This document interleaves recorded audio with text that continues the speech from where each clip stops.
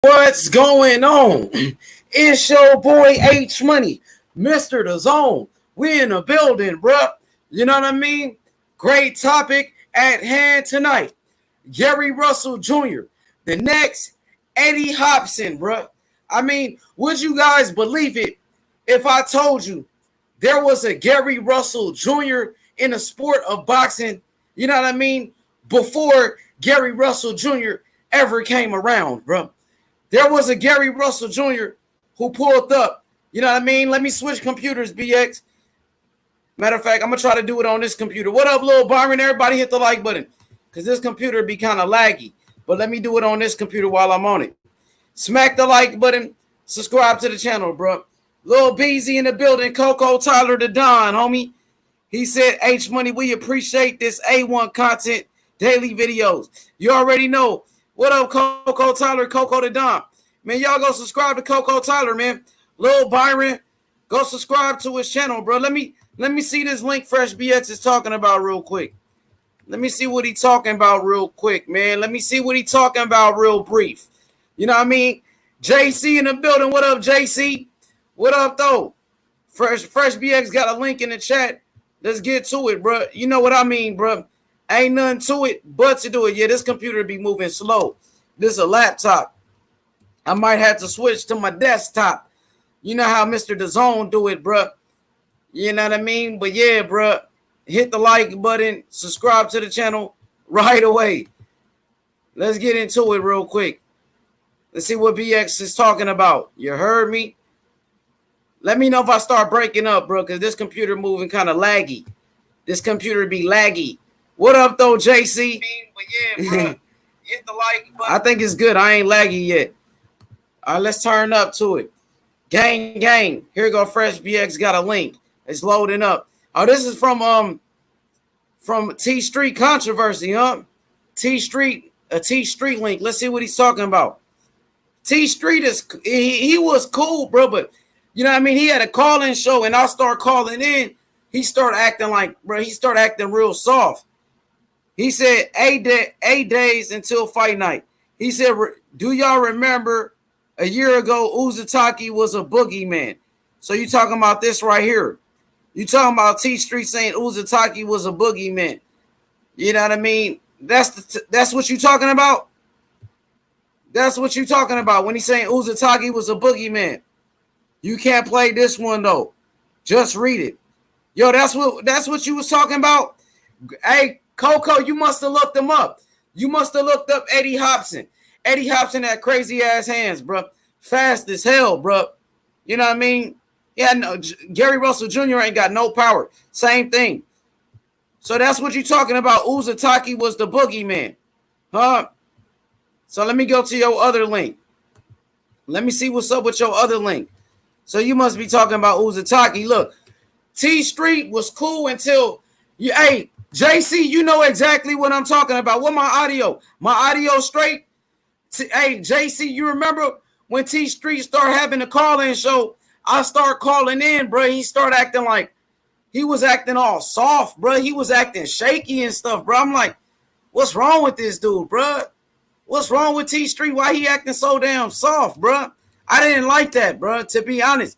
When T Street started acting all soft and ish, bro, it kind of like threw me off of him. You know what I mean? It was like, yo, this dude acting soft. What up, though? Awesome.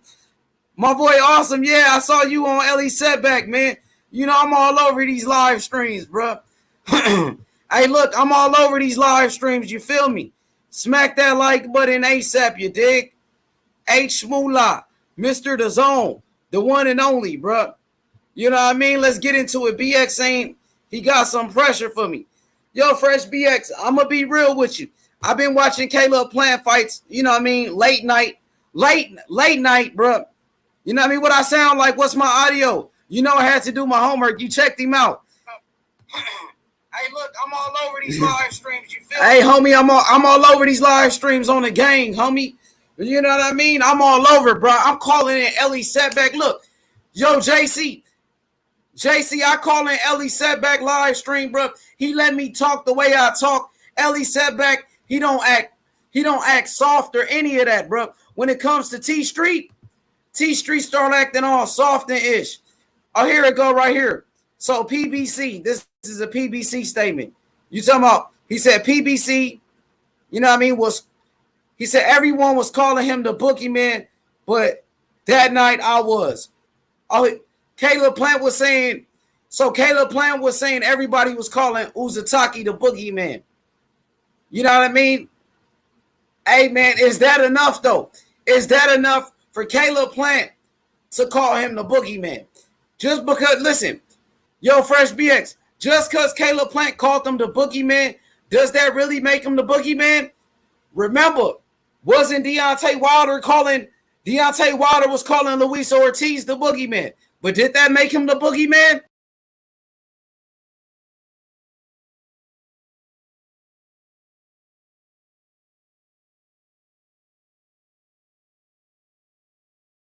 Yo. Yeah, all I'm saying is, he said, if Fresh BX said it, it must be true. He said the WWE boogeyman.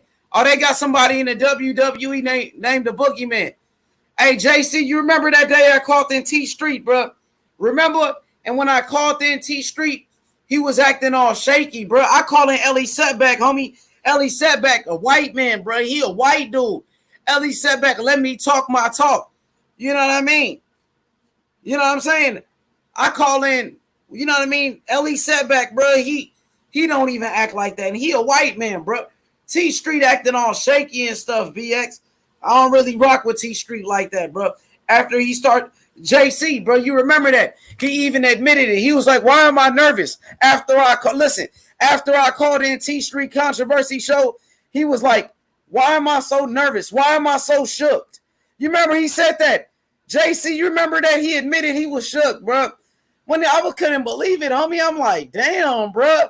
What's up with that, bro? I thought you got a live call-in show, bro. But when I bring that pressure, you start acting like a bitch. He was acting like a bitch, bro. And I didn't like that, bro. I didn't like that. And then another time, you remember that he said, why am I so nervous? Coco, he was like, why am I nervous now? Why am I so shook? JC was there. JC remember. And JC even said it. JC was like, yo, he admitted to being shook. He admitted he was shook. I'm like, nigga, I'm just calling in the show. I'm not doing anything to you physically, bro. This is just a call in. I'm talking about boxing. Why are you acting like a bitch? You know what I'm saying? I didn't like that. Once he did that, bro, it kind of threw me off. And JC, you remember that other time, JC? You remember JC? Hella shook. JC, you remember that time, dog? You remember that day? You know what I mean? T Street was like, yeah, I'm doing call-ins. I'm taking calls. So then I was ready to call him like, yo, I'm about to call in. I start calling in. The dude didn't even take my call. I'm like, yo, you just told me in the beginning of the show, you taking calls. You taking calls. That's what you telling me. You telling me to call in. But then when it's time to call in, you start acting all shook and stuff, bro. I wasn't feeling that, bro. I wasn't feeling it. Not one bit, bro. I call in Ellie Setback. Ellie Setback, bro, got 500,000 subscribers, bro. He got like 600,000. He damn near got 1 million subscribers on his channel. He a white man from Jerusalem. Ellie Setback is a white man from Jerusalem, bro. He let me call and talk my ish. Yeah, man, he was acting all shook, bro. But now you remember you asked me earlier, Fresh BX, you asked me on Mike's stream, did I mess with T Street? I'm just telling you why I don't mess with him. I'm explaining to you why I don't mess with him. You know what I mean? Fresh BX said, he said, nigga, please. He said people was calling out Ortiz, the boogeyman. That's why he fought him. He said people was calling Ortiz the boogeyman. That's why he fought him. People was saying AJ was ducking Ortiz. Ortiz, 50 years old, bro. For sure. Coco Tyler said, H Money, remember when you had people shook when you showed your clip? Oh, yeah, man. You know what I mean? That ain't nothing, bro. You know what I mean? That little joint ain't nothing, bro. We got the 100 round drum, bro. You know what I mean? On a Draco. You know what I mean? On the Draco. I got a bad bitch from Waco, Texas. You know what I'm saying? Got your bitch and she texting. You know what I'm saying? Gang, gang. This is, man, you know what I mean? I got hot bars, bro. Hey, look, peep game real quick, though. Plant. Hey, look, man, I got to admit it. Coco Tyler, I exposed Punch Drunk Boxing. I exposed him today. I pulled up on him. I had him shook. Punch Drunk Boxing had him shook today, bro. I want to show y'all, you know what I'm saying, this piece while I got my main people in here. Shout out to J8, bro. What up, though, J8? J8, bro. What up, though? Hey, look, bro. I'm going to show y'all this video today. I pulled up on Punch Drunk Boxing. He was acting like a hoe. I exposed Glenn, all of them. I pulled up on Glenn, all of them cats, bro. They was acting soft, bro. You remember, hey, Coco Tyler, you remember Punch Drunk was saying, oh, yo, you know what I'm saying, Mr. Sunshine. Let me call him Mr. Sunshine. You remember he was talking greasy. Oh, you know, show your face and drop your address if you want to get on my panel. You remember that? What up, though, J.A.? What it do? What it do, homie? We in here. Hey, Coco Tyler, you remember when he was like, yo, hey, yo, man, if you want to join my live stream, you know what I'm saying, you got to show your face and you got to give me your address. So I did both today. I had the man shook. Let me show y'all what happened today real quick, homie, on the game.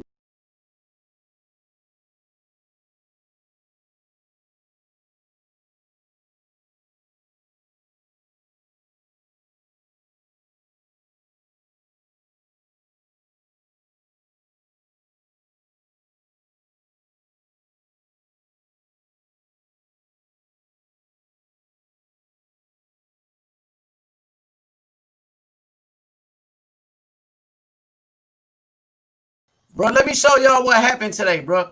Dude was talking all greasy, talking that tough-ish. You know what I mean? He said I only mention him because he follow boxing closely, for real. Man, it's all good, BX. Uzataki, man, you know 168, damn near a weak-ass division, though. 168 has always been a weak division, homie.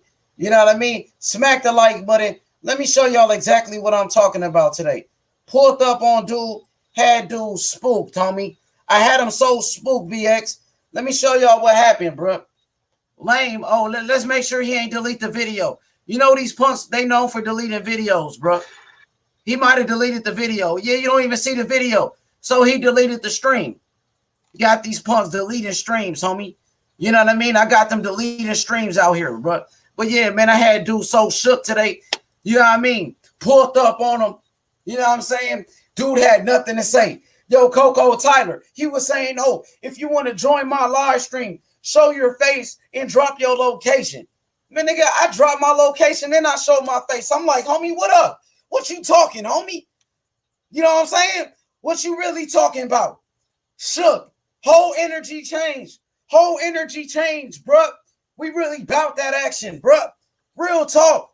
You know what I mean? I've been shot at before, bruh. Ain't nothing you can do to me that ain't already happened. You know what I mean? I done been through it all already. You know what I'm saying? This ain't new to me. You know what I mean? Y'all faking. Y'all capping. Y'all on the internet capping and acting. You know what I mean? I really been in the streets pulling up with them sticks. Pulling up. You know what I mean? On the ops. This what we do. You know what I mean? They talking about it. They ain't about that action. They're about 45 years old. 40-some years old on YouTube, bro. Ain't never been in the streets in their life. Ain't never bust a grape ever. I hope that video pop up so I can show you what happened today, dog. You know what I mean? And Glenn whole ass was on there too. Glenn was quiet. Glenn was quiet, BX. Nigga, I've been in so many fights in the hood. I done been in so many fights. Real talk. Been up, pulling up on the ops. Pulling up on the op. Pulling up on the ops, homie. Real talk. You know what I mean? Ready to let them things blow. Real talk. No cap. In the streets. Been shot at. Been shot at, dog. Real talk. On the gang, bruh. You know, put your H's up, man. H Moolah. Dude ain't want that action, bruh. Got real shook. So y'all talking all that tough shit on the internet, homie. We really bout that action on this side, dog. So when I pull up, you know what I mean? They get shook. They get shook, BX. I wanted that smoke, bro. They was shook, homie. But yeah, man, let's get back. Let me switch back to my other computer. I think they deleted the video, dog. You know what I mean? Because I don't even see it. We'll see. Maybe it's still uploading.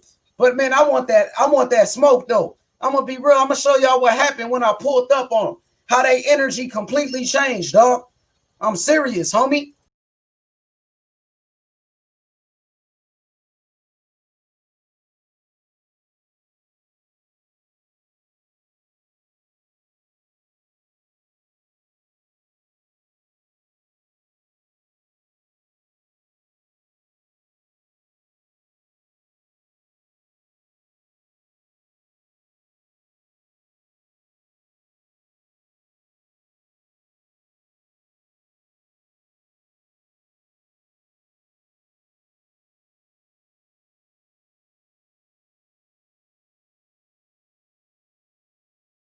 Bro, hey man, I really want that, bro. I really want that smoke, dog. BX, I pull up like, homie, you talking about show your face, or I show my face every day. I show my face every day. You know what I mean? I drop my location. What up? 721 Dogberry Cove, Memphis, Tennessee. Well, let's make it happen, bro. Stop all that capping and yapping. You know what I mean? Let's make it happen for real, though. You know what I mean? You yapping and capping. You know what I'm saying? You know what I mean? You yapping and capping. Real talk, bro. Really about that work, bro. You know what I mean? So when I do what you told me to drop my location, show my face. I did everything you told me.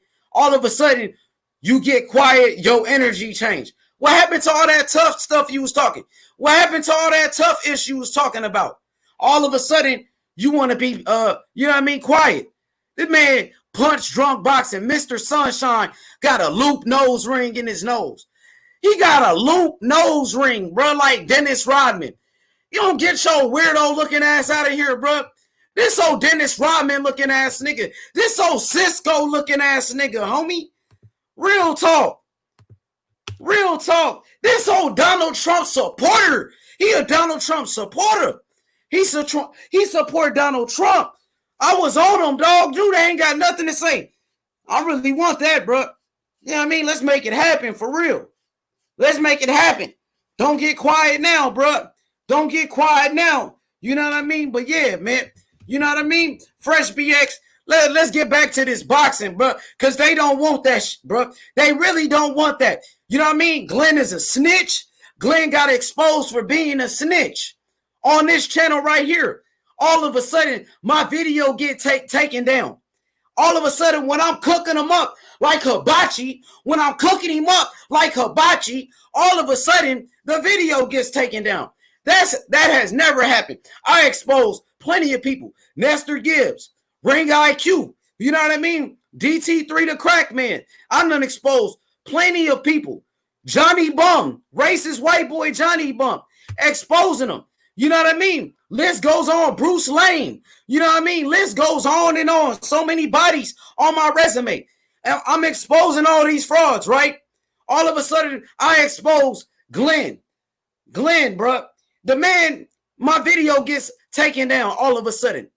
You know what I mean? Come on, dog. All of a sudden, my video gets taken out. And well, you know what I'm hearing? Look, hey, you know what I'm hearing, bro?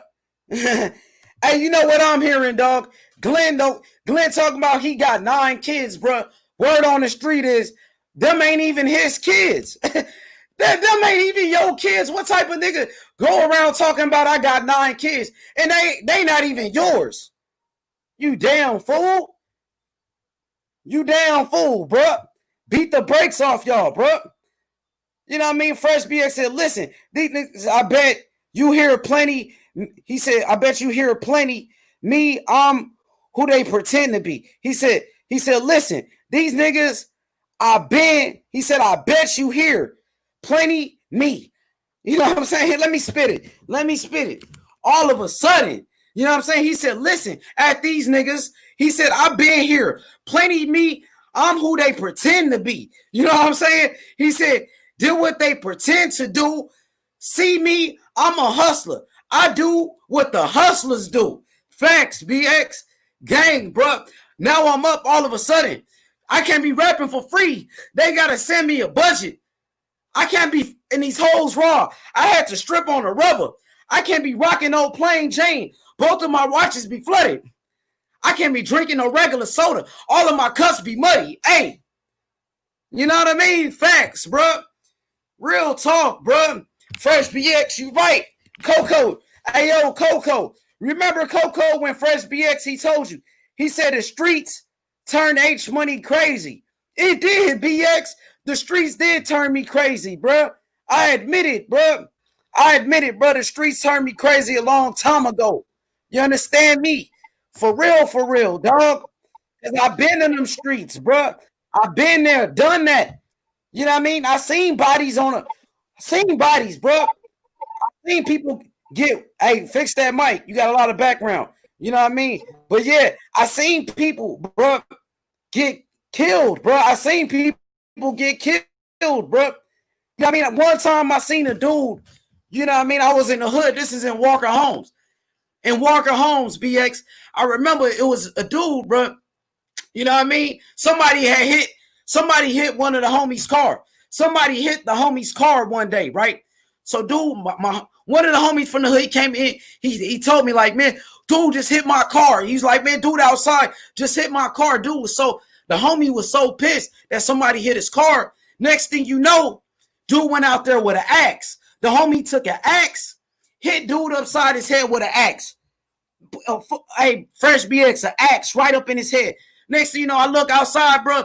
Dude out there laid out with an axe, bro. Busted up in his head, bro. Dude, blood everywhere, bro. You know what I mean? I remember when I was on 23rd Street, bro. When I used to live in L.A., in Los Angeles, bro. One of the homies from 20s got killed, bro. Got killed right in front of me, dog. Right in front of me. Heard the dude last words and everything, bro. Seen the police pull up, talking to him. He laid out on the ground, bro. Dude laid out, stretched on the floor, bro. You know what I mean? Police talking to him. Oh, man, hang in there. Hang in there. You're going to be all right. Hang in there. Next thing you know, he died, bro. So, bro, you know what I mean? Yeah, the streets drove me crazy, BX. Streets drove me crazy, homie. Facts. You know what I mean? That way, bro. You know what I mean? That's how we doing it on this side. Bruce Game got bodied by everyone. He's a clown. He's a fraud, a phony, and a fake. He's a fraud, a phony, and a fake. BX, you know what I mean? My resume speaks for itself, bro. Salute, JC09. He said, speaking of cars, I got some ish for you, H. Come on, man, drop it, bro. Drop it. He said, who the is Glenn? Oh, he's a dude. Hey, JC is some fraud that used to come over here, you know what I mean, talking about he got 9 kids. He was a fan. He was a fan of the channel, you know what I mean? And then he got exposed. He got exposed by JFL, and JFL told me he was a fraud. Once I found out he was a fraud, I cooked him, and then he starts snitching. You know what I mean? That's what they do. You know what I mean? All of a sudden, now I'm up all of a sudden. Real talk, bro. Just cooked them, bro. I hope they put that video out here so I can show y'all, bro, when I pulled up on this coward today, bro. Pulled up on him. They ain't want it, dog. BX, they ain't want it, bro. They not built like that. I think he deleted the video. He said, you can join. I'm going to join, bro. They ain't want that smoke. Yeah, that's for you, boxing champ. I pulled up on Mr. Sunshine. I'll pull up on Mr. Sunshine tonight. I pulled up already. Dude was shook. He had nothing to say, man. That's on the gang. You know what I mean? That's on the gang. What happened? I thought you would say, show your face. Drop your location. I did everything you asked, but now you quiet. Straight homemade, bro. Straight homemade, yeah. Hey, JC, this dude right here, Glenn Avery, you know what I mean? Yeah, all of a sudden, Glenn Avery talking about he got 9 kids. He going around to people live streams talking about he got 9 kids. Turn out them kids ain't even his. Turns out those kids ain't even his, bro. So yeah, bro, we about to see what I'm gonna show y'all the video. I'm gonna find that video, bro. Turns out them 9 kids ain't even his. That's how, hey, man, what the world is coming to, bro. The world got to be coming to an end, homie. He said you can join. The world got to be coming to an end, bro. Pull up, man. I did everything you say. You said show your face, drop your location. I did it. What happened to what you were saying? I thought you was gonna pull up. I thought you was gonna do this and that.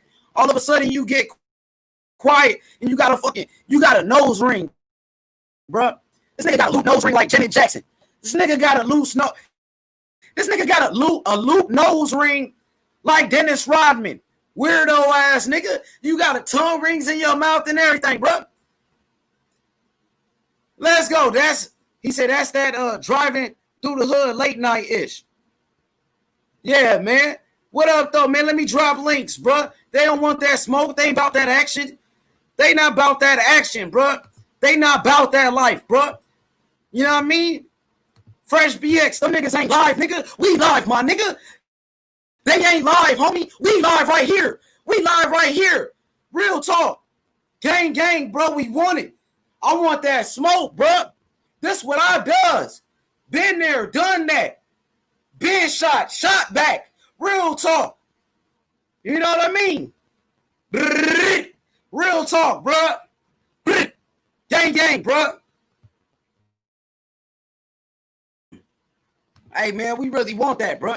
Is they really about that action? Are you really about that life? I'm about that life, bro. You know what I'm saying? Are you up to the test? Put me up to the test. You know what I'm saying?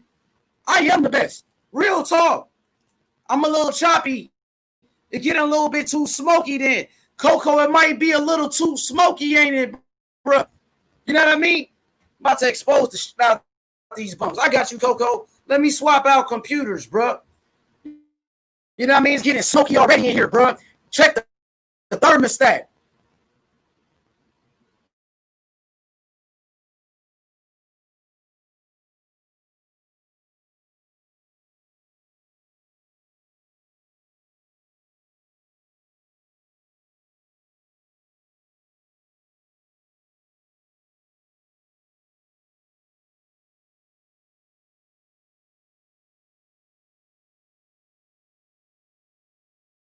Man, hey, man, Fresh BX, Coco the Don, JC, you know what I mean? King Mitch, them niggas ain't live, bro.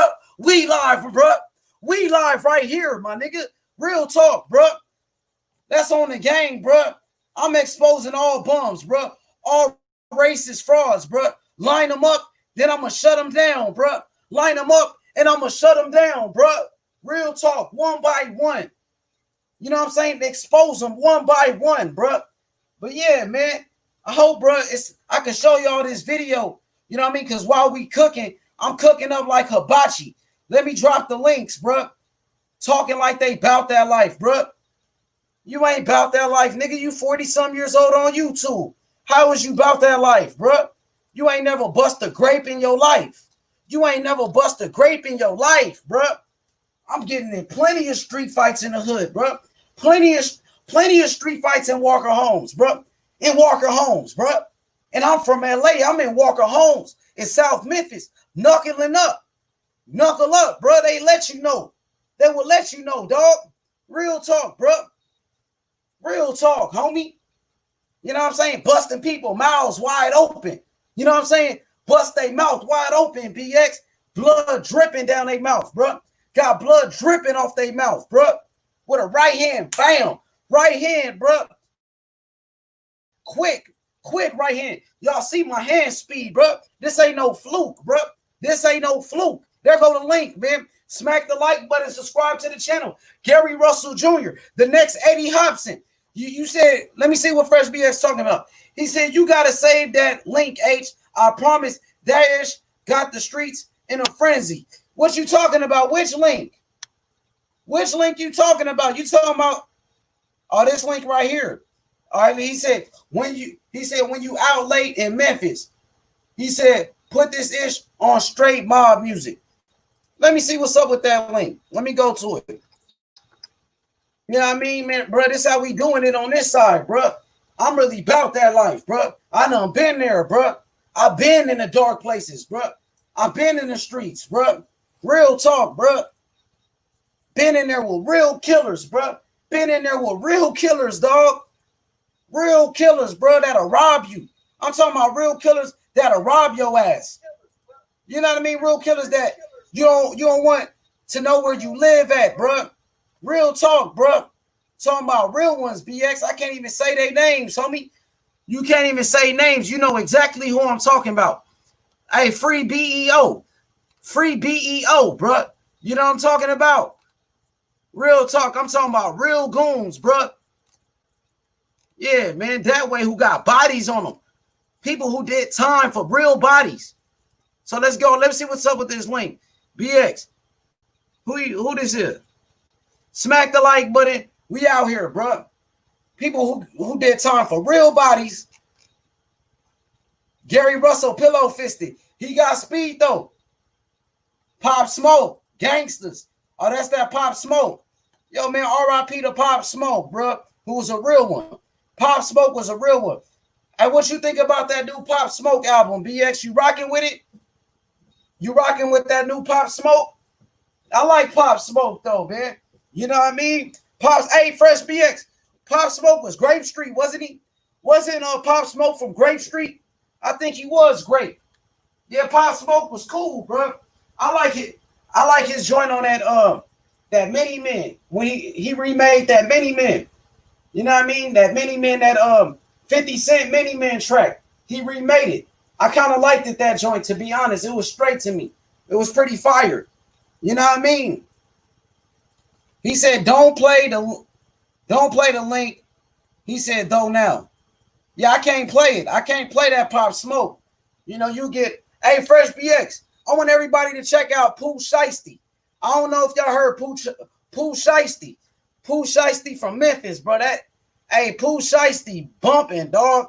You got to check out Pooh Shiesty, BX. Oh, boy, fire. Oh, boy, is fire, bro. I think you can play like a little clip, like 5 seconds of a song, bro. I want to play you a little bit of Pooh Shiesty real quick, bro. Like a little snippet. I think I could play you a little snippet. Pooh Shiesty going in, bro. Let me show you who Pooh Shiesty is, bro. Pooh Shiesty is fire, bro. You got to check him out, homie. Pooh Shiesty. Fire, bro. Gucci Man just signed him. He got this song with Lil Baby and Big 30. You know, Moneybagg Yo signed Big 30. Check this out, BX. Here we go.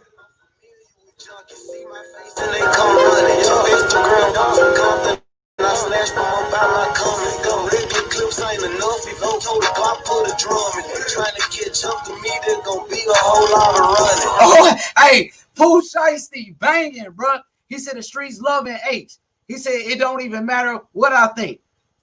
You know what I mean? The streets loving it, H. He said it don't even matter what I think. Yeah, I heard people talking about it. Hey, Fresh BX, Pooh Shiesty, bro. Oh, man, this boy hard, man. Gucci Man just signed him.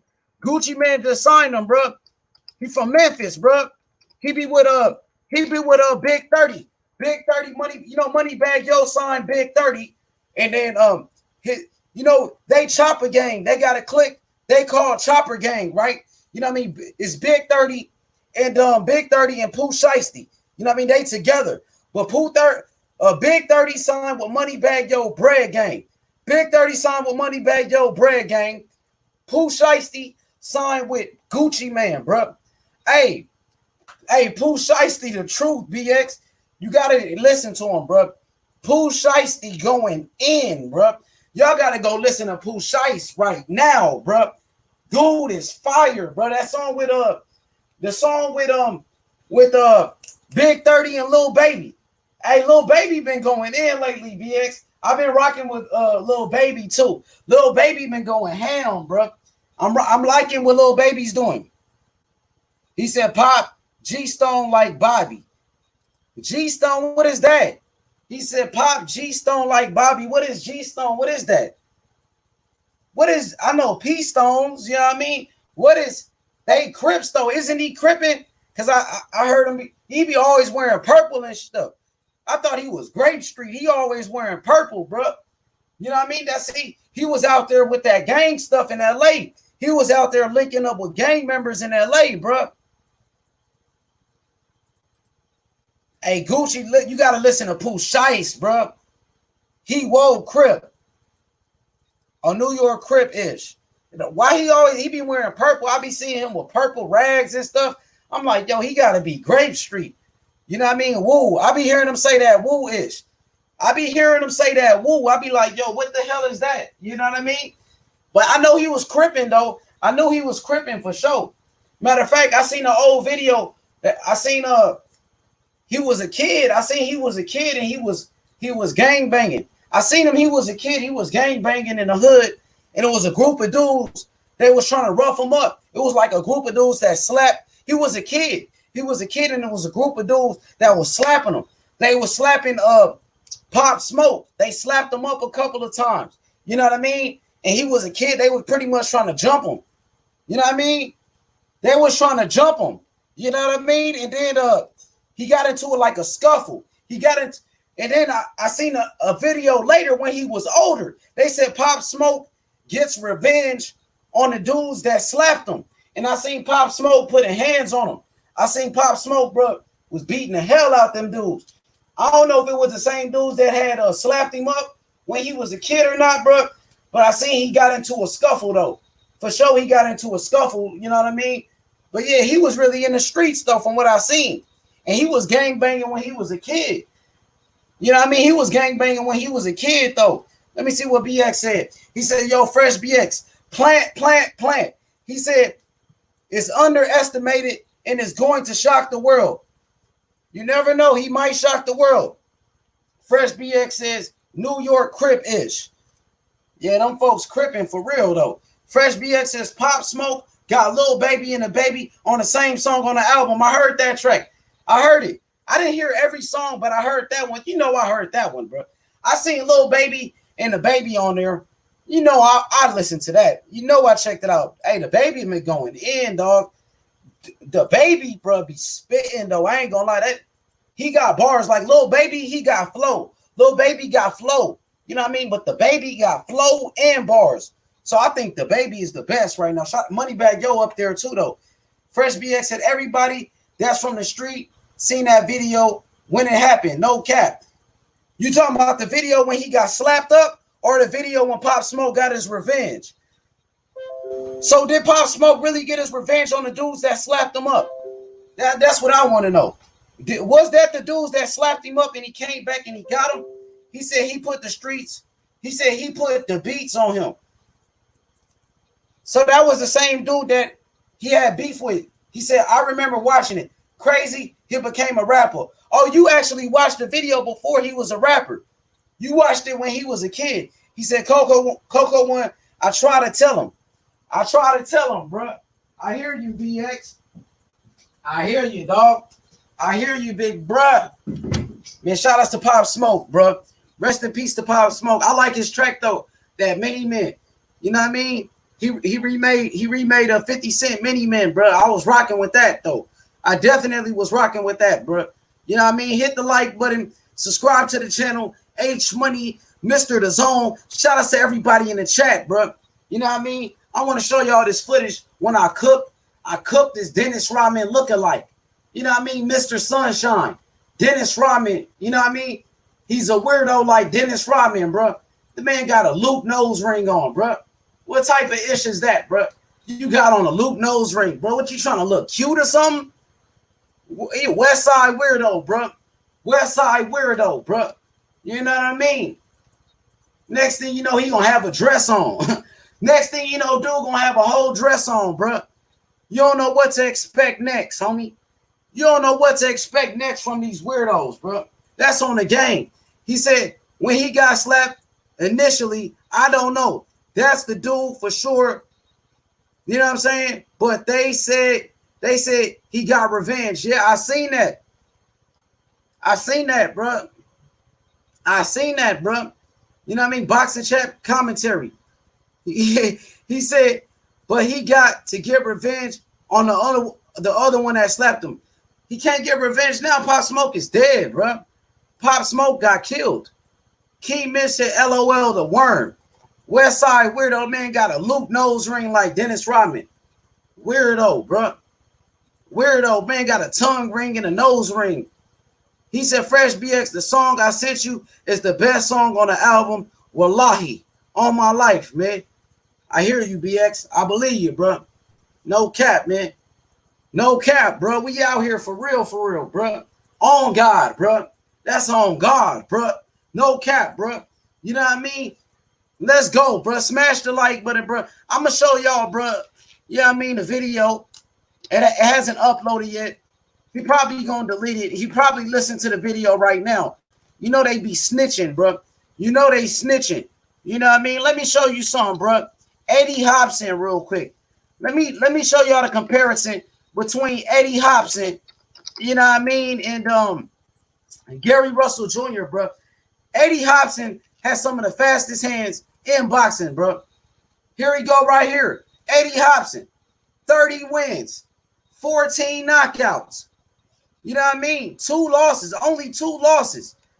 He was 5'4" with a 62-inch reach.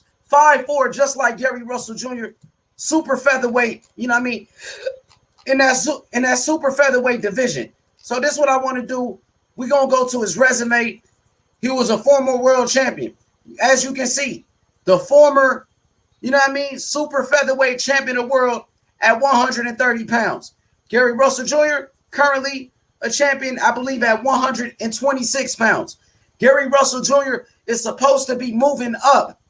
He's supposed to be moving up to 130. You know what I mean? Possibly in his next fight. But as you can see, man, you know what I'm saying? Eddie Hopson started off at 128. You know what I mean? 123 in his weight class. He was a hell of a fighter, bro. A forgotten legend. He's a forgotten legend in the sport of boxing who was actually trained by Lou Duva. You know what I mean? Promoted by Main Events Promotions. You know what I mean? With Lou Duva, Kathy Duva, you know what I mean? That whole squad, bro. But look, he was a southpaw too. Southpaw. Eddie Hopson, a southpaw, 5'4" with a 62-inch reach. 5'4" with a 62-inch reach. Now let's go compare him to Gary Russell Jr. real quick. Let's get this comparison, you know what I mean, out the way. Because I'm going to go to the smoke. I'm about to go to the smoke, bro. I'm going to the chat smoke. I'm going to show y'all when I exposed Mr. Sunshine, bro. Mr. Sunshine got exposed. So Gary Russell Jr., 31 wins, 18 knockouts. 31 wins for Gary Russell Jr., 18 knockouts. Only 1 loss to Vasily Lomachenko. Lomachenko, who's considered to be the best fighter in boxing. He only lost 1 fight to the best. So you got to give Gary Russell Jr. some credit for taking that Lomachenko fight. Even though Lomachenko was coming off a loss against Salido, even though Lomachenko, you know what I mean, only had 2 fights at the time, Lomachenko were only 2 fights. You know what I mean? Gary Russell fought Lomachenko, and Lomachenko only had 2 fights at the time. So as you guys can see, Gary Russell Jr. is 5'4.5". Gary Russell Jr. is a southpaw, just like Eddie Hopson. Southpaw Gary Russell Jr., just like Eddie Hopson. Gary Russell Jr. 5'4.5". Eddie Hopson is 5'4". You know what I mean? Gary Russell Jr. a 64-inch reach. Eddie Hopson with a 62-inch reach. So Gary Russell Jr. has a 2-inch reach advantage over Eddie Hopson, but he's only half an inch. Gary Russell Jr. is only half an inch taller than Eddie Hopson. So let's go look at his resume, Gary Russell Jr., bro. So let's start off with his loss. When he took his loss to Vasily Lomachenko right here in 2014. You know what I mean? My memories of that fight, Gary Russell Jr. got his ass whooped, bro. I remember Gary Russell Jr. getting his ass whooped by Lomachenko. And keep in mind, Vasily Lomachenko only had 2 fights as a professional at the time. Vasily Lomachenko only had 2 fights as a professional at the time. Vasily Lomachenko was coming off a loss to Orlando Salido, and Vasily Lomachenko beat the brakes. He beat the brakes off of Gary Russell Jr., bro. He beat the snot out of his nose, bro. He beat him down, bro, to make a long story short. Gary Russell Jr. got dominated by Vasily Lomachenko in that fight, bro. Just keeping it funky with you. You know what I mean? So then he bounced back. But shout outs to Gary Russell Jr. You know what I mean? Starlito in Memphis. Starlito was good. He was good. Yo, King Mitch. Starlito was good. Yeah, he got bars. I can't rap. I can't lie, bro. Starlito can rap, bro. He can rap his ass off. And you remember, yeah, they was rocking with him in Memphis. They was. People rock with him in Memphis. Yeah, they like him. I think he's from Nashville, though. Starlito is from Nashville, though. You know what I mean? But he's nice, though. I can't lie. He could really rap, bro. Dude bumping, though. I can't cap. Starlito is bumping. But I remember he got his ass whooped. Didn't Young Buck put hands on him? Y'all remember when Young Buck had choked him out? Young Buck had seen him at a basketball game. Young Buck had strangled his ass, choked him out, bro. You know what I mean? So after that, he lost clout. But you know what? They said Starlito came back after he got choked out by Young Buck, and Starlito, you know what I mean, start dumping. Starlito came back, you know what I mean, after he got choked out, bro. They said he started dumping on him, bro. He went out there and started blasting. He got locked up for it too. So Starlito, bro, from what I'm hearing, he ain't no hoe, bro, because he went out there, bro, and he started, you know what I'm saying, he started letting off shots, bro, for pretty much from what I heard, you know what I mean? And he did time for it. And it's documented, bro. He did time for it. So look, Gary Russell Jr., after getting beat by Vasily Lomachenko, Gary Russell Jr. beat Johnny Gonzalez. Matter of fact, not only did he beat Johnny Gonzalez, he beat him. He stopped Johnny Gonzalez. Stopped him. But that's an older Johnny Gonzalez, bro. That was Johnny Gonzalez at like 36 years old. Old-ass Johnny Gonzalez. He beat him. But you got to give Gary Russell Jr. the credit for beating Johnny Gonzalez. And remember, Johnny Gonzalez was coming off his knockout victory over Abner Mares. You remember, Johnny Gonzalez had just knocked out Abner Mares, knocked him out. So Gary Russell Jr. had knocked out Johnny Gonzalez. Then Gary Russell Jr., he beat Joseph Diaz. He beat JoJo Diaz. You got to give Gary Russell Jr. credit for beating JoJo Diaz, undefeated JoJo Diaz. So Gary Russell Jr., I'm going to be honest, he does have skills. He has tremendous boxing ability, tremendous speed, elusiveness. You know what I mean? But when he fought the best, when Gary Russell Jr. stepped up and fought one of the best, you know what I'm saying? He lost to Lomachenko.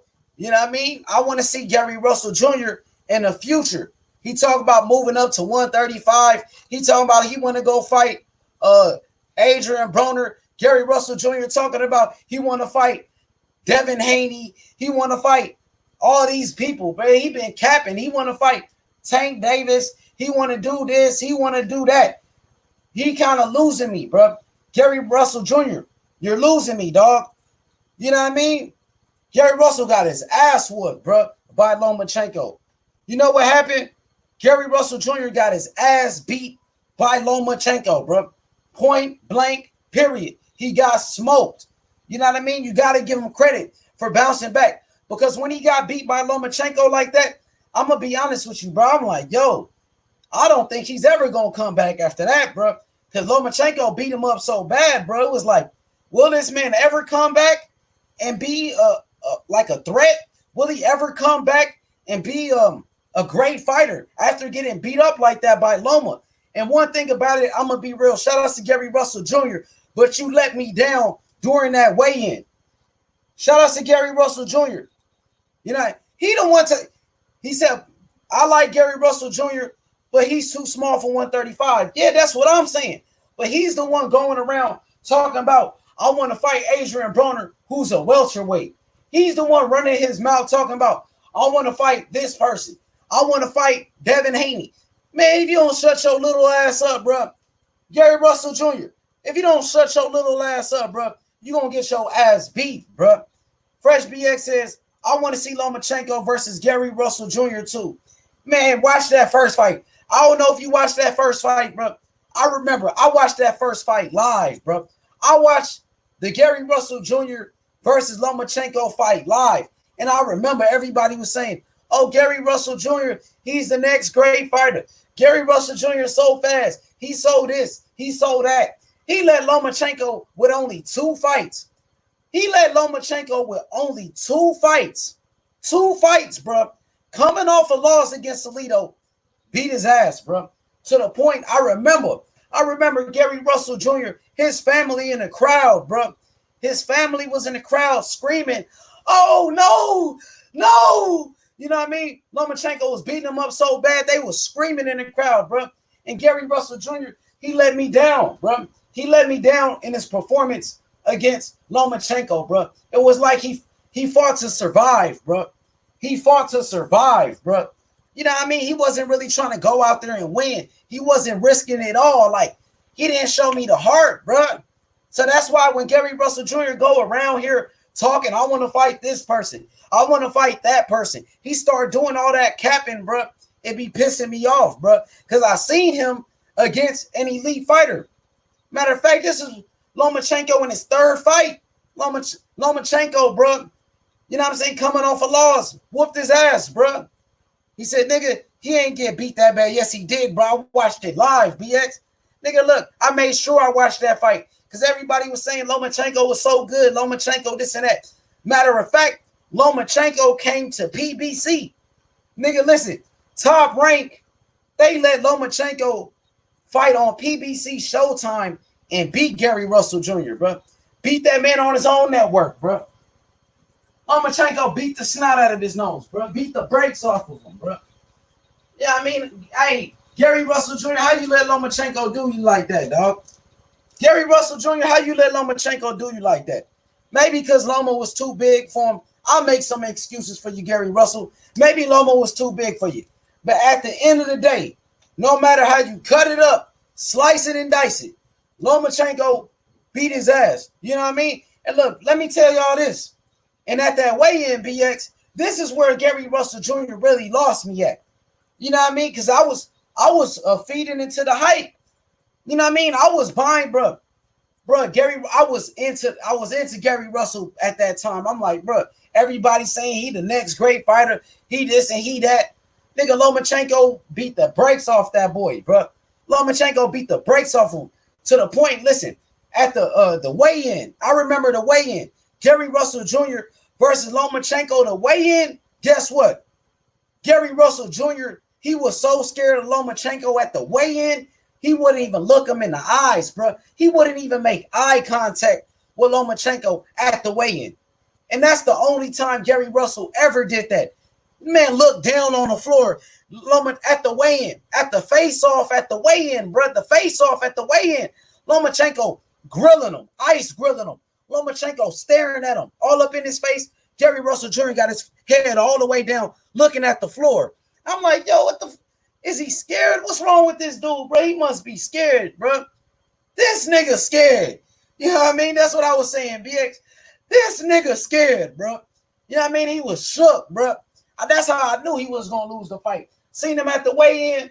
I'm like, bro, either he's super confident, either he's super focused, or he's scared, bro, and he's shaking. Turns out he was scared and he was shaking. You know what I mean? But shout out to Gary Russell Jr., bro, because he bounced back. He beat Johnny Gonzalez. He beat JoJo Diaz. And we all know JoJo Diaz just beat Tevin Farmer. JoJo Diaz just beat Tevin Farmer, bro. Watch the fight, BX. Yo, he beat I'm not going to lie, bro. I watched it live, bro. Like, nigga, I stopped everything I was doing. I think I might have called off work. I might have called off work that time. That's how I was into that fight, bro. You know what I mean? I'm turning up. I'm rolling up 30 blunts. I'm sipping lean. I'm watching the fight, bro. I'm into it. You know what I mean?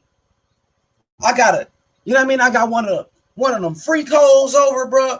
I had a thought over all of that, bro. You know what I mean? I'm getting top from the thotty. You know what I mean? I'm getting sloppy toppy from the thotty, bro. So, I'm feeling good, bro. Gary Russell put on a BS performance. Yo, what up, though, D. Hodges? What up?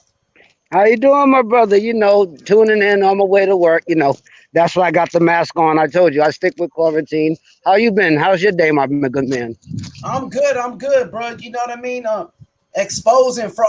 I exposed a couple fraud channels today, and bro, you know what I mean? Just representing. Let me know who, because I can agree with you. I'm on pretty much YouTube all day. So, what's the fraud channels? His name is Mr. Sunshine, bro. Mr. Sunshine. He got a loop nose ring. He got a nose ring like Dennis Rodman, bro. Who the fuck called himself Mr. Sunshine? Mr. Sunshine, bro. He got a tongue ring and a nose ring, bro. He's a weirdo. They think he's like a Dennis Rodman type of dude. Listen to his name, Mr. Sunshine. Who the fuck called himself Mr. Sunshine? He's a weirdo. Oh my God. I definitely ain't subbing to him. Just by his name, I went and subbed to his channel. He's a fraud, bro. You know what I mean? He one of the haters, and I exposed him, and pretty much he don't want no smoke, bro. He did a video one day. He was telling people like, oh, if you got beef, if you got a problem, you know what I mean? Come show your face and drop your location. So what I did was show my face and I dropped my location. And I pull up to his live stream like, no, what was you saying, bro? Here's my address. I'm showing you my face. What's up? What you want to do? Completely changed his energy, dog. He completely changed his energy, homie. That's that checkmate. Checkmate. You got to sometimes, though, for real, man. You kill them with facts, and then, you have to, man. But see, it's the point. See, you're smart. See, a lot of people be stupid because they get up there with some insignificant facts that they just heard from another channel. No, ask anybody. When D Hodges go in, I got facts from facts. I study. I just don't go and say what Blue Blood said and come and repeat it in your show. No, I go research it and everything else, because if you don't, you sound stupid. You makes yourself sound stupid. Before you debate a nigga,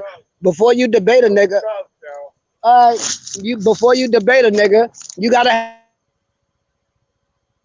Dang, you fell off, D. You still there? Yo, D. He fell off. Hopefully he can come back. I can barely hear him. I can't hear him no more. But yeah, man. Let me read some of these comments. Let's get to the chat smoke. Key Mitch says Loma clearly won, but it wasn't a beating like that, though. Yes, it was, dog. It was. He took a serious ass whooping, bro. I watched it like I told you, bro. I stopped everything I was doing. I thought it was going to be like a great fight. It was going to be a legendary fight. You know what I mean? And Lomachenko just made it look easy. I'm like, yo, y'all was hyping up Gary Russell for no reason, bro. He barely, I don't even think he won a round against Loma, bro. I don't even think he won a round against Lomachenko, to be honest, homie. You know what I mean?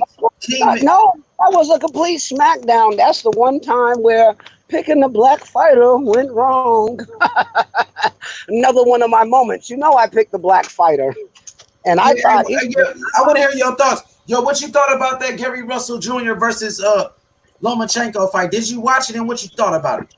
It's just the point that, see, Gary Russell didn't think Lomachenko could make him no mas. But Lomo just moved too much, dog. Like, if you can catch him, if you can catch Lomachenko, you're Gucci. But if you can't hit him, he's going to outbox you all night. Dang, hey, Raymond Savage is live, bro. Hey, D.I., just put yourself on mute. One of the bots are live right now on Instagram. Let me play his video. Hey, Fresh BX, Ray Savage. You know what I mean? Raymond Ford is live. Let's go to his channel. Put yourself on mute real quick, D. I'm about to tap in with him. I'm about to call in, bro. Live, bro. Let's go. Hey, Ray Savage, BX from Jersey. Shakur Stevenson, sparring partner. I'm about to see what up, though. Let's go, bro. Raymond Ford, I'm about to type into him. Raymond Ford. Let's go. Let me get an interview, homie. I'm about to get an interview with him. I'm about to tap in with him. You see me, bro? Let's go. Raymond Ford, the next Hector Camacho. There we go.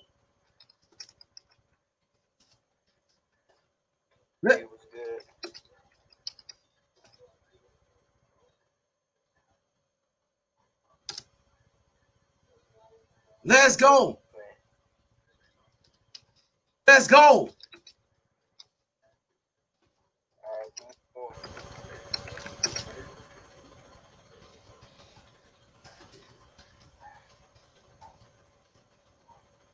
I'm the first Raymond Ford.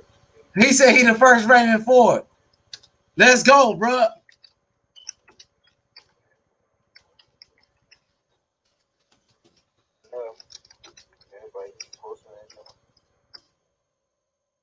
Let's go. Everybody keep posting and not tagging. He said he the first Raymond Ford. I say he the next Camacho. I just said I'm not the next nobody. He said he not the next nobody. He tripping. I'm about to tap in with him. I'm gonna try to call this nigga. I'm about to call him on Instagram Live, bro.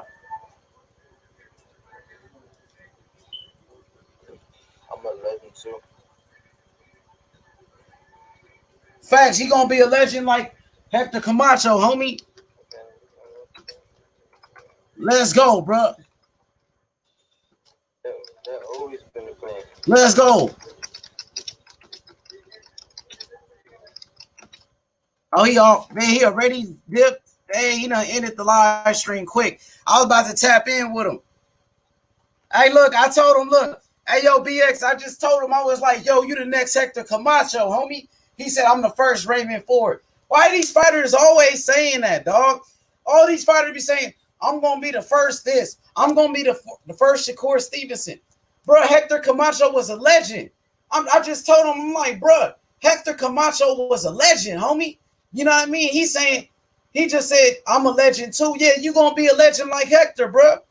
Come on, bro. I be tired of these fighters when they saying, oh, I'm going to be the first this and that. Nigga, you should follow greatness, nigga.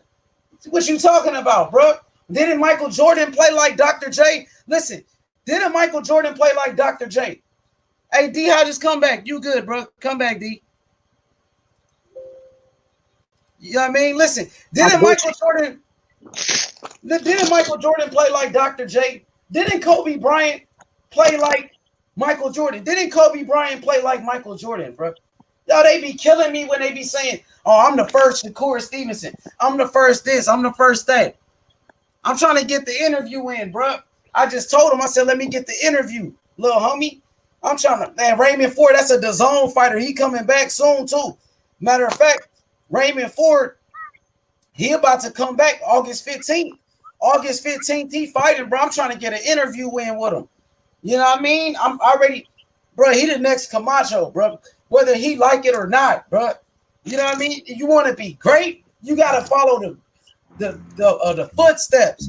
If you want to be a great fighter, bro, you got to follow the footsteps of the legends, bro. Like a Hector Camacho, bro.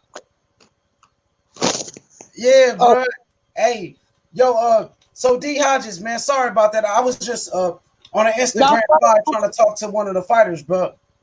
Yep. Yeah, but shoot, yeah, man, you can't compare old to the new because rules change, mad things change over the years. You can't like the fight game was different in the 60s to the 2000s. Like there's so many rule changes, there's so many things you can't do, so many people on PEDs. Like it's just everything in life. Every next generation is worse than the last one. I'm a 1980 baby. I was born 1980. Then when it got to them 2000s, them little bastards became fucking horrible. You know what I'm saying? So, you know what I'm saying? It's like, it's generational. So I just hope it don't get no worse. That's all I'm saying.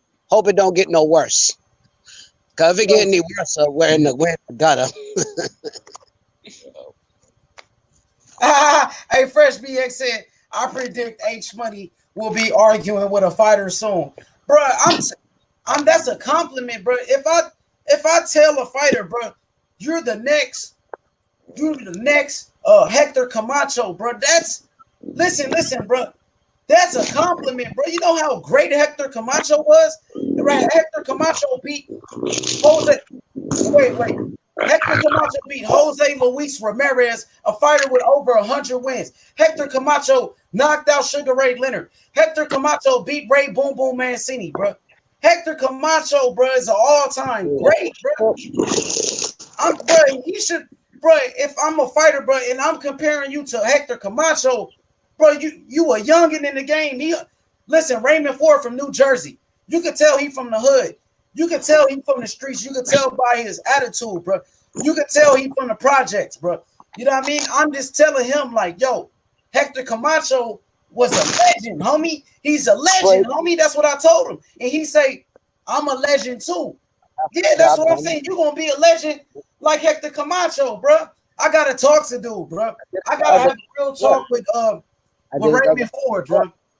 I gotta have a talk with him, dog. That was a long time. He said he hate Ray Boom Boom, man, seeing his commentary. Yeah, bro. You know what I mean? Come on, Raymond Ford, bro. I gotta holler at him, bro. I'm gonna have to holler at him on a one-on-one, bro. I'm trying to do an interview with him. Let me get an interview. I asked him. I said, let me get an interview, bro. Y'all go subscribe to his channel. Raymond Savage Ford. Hey, he's Shakur Stevenson's sparring partner. He's Shakur Stevenson's sparring partner, bro. Raymond Savage Ford. You know what I mean? He's gonna be a problem, bro. Dude is a beast, bro. He's a beast, bro. Pull up. Where you at, Ray Savage, bro? Is he listening to the show? Pull up, dog. You know what I mean? Let me drop the link for Ray Savage, bro. Let me holler at you. I was trying to give you a compliment, little bro. I'm Mr. The Zone, bro. I love you. Raymond Ford, I got nothing but love for you, bro. Go. What up, Coco? Hey, yo. It's your boy, Coco of the Don, the CO. You know what I'm saying? What's up, everybody? What up, Coco? How you feeling? Yo, H Money, man. I don't understand why they don't take that. How you doing, Coco? Good. D Hodges, what's good? Chilling. Hey, man. I don't understand why they don't take that as a compliment. I couldn't. You know what I'm talking about? I couldn't hear you because they announcing the next stop. I'm on the trolley.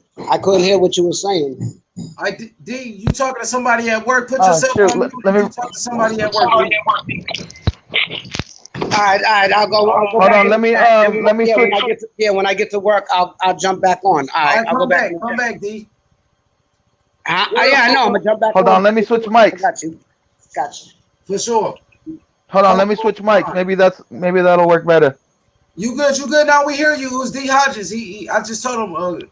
I think he was talking to somebody at work. You was good though. You was clear. Coco, you clear. How about now? You was already good. Oh, okay. You was already good. You was already good. Yeah, man. I don't know why. All right, facts. It's all good. Anyways, how you been, H? I'm good. I'm good. Say what you were saying. Go ahead. Say what you were saying.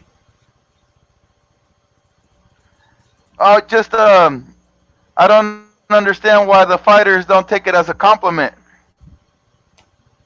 Man, me too, dog. I'm trying to figure it out. Like, you know what I mean? I reached out to Ray Savage, who's a DAZN fighter signed to Eddie Hearn Matchroom Boxing. I was just talking to him on Instagram Live, and I was telling him like, "Yo, you are going to be the next Hector Camacho, pretty much." You know what I mean? And he said, "Nah, I'm gonna be the first Raymond Ford. I'm gonna be the first Raymond Ford." So I'm like, "Yo, Camacho was a legend, homie." I'm saying he was a legend, homie. I'm saying you gonna be a legend. You know what I mean? He's saying I'm a legend too. You know what I mean? That's what he said. But yeah, man, I'm trying to get an interview with him, bro. Hey, man, sometimes I guess sometimes you gotta have that confidence when you're a fighter. You know, you can't. Nobody's better than you. You know. Yeah, but yeah, I mean, I don't know why fighters don't embrace the comparisons. There's a lot of fighters out here that don't embrace comparisons. You know what I mean? Like, for example, they were saying Shakur Stevenson was going to be the next Pernell Whitaker, and he comes out and say, "I'm going to be the first Shakur Stevenson." I'm like, come on, bro. You know what I mean? I'm like, no, I think they were comparing them to Floyd. For some reason. They will compare him to Floyd too. They compared him to Floyd too. You right? And he said, "I'm gonna be the first Shakur Stevenson." So the thing is, Devin Haney, you know, he was saying, you know, everybody was saying Devin Haney was the next Mayweather, and then all of a sudden, you know what I mean? Devin Haney starts saying, "I'm gonna be the first Devin Haney." He said, I'm not going to be the next anybody. I want to be the first Devin Haney. Now, Devin Haney is saying, yes, you know, I'm accepting the comparisons. He likes being compared to Floyd Mayweather now. You know what I mean? He's saying Floyd Mayweather is one of the greatest that ever lived. You know what I mean? He says, you know, Kobe Bryant played like Michael Jordan. Kobe Bryant was considered the next Michael Jordan. So he's embracing it now. You know what I mean? Embracing the comparisons to Floyd. Yeah, man. I would embrace that too if I had just a speck of Floyd in me. You know? That's greatness right there. Absolutely, bro. Absolutely, man. But shout outs to Raymond Ford. We're going to try to get an interview in with him. I've been hitting him up on Instagram. He was just live. Looked like he made the live kind of short, bro. I hope he go back live, man. You know what I mean? I'm trying to get to these fighters, Coco, man. I'm trying my best to really reach out to these guys. You know what I mean? The young up and coming talent. Hey, you know, sometimes you got to knock on 100 doors before one of them opens up. You know, you just got to keep trying. Oh, hey, yeah, but shout out to your presidential pick. You know what I'm talking about? Shout out to your presidential pick. Yeah, your presidential pick. Your Oh, yeah, my picture. Oh yeah, that's just funny. Yeah, man. Appreciate that. Appreciate that. Hey, man, you did that. The side profile in there. For I sure. thought I had the wrong channel. I was like, did somebody switch up my H Money? Like, is this I was thinking, you know how they make the fake H Money accounts, and I was like, dang, for real. I was like, dang, did they give me like you know, some generic one, or what's going on here? And then I was like, oh, it is H. Hey, but I want you to hook me up with your other channel, because, you know, I re-listened to the show this morning. I re-listened to yesterday's show this morning because I wasn't able to catch it live. But I do want to get your backup channel, and I think everybody that supports you should have that. Just in case. I'm trying to see how. I don't know how to copy a link to that channel right now because I don't have any videos on there. You know what I mean? I gotta drop a video. Matter of fact, I'm gonna drop a video on that channel. You know what I mean? And we gonna go live. Matter of fact, I'll probably do a little video on there after this. But I want everybody to subscribe to my backup channel, bro. I got a backup channel, bro. You know what I'm saying? It's H Money Mr. LDBC. H Money Mr. LDBC. That's the backup channel. You know what I mean? Go subscribe to my second channel, bro. Just in case, you know what I mean, these snitches, they try to get my channel shut down or whatever. We got a backup channel, bro. Everybody usually got a backup channel. So, you know what I mean? I just made one just in case, bro. And, you know, also with that backup channel, I could get back into all those other channels I was blocked from. You know, I'm blocked from a lot of channels. Now I can go back, you know what I mean? And I could join other channels and I could get up in the chat, you know what I mean? So I can mingle with my peoples. But yeah, man, shout outs to Coco the Don. Yo, Coco, I got a quick question for you. What you thought about Gary Russell Jr. and his performance against Vasily Lomachenko? I thought he had some good spots. It wasn't as bad as you're making it sound. But he did get his butt whooped. It was like I just don't. He didn't have any power to hurt Vasily Lomachenko. You know, so after Lomachenko felt his power, he was like, "Oh, I could do whatever I want with this guy." So after that, it was over. But you know, Gary Russell definitely has skills, and he had some spots in that fight. It wasn't a whitewash, you know. Facts, man. You know what I mean? That's your opinion. I definitely respect your opinion. For me, Coco, I thought Lomachenko pretty much beat the hell out of him, and I really had it as a shutout victory for Lomachenko. I thought Lomachenko won every round for me. You know, just I'm not trying to be funny or anything. I'm being serious. I remember watching that fight live, and Loma was beating the snot out of his nose, bro. So, okay, now after Gary Russell Jr. lost to Lomachenko, he came back. He stopped Johnny Gonzalez to become the WBC featherweight champion of the world. Also, Gary Russell Jr., he beat JoJo Diaz, undefeated JoJo Diaz. So what do you think about Gary Russell Jr. bouncing back after taking his first loss? See, that's amazing. Is that the same JoJo Diaz that took Tevin Farmer's title? Yes, it was. So look at that. That's not a pushover. You know, JoJo Diaz is a tough fighter. He has a lot of heart, and he displayed it. I didn't see that fight with Gary Russell Jr. and him, but I did see how he performed with Tevin Farmer because we called that fight, and he has a lot of heart. Remember, he had that big old cut and everything, fighting through adversity. So, yeah, if he beat that JoJo Diaz, hey, that's pretty impressive in my book. Facts, man. So, what do you think about Gary Russell Jr. as a fighter? Gary Russell Jr. is a current featherweight champion. Fast. Very fast. Fast hands, fast feet. Able to get in and out at will.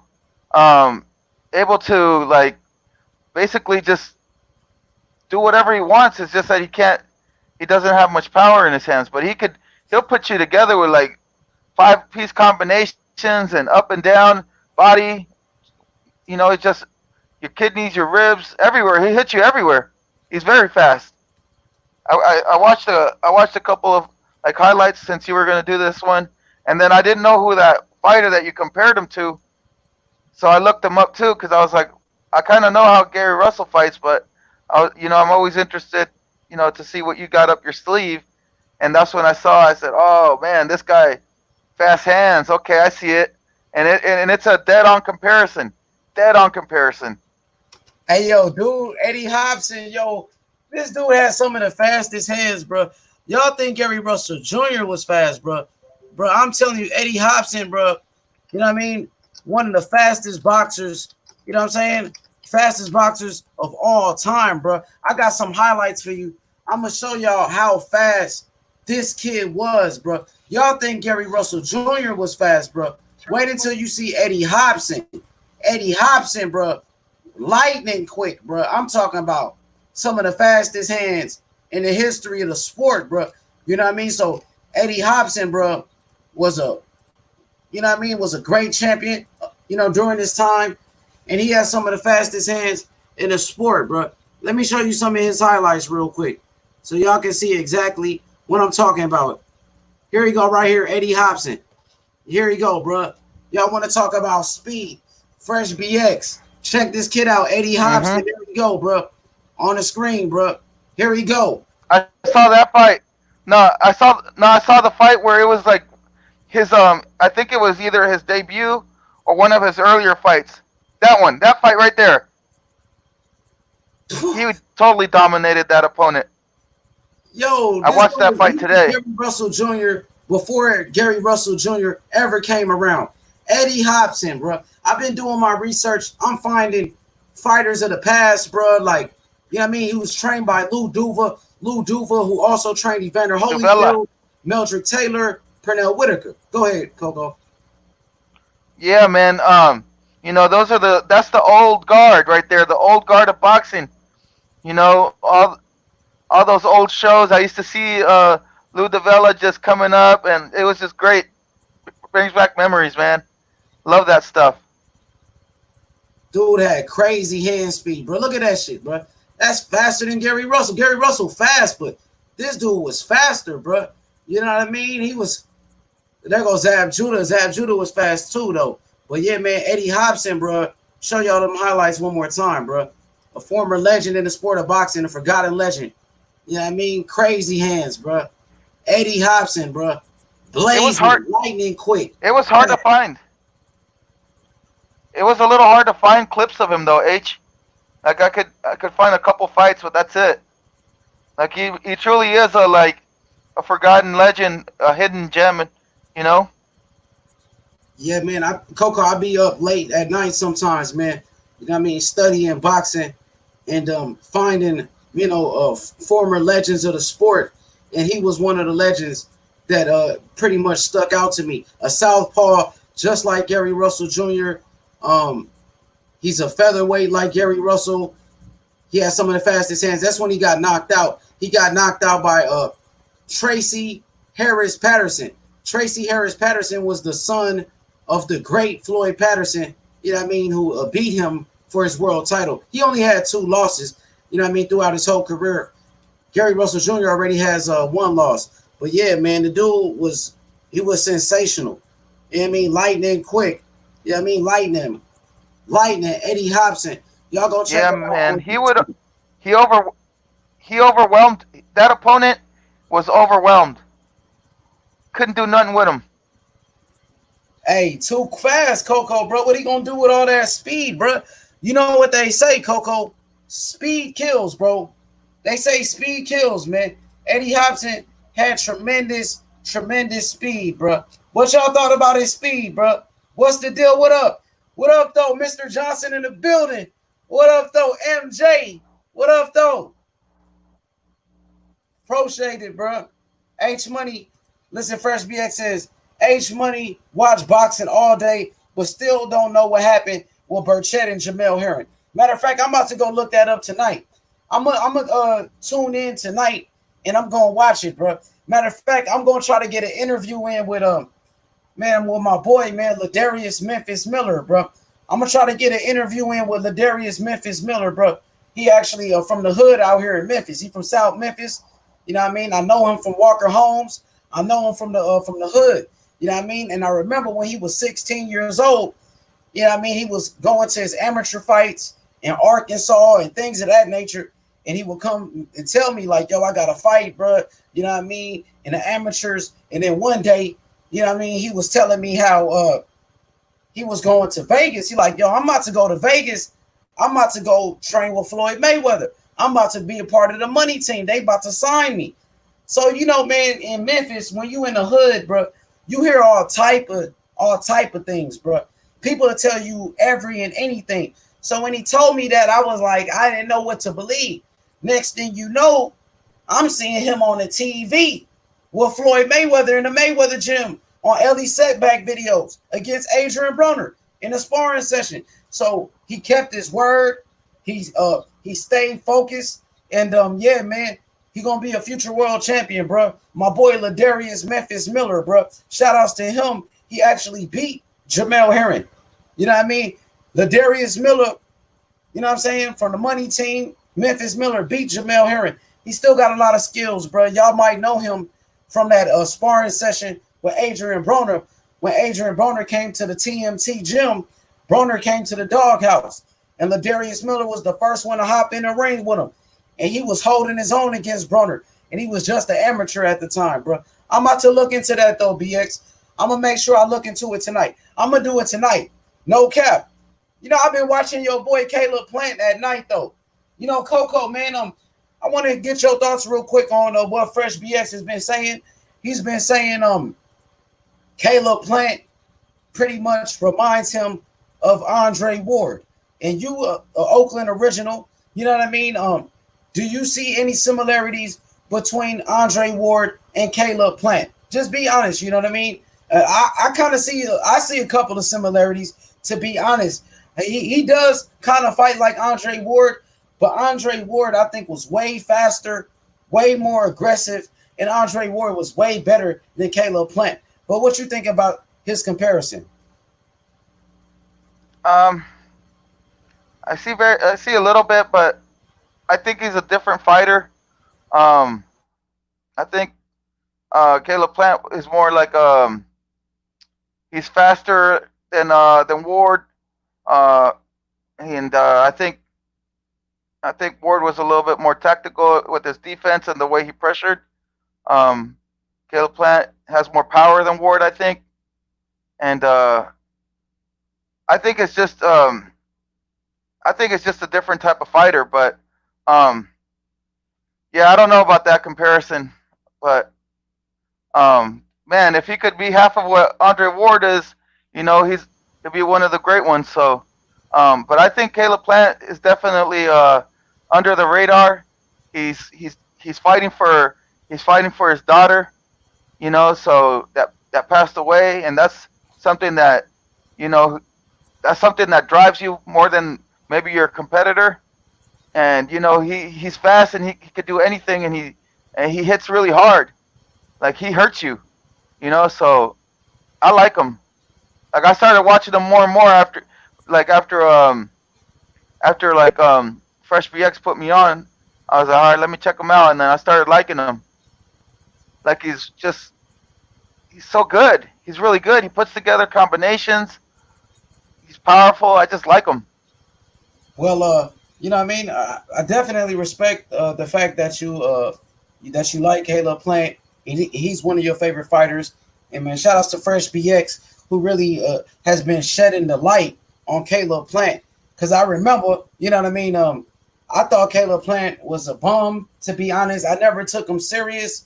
But Fresh BX, he kept saying, yo, H Money, Caleb Plant, bro, he the truth. Caleb Plant, you know what I mean? Pay attention to him. So then I finally start paying attention to him because of Fresh BX. And, you know, he is a pretty good fighter.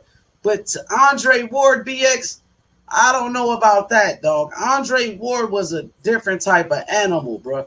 And Andre Ward is inside fighting. I'm talking about Andre Ward used to get it on the inside, bro, like he did against Alan Green, Carl Froch, you know what I mean? All those fighters, Carl Froch, you know what I'm saying, against Arthur Abraham, man, Michael Kessler.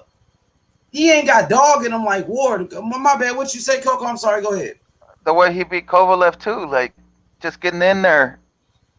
Like, yeah, it's just different. Just different. They're a little, you know, but I don't know. Maybe Fresh, you know, he has an eye for things. Maybe he sees something I don't, you know? See, look, Fresh BX, bro.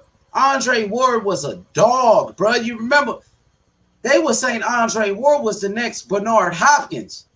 You know what I mean? That's how much of a dog Andre Ward was, bro. Andre Ward, they were saying, oh, he a dirty fighter. Andre Ward used his head like Bernard Hopkins. You remember after he fought Michael Kessler, after he fought Carl Froch, everybody was saying Andre Ward is a dirty fighter. He's a dirty fighter.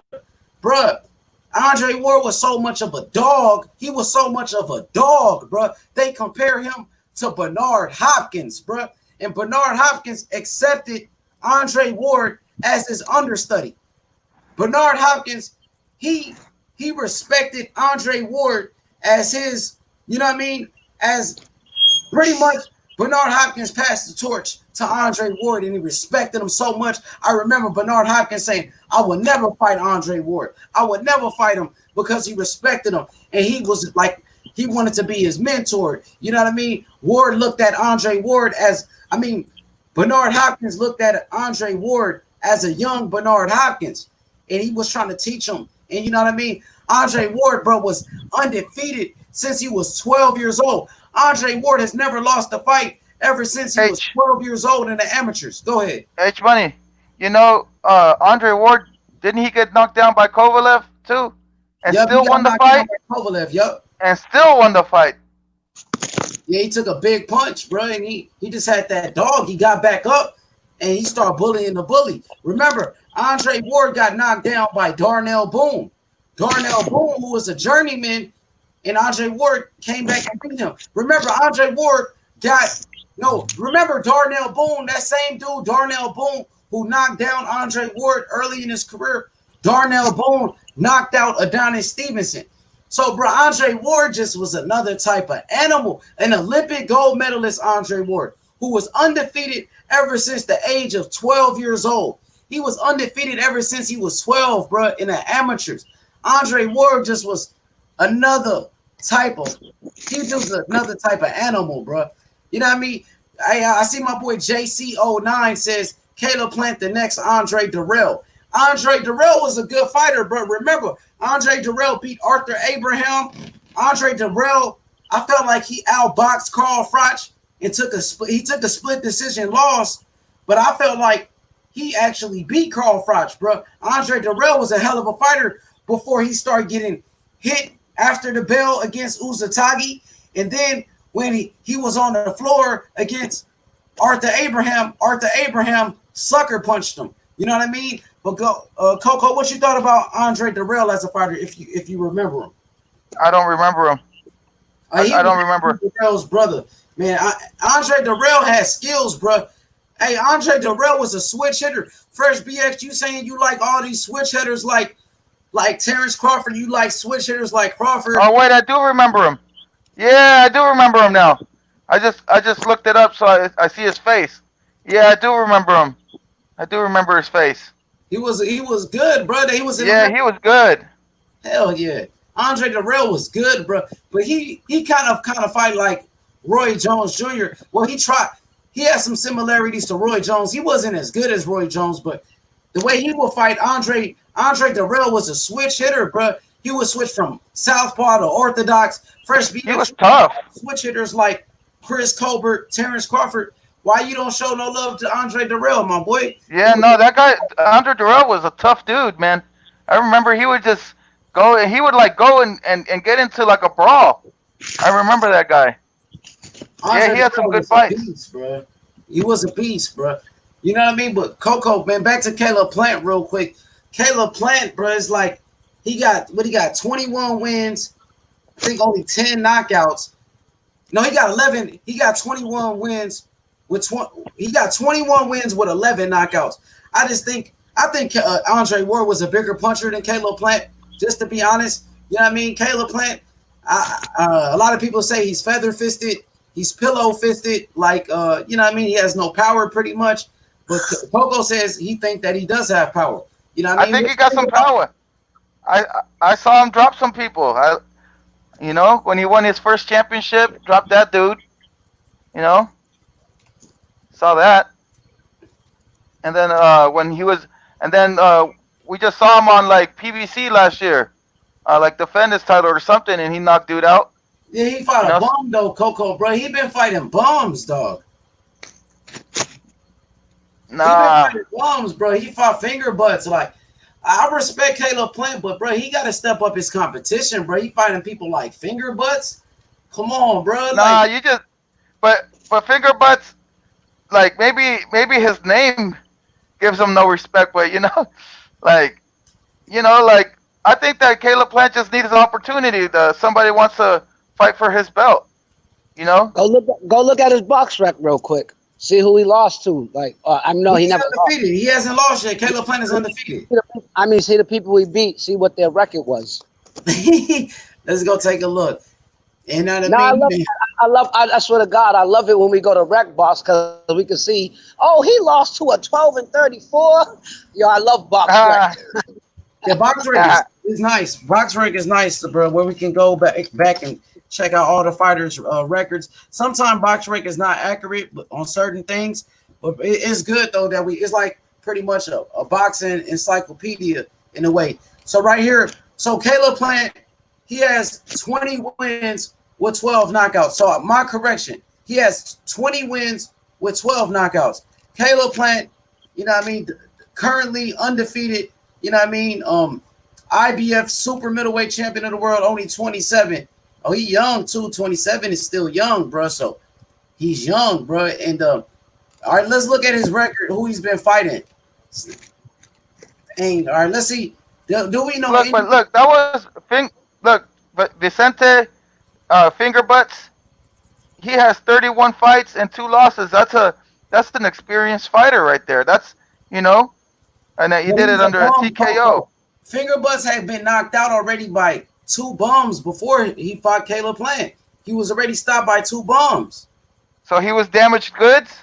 I wouldn't say he was coming off 2 straight losses. Nah, it wasn't 2 straight. Let me look at him. It wasn't 2 straight losses, but Finger Butts, he had 31 wins, 28 knockouts. He had a winning streak going. Well, let me see. Let me look at it. He was on a winning streak for sure. He was fighting bums though, bro. And look who knocked him out. He got knocked out by a guy with 6 losses, Giovanni D. You know what I'm saying? Carlos. Giovanni D. He got knocked out by another bum. Look, he got knocked out in his second fight. He got knocked out by a bum in his second fight, bro. And this dude, he beat mad people with zeros. He took a lot of people's O's away. Okay, but he fought bums, bro. That's in Germany. He fought bums in Germany. This is Caleb Plant. This is Caleb Plant record. So this is before he fought for the title against Uzatagi. He fought against a guy, Medina, with 8 losses. He fought another guy with 6 losses. He fought Thomas, a Bono with 6 losses, bro. He was fighting a whole bunch of bums, dog. I ain't gonna lie, bro. Medina. And I think Medina knocked out Jet Leon Love a while ago. You know what I mean? From the money team. But yeah, man, Caleb Plant is a good fighter. He got skills, bro. But we gonna see how good he really is once he stepped it up in competition. You know what I mean? Yep. But you know what? He does have a lot of unanimous decisions. So he's KO'd people, and he's also gone the rounds. So he's got experience too. Yeah, he got. I just wouldn't dismiss him. But I wouldn't. Water from the fridge, Coco. I'll be right back. I'm gonna get some water, y'all. Hold all right. All right. I just wouldn't dismiss him just that quick. You know, there's a lot of guys out there that are in the fighting game in boxing that we're still waiting for them to fight somebody. I mean, there's just a handful of guys that have actually competed with other comparable competition. You know, you got Spence. You know, he goes up against anybody. You know, he just got done fighting Porter and whatnot. So, I mean, there's just a handful of guys that are actually stepping into the ring with competition. How do you feel about that, D? You know, there's a lot of guys out there that have, you know, they're young guys, and there's older guys that are getting old, and they still haven't fought, you know, anybody yet. But it's coming to that point. You know, it's getting to that point where, you know, sometimes you just have to have an opportunity to fight somebody. And you know, Caleb Plant's probably at that point of his career where, you know, it's time to fight somebody. But there's a lot of people we could say that. You know?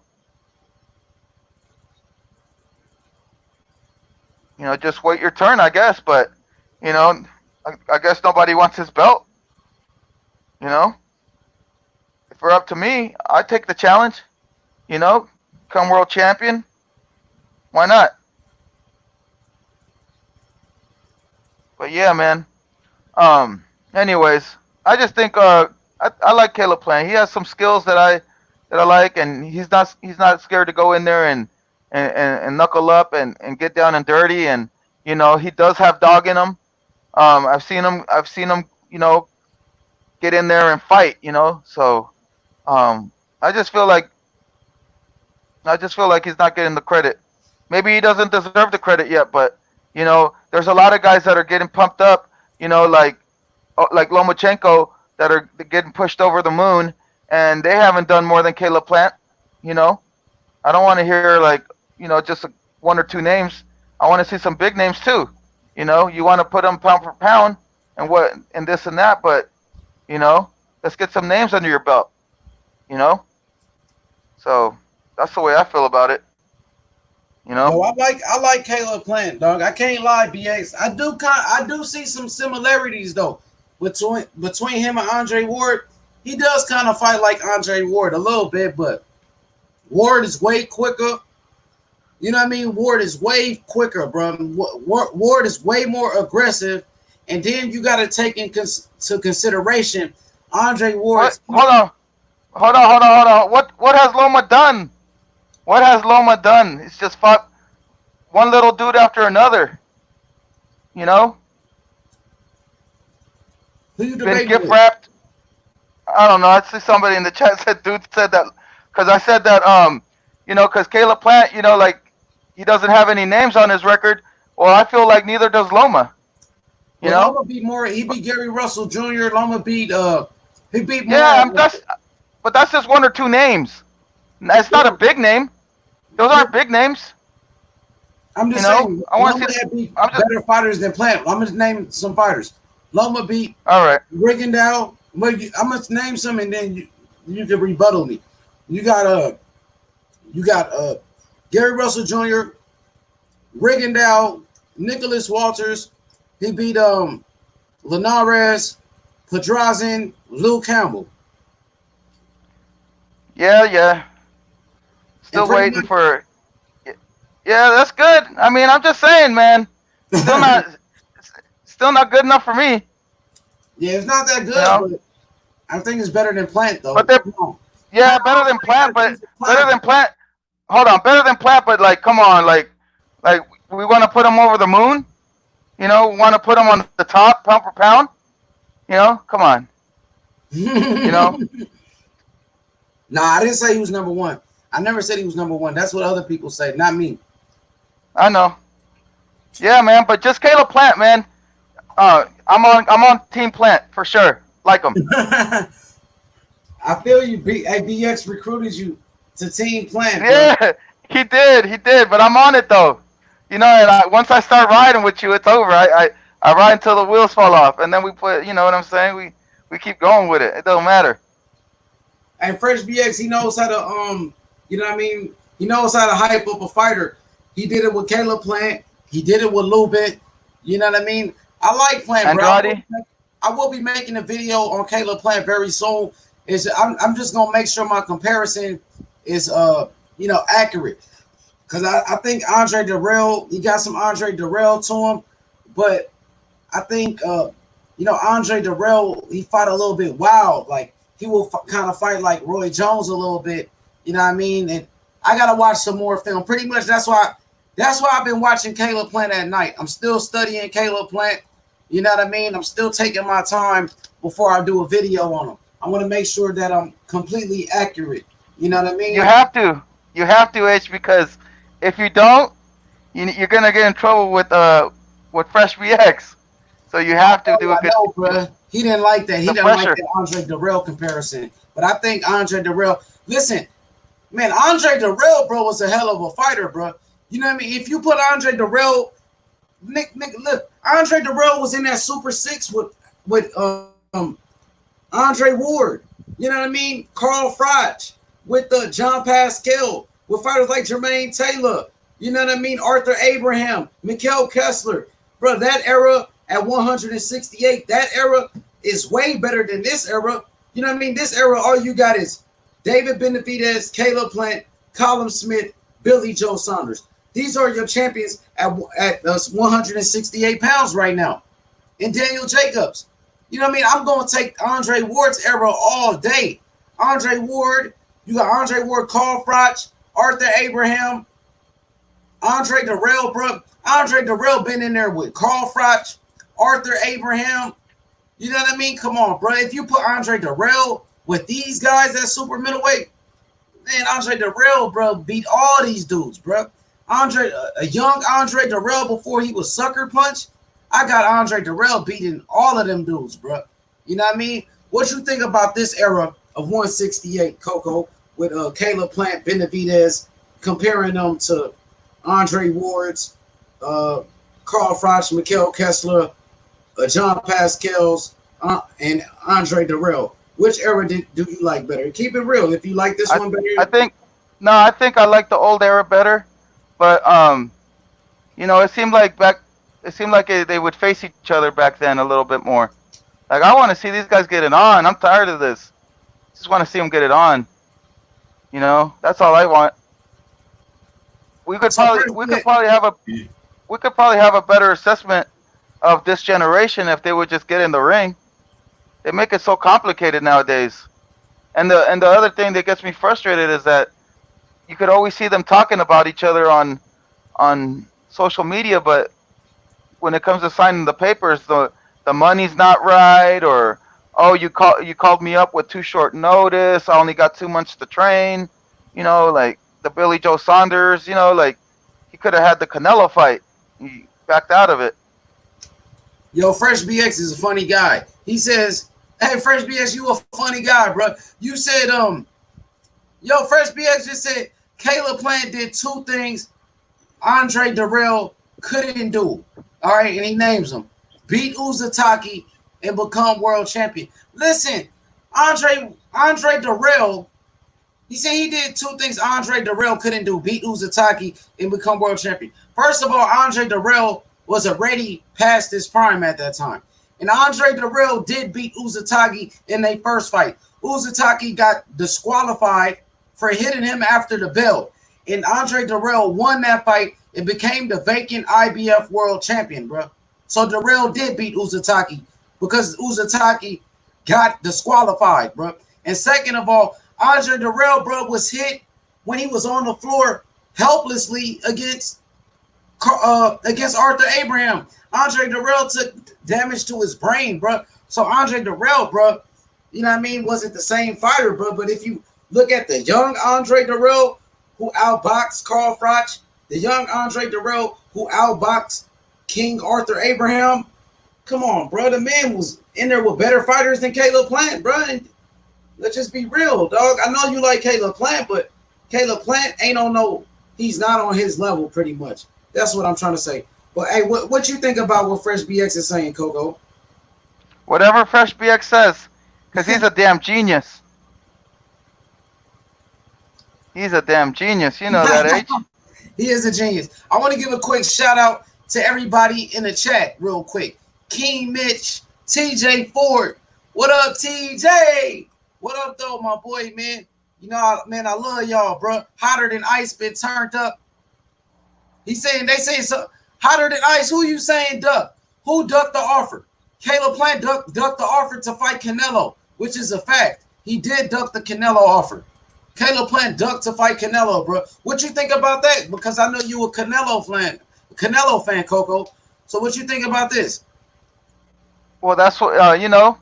It might have been, you know, like a situation where Canelo probably gave him probably just offered him some money, and Caleb wanted more money, and you know, everybody wants to strike it rich with Canelo, but you know, not everybody can. So, you know, it's their right to refuse the money, but I think in the world stage, people see it as a duck.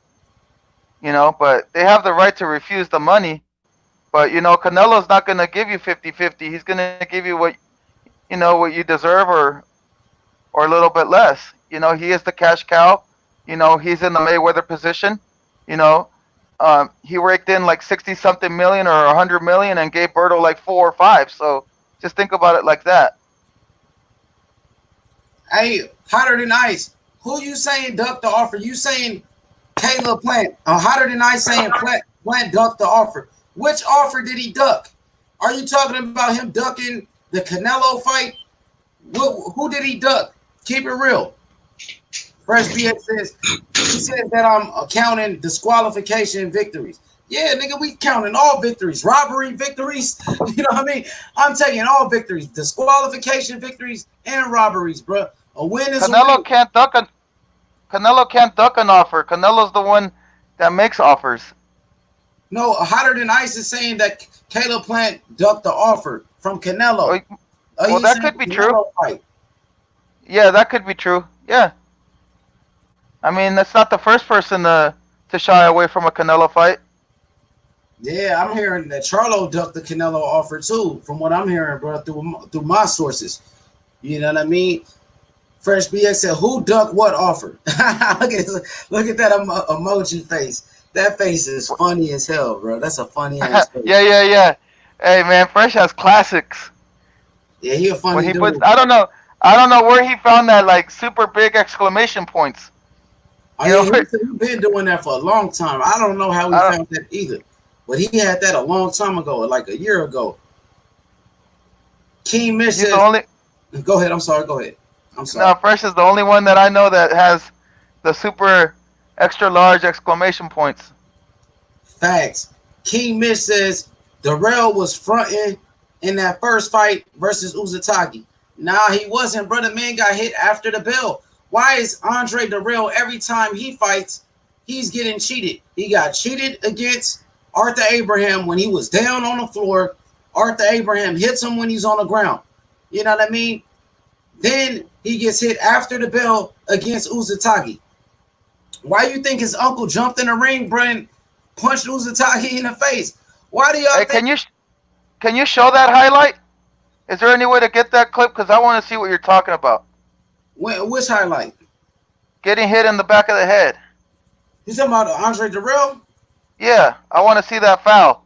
He got hit after the bell. I'm saying he got hit after the bell, and he got hit against Carl Froch when he was on the floor. Yeah, I think I can show it. Let me see. There's got to be footage, right? Like a little sneak peek. You know what I'm talking about? A little snippet. Snippy. Becky. Let's go see, man. He got sucker punched, bro. And then Andre Darrell uncle jumped in the ring. I know I think I could show that Arthur Abraham joint. Let me see the Arthur Abraham. Andre Darrell, Arthur Abraham. Andre Darrell, bro, has skills. Arthur Abraham hit him when he was on the ground, dog. Oh yeah, his post fight, bro, was epic. What happened between him and Darrell, bro? Like that shit was crazy, bro. If you seen the post fight, him and Darrell, his post fight interview, he didn't know where he was at, bro. Darrell didn't know where he was at, bro. Around that time, that shit was crazy. Let's go to it. He was on the ground, bro. Dude hit him when he was on the floor. Darrell was a great fighter until, you know what I mean, he started getting cheated. People start hitting him when he was on the floor. People start hitting him when he, you know what I mean? All right. Now. That one? Yeah, that's one of them. That's one of them? Yeah, that's just one. But he was already KO'd. Nah, he didn't even get hit. You got to watch it. He just went down, he slipped. Hey, what was that one fighter that we did some film study on, and that was like his trademark to hit you like when you're down or Terry Norris. Terry Norris. Love that guy too. He got disqualified for that. But yeah, look, he about to go down right now. Look, he doesn't even get hit. Look, he went down. Look, this against Arthur Abraham. Arthur Abraham knocked out Jermaine Taylor.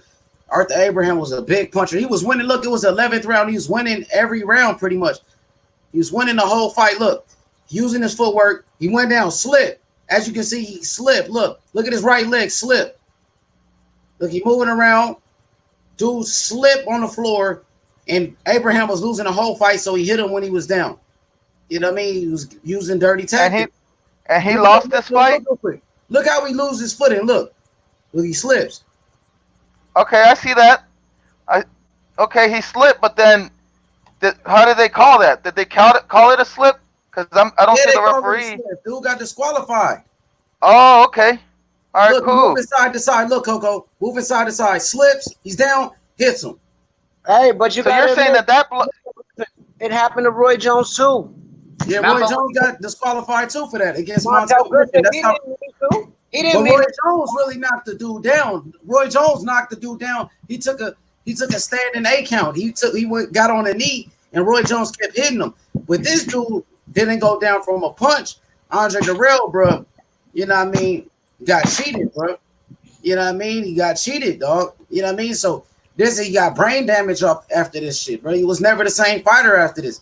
After this happened to Darrell, look, the doctors rushing the ring. He going into a seizure. He's shaking. Oh, he went into a seizure? Hell yeah, bro. He went to the hospital, bro, on a stretcher after this. He didn't know where to look. Oh my. Oh no. This is serious then. That was crazy. Oh crazy. my goodness. Oh yeah, so he should have quit fighting then. Yeah, but fighter, he got to get paid, bro. Look, that's what he does. Look at his uncle right here. Look how mad his uncle is. His family hop in the ring. Look, they pissed off, bro. They ready to go after the dude, bro. You know what I mean? Dang. And then against Uzatagi, after the bell, he got hit and got knocked out. You know what I mean? His uncle, that same uncle that you seen right there, who jumps on this same uncle, he's this uncle right here, the same guy who jumped in the ring after he got sucker punched against Uzatagi. After the bell, his uncle came in there and punched Uzatagi. There goes his uncle, the same uncle that punched Uzatagi for hitting Andre Darrell after the bell. But look, I want you guys to listen to his post-fight interview after this happened and listen to him, bro. He doesn't know where he's at. Just listen to it. Could y'all hear it? Yeah. Everybody be quiet.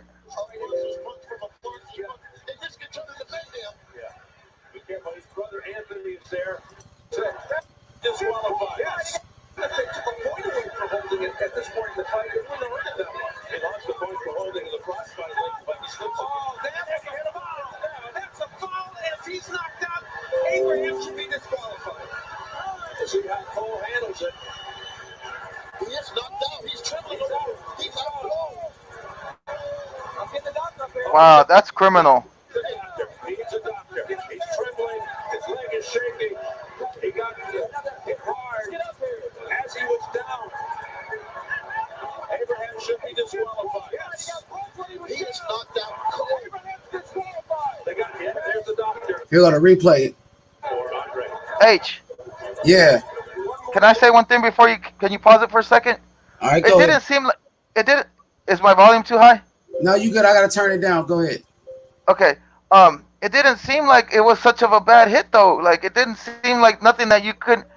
Maybe because he was defenseless that it made such an effect, but it didn't seem like such a hard blow. In my eyes, I don't know.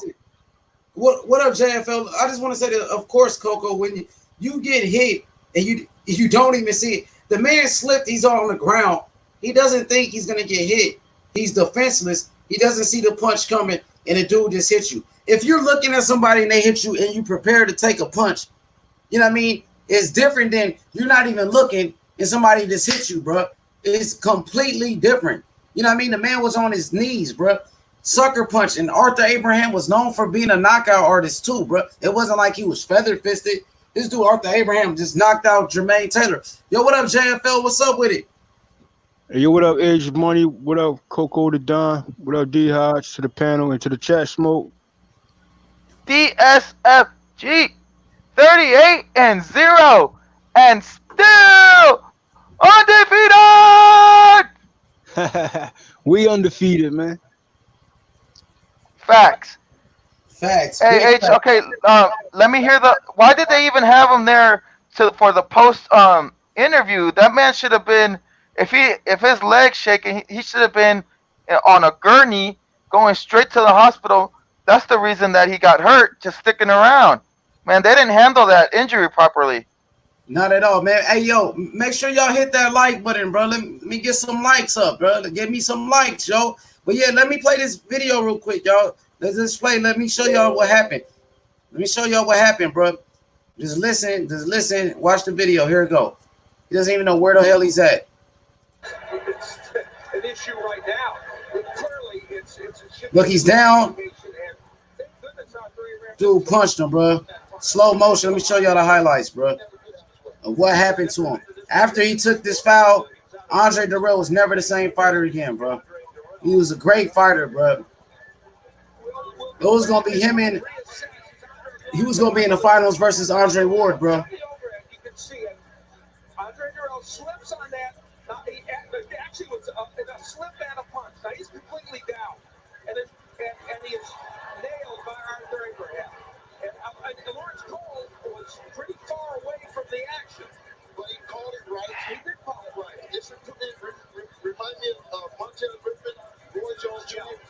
You have to Perfect angle right here. Perfect angle. Look, he slips. He's down. Bam. Right on the chin. Ow.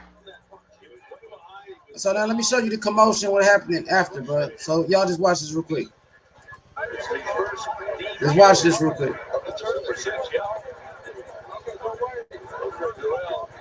It's two because it is not a knockout. So he gets 2 points for the win. This is why we fight the fights. Yeah. And you never know. Right. We would have expected several things.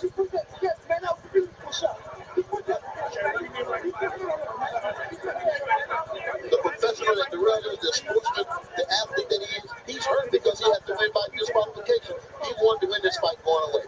Being hugged by his promoter, Gary Shaw. He was just so pleased to see him standing up on his own power. It's very emotional for Andre. One more look at it.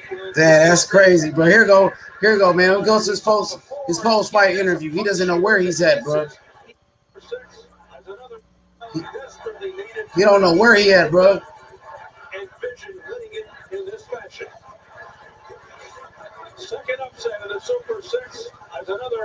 He was a great fighter, BX, bro. He was about to be a legend, bro. Until this happened to him. They should have got him out of there. Listen what he's about to say, Coco, on his post-fight interview. He doesn't know where he's at or anything. He's saying what happened. He doesn't even know what happened. Andre you won the fight. It's a little confused as to what has happened here. Hold on a second. We're just trying to get him the information. He's not certain as to what is going on. There go his brother right there. Anthony Durrell. There go Anthony Durrell, his brother. Andre Durrell, they brothers, bro. Are you allowed? Can you talk? Please stop talking to me, okay? I got nothing. Okay, man. You know what happened? I got dropped, man. No. You won the fight. We'll come back and talk to you in just a moment when you. All right. I was down, man. You hit me when I was down. That is correct. You won by disqualification, Andre.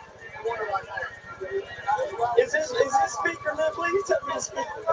Okay. We'll come back. He don't know where he's at, though. Yeah. He said, "Is this on the speaker?" Is this on the speaker? Hey, that shit was funny, dog. Damn, hey, they want to see the first one.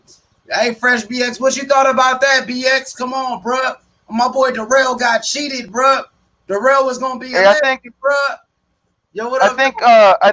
I think King Mitch wants to see one too. I don't know which one he's asking He for. wants to see when his uncle. That's like kind of newer. I hope I can play it, but it's a short clip.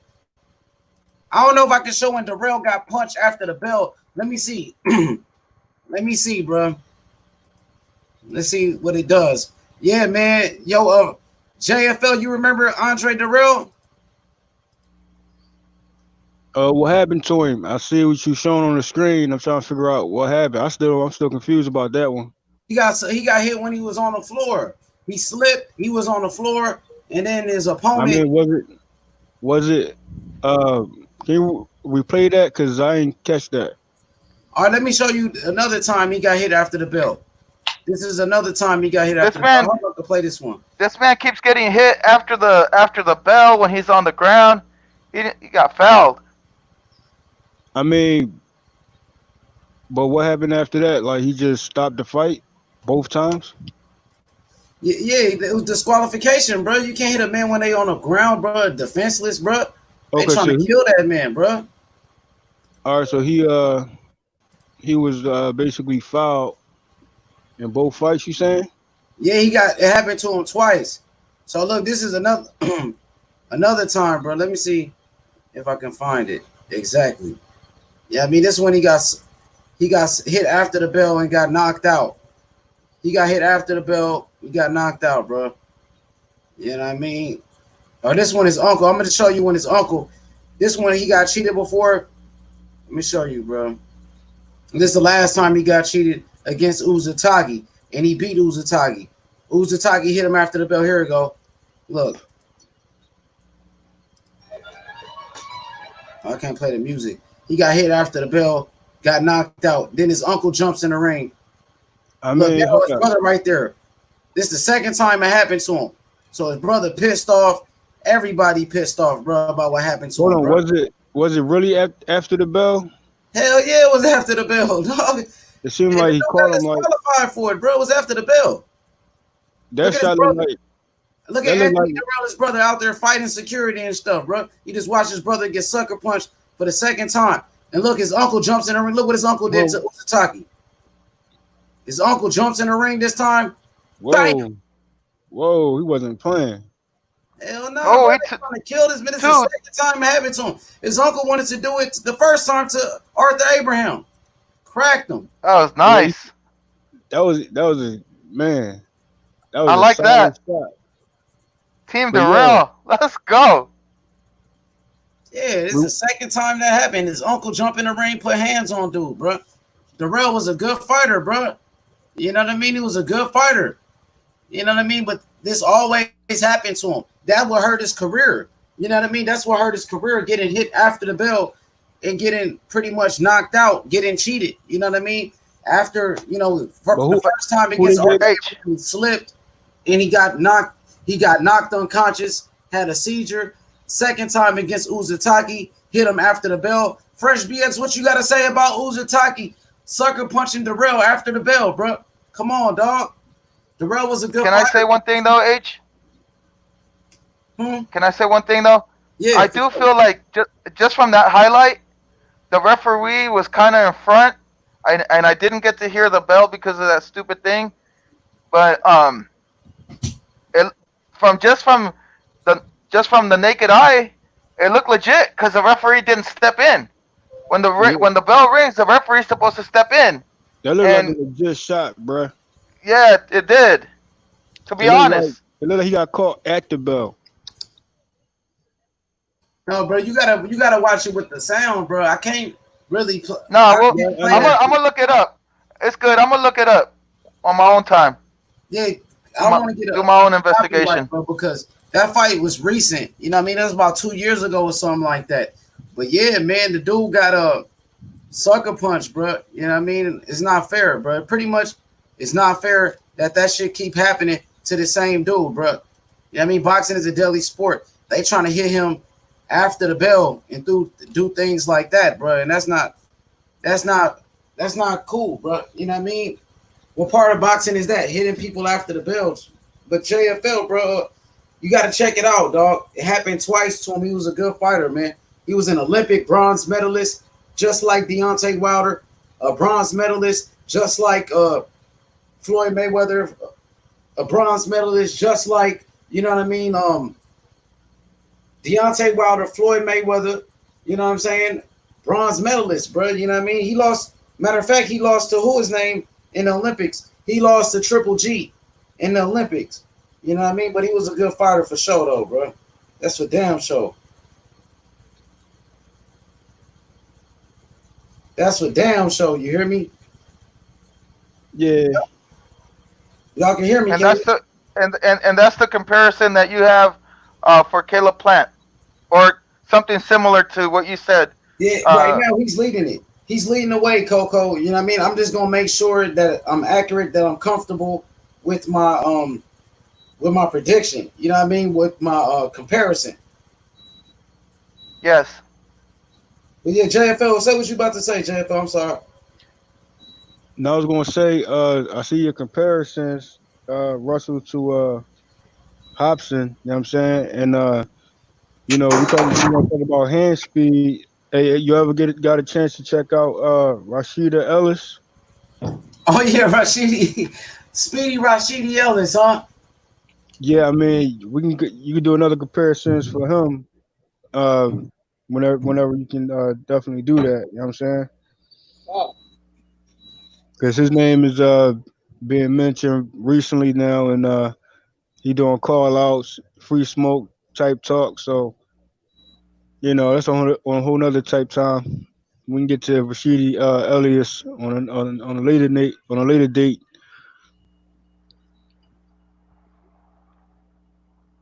Hey, yeah, man, I'm still, you know what I mean? I'm trying to come with a comparison for Rashidi Ellis. He got a lot of speed.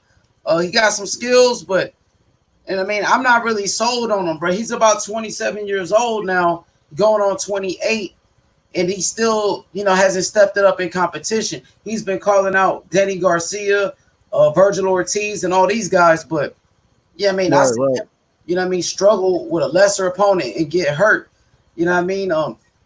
Man, my comparison right now, leading the way for Rashidi Ellis, it gotta be at the moment. I'm thinking Saddam Ali almost, bro. You know what I mean? I'm not really sold on him. He's damn near like a Saddam Ali type. Okay. Khan type of dude with the hand speed. You know what I mean?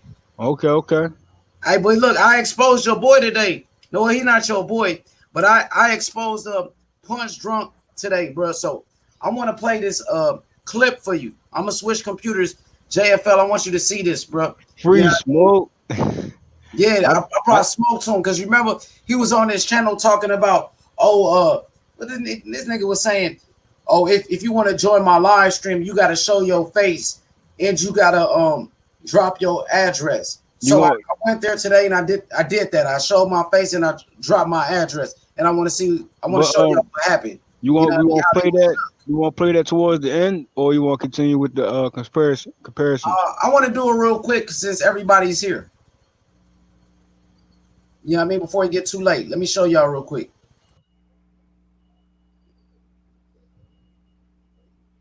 Yeah, what's going on, JFL? How you been, my man? All good, all good. You know what I mean? Just going down the list right now. That's all I'm doing. Yeah, man. I I guess gotta get Showbiz, the blonde ref. He next up, man. All right, here it go. Here it go. Hold on. Could y'all hear it? Because you already know, y'all. We always cut off Carlo. Carlo's man P. Yeah, yeah. It's this guy. I'm gonna give him.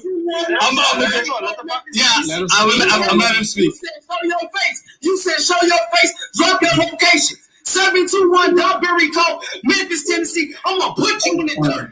I'm gonna put you in the dirt. Yo, bro, we got your address, bitch ass nigga. Let him go. Let him go. Wait. Wait, let him go. Let him go.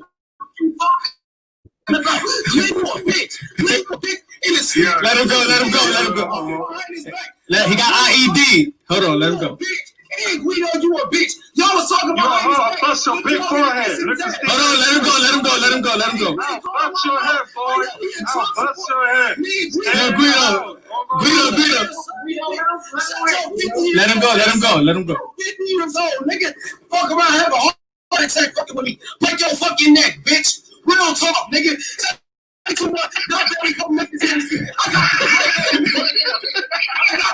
Don't get him!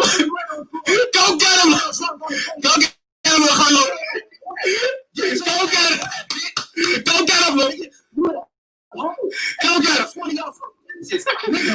Go get him! Yeah! What you say? You a bitch! You let a white man call you nigga! You let a white man call you nigga! I'm gonna break a neck! This nigga sick! Not the shit! Yo, Ace! Nah, let him go!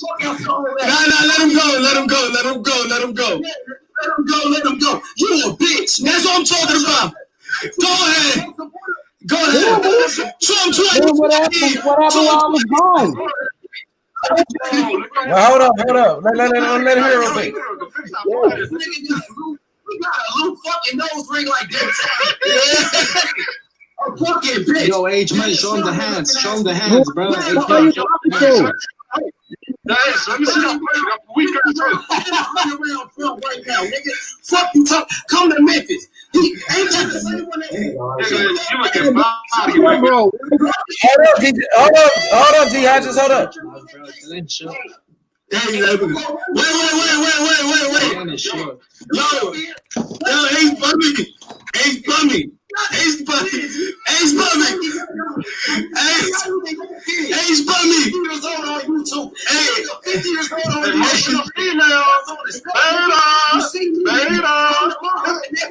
come on, man. Return Hold up, D. Jefferson. God damn.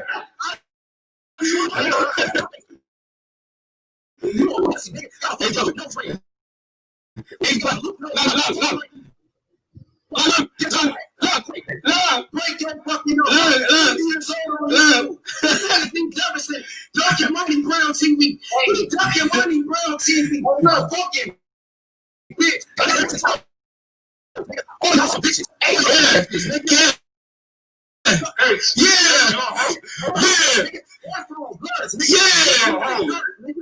Yeah.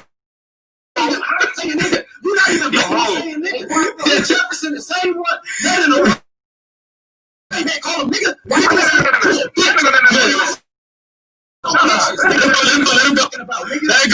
Let him go.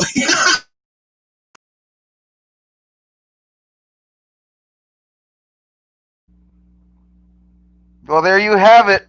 Right there live. H Money doing what he does best. One of the other talents is that he has, you know what I mean, is straight fire.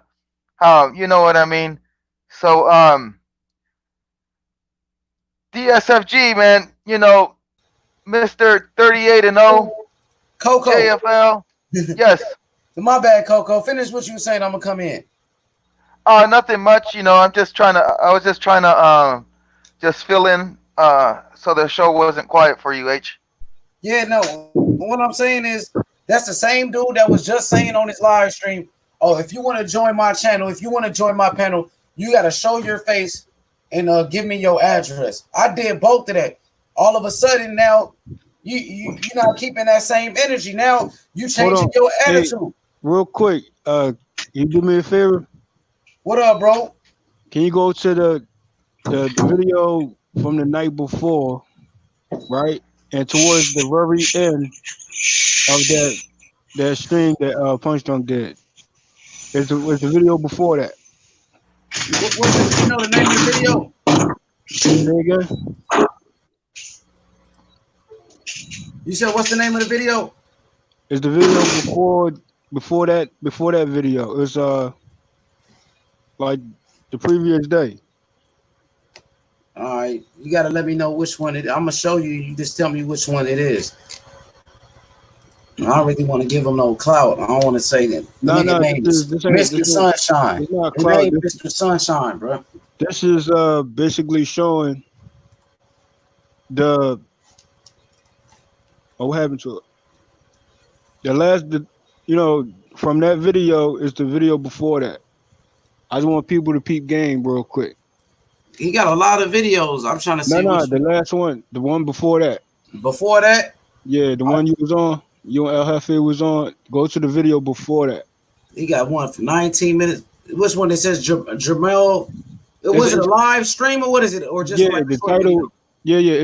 It's one of them titles. I'm saying the video before, like the next day. The one before that, you talking about a live stream, right? Or just a small video? Yeah, when he set it up, when he so-called wanted to set up the debate for that day. You know what I'm saying? It was the night before. It got to be the one that says Tyson Fury, about Tyson Fury and Deontay Wilder. That's the only one that I see right here. You gotta go to the very end. Huh? The very end of that video. This niggas right here is a clown, bro. I don't even like to show these niggas videos on my shit. No, but which one, bro? I ain't gonna stay too long on this shit. Which one is it? All the way to the end. Who is he talking to? Right here? Wait. Right here? Oh, if I'm not on there, then that's not it. You on it? Yeah. But go to the end, the very end. I don't see you though. I'm looking. That might not be it then. It might be. It's the you one. Let me know the time, bro. You gotta let me know the time so I can pull it up. What day? What? When you jumped on that live stream, what day was that? That was today. That right there was today. Yeah, today when I showed you the video and I put that was today. Oh, okay. You gotta know the you know what? Go find it and tell me, and then I can look it up. It's cool. No, but you know what we're gonna have, like H Money. We're gonna have a channel dedicated for the beef, and then we're gonna have another channel dedicated to the super duper boxing guys. Well, I'll just say it then. You know what I'm saying? Yeah, say it. Go ahead. He said Punch Drunk was like, if you want to address me, right, I'm gonna set up the debate the following day, right? And he said specifically address him. So, you know what I mean? But his whole strategy was he came the next day with a whole nother title on his stream. When your title should be called Addressing Punch Drunk. But his title say something totally different. So now when your viewers show up and your title is on a certain topic and it's not about addressing Punch Drunk, that's throwing this whole situation off because people are looking forward to just talk about that title that's in on his content. You know what I'm saying? So if you're going to have smoke or free smoke and quote unquote, you told us the day before that you want people who want to address you, that we can address you. You know what I'm saying? But his title didn't say address Punch Drunk. You know what I mean? So he was pump faking, had a whole nother title. So therefore, if we show up to ask him questions or debate him, it would throw off the show because that's not. You know what I'm saying? It would just throw it off. So that's why he wanted to come over there as so-called trolls to throw off a topic, like we the ones who causing friction or to his channel or whatever. You know what I'm saying? And then his pump fake approach talking about, oh, drop a link, drop addresses. Or if you just want to debate, you don't gotta show your face. But then he talking about if you got beef, you gotta show your face. So, but his whole stream was BS. His title was BS. People jumped on, they full of crap. You know what I'm saying? So it went haywire. It went left. Not your video, H Money, but the video I'm talking about. You know what I'm saying? So I play chess, not checkers. You know what I'm saying? So Punch Junk, that was an indirect duck from the whole situation. You know what I'm saying? Yeah, he's a bitch. You know what I mean? He's a bitch. So keep how You know he what I'm saying? moves, 'Cause man. I told him straight up, like, bro, we can do it whenever, however. So he was telling El Jefe, Coco, Tyler, all of them, show your face and drop your address. You know what I mean? Like he about that action. So I pull up, show my face, give him my address. Nigga, you know what I'm saying? Shook. He ain't got nothing to say now. All of a sudden, he ain't got shit to say, bro. We have a Play that one-on-one shit, nigga. debate, but he don't want a one-on-one debate. You know what I'm saying? He just wanna, He talking tough though. He wasn't trying Nah, to debate. He was he talking not. so It's like he punch was on junk, some man. street It's shit. punch junk, bro. It's punch junk, bro. Like he ain't I'm about saying he that was life, talking bro. like he was on some street shit, bro. So I pull up, location, you know what I'm saying? Here's my face. What's up? And all of a sudden your energy changed. But when it comes to El Jefe, Coco, Tyler, you tell them to show your face and show your address. You know what I mean? I did what you told them but to do. that was So what's up? a tactic, a casual tactic as usual. You know what I'm saying? Like we come from the debate. You know what I'm saying? Like showing the face, giving addresses. You know what I'm saying? That he's just trying to, Hey, press that issue like that. But he ain't about that life. You know what I'm saying? And then the sidekick minions, they damn sure ain't about that life. You know what I'm saying? Glenn ain't about that life for damn show. You already exposed him. They already ducked the debate and they already ducked the fade. So they just pump faking, clout chasing. You know what I'm saying? And thank somebody for the humor when they the casual ones that get body every time hey, in man. debate. What up, Coco? Hey, World Combat Sports, pull up real quick. What up, though, Coco? That's what I wanted to shout out. I wanted to shout out World Combat Sports, man. One of my favorite people that come over to the channel. Special shout out to you, sir. Yo, World Combat, pull up real quick, man. Let me holler at you about Gary Russell Jr., man. I know that's your boy. You know what I mean? We doing this video dedicated to Gary Russell Jr. I want to hear from JFL. What's your thoughts on Gary Russell Jr. as a fighter, real quick? We back on this topic. You know what I'm saying? To the viewers, it's free smoke on this side. Free the best live commentary, the best fight comparisons on YouTube. Like and subscribe. Thanks. We about that free smoke. You know what I'm saying? These boxes, they want to get in the ring, they gotta be free smoke. You want to get in a debate with H Money, JFL heads, Coco, you know what I'm saying? El Jefe, we about that free smoke. These other casual channels, they ain't about that free smoke. And that's just facts. But Yo, JFL, bro. Russell, I'm sorry, JFL. What's your thoughts on Gary Russell Jr. as a fighter? Gary Russell, I like his energy. I like, what he stand on. He seemed like a cool dude. You know what I'm saying? He said he's about free smoke. And obviously he showed it, you know what I mean, in a couple fights. Only fights that, I feel as though it was like a good fight was Diaz and Lomo. You know what I mean? Other opponents he fought was, they wasn't really on his level until he faced somebody that was like pretty much on his level, which was Lomo in a sense. You know what I'm saying? So at the most part, if he still want free smoke, he's calling out Shakur, he's still saying names. So let's see more fights. You know what I mean? He a good fighter, but he just lack how you say a turn up savage mode switch. You know what I'm saying? Like he gotta turn up some more, you know what I'm saying? So or change levels. I don't know how you gonna do it, but he got the skills to change levels, but for the most part he just the consistent fighter. 1-2, we bang it out with you, and sometimes he gets tiresome in the fights, and I mean, pretty much he is a solid fighter, but he don't change levels for me. Okay, you want to see him step it up. You think he need needs to take it to another level. Yeah, the in way you, his career. yeah. He need to step it up like a few more notches. You know what I'm saying? He need to go back and watch some more tapes, learn what a turn up switch is.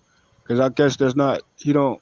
If he had that switch and more power, or be more strategic with his power, like he got knockout power. You know what I'm saying? But when you gas yourself out and you doing punches and bunches and you know with a level of competition and you can't get them out of here, then there's a flaw right there. You know what I'm saying? Any other opponent you knock out easy. So it's kind of like, you know, I thought he was going to knock out Lomo, to tell you the truth, especially in the inside, but obviously that wasn't the case. Damn. Look, I'm looking at Gary Russell Jr., bro. This is crazy, bro. He fought one time in 2015. One time against Johnny Gonzalez in the whole 2015. He fights once a year, bro. Since in the last 5 years. For the last 5 years, Gary Russell Jr. has only been fighting once a year. Once in 2015. He fought once in 2016. Once in 2017. Once in 2018. You know what I mean? Once in 2019. Once in 2020. Don't forget to mention, though, he said he was the most avoided fighter. That's what he said. Who said he was the most avoided fighter? That's what he said. He's tripping. That dude tripping, bro. Gary Russell Jr., I see what JFL is saying. You need to step it up a notch. You have been only fighting once a year. You have not been an active fighter. What is the problem? You know what I mean? Why haven't you been active?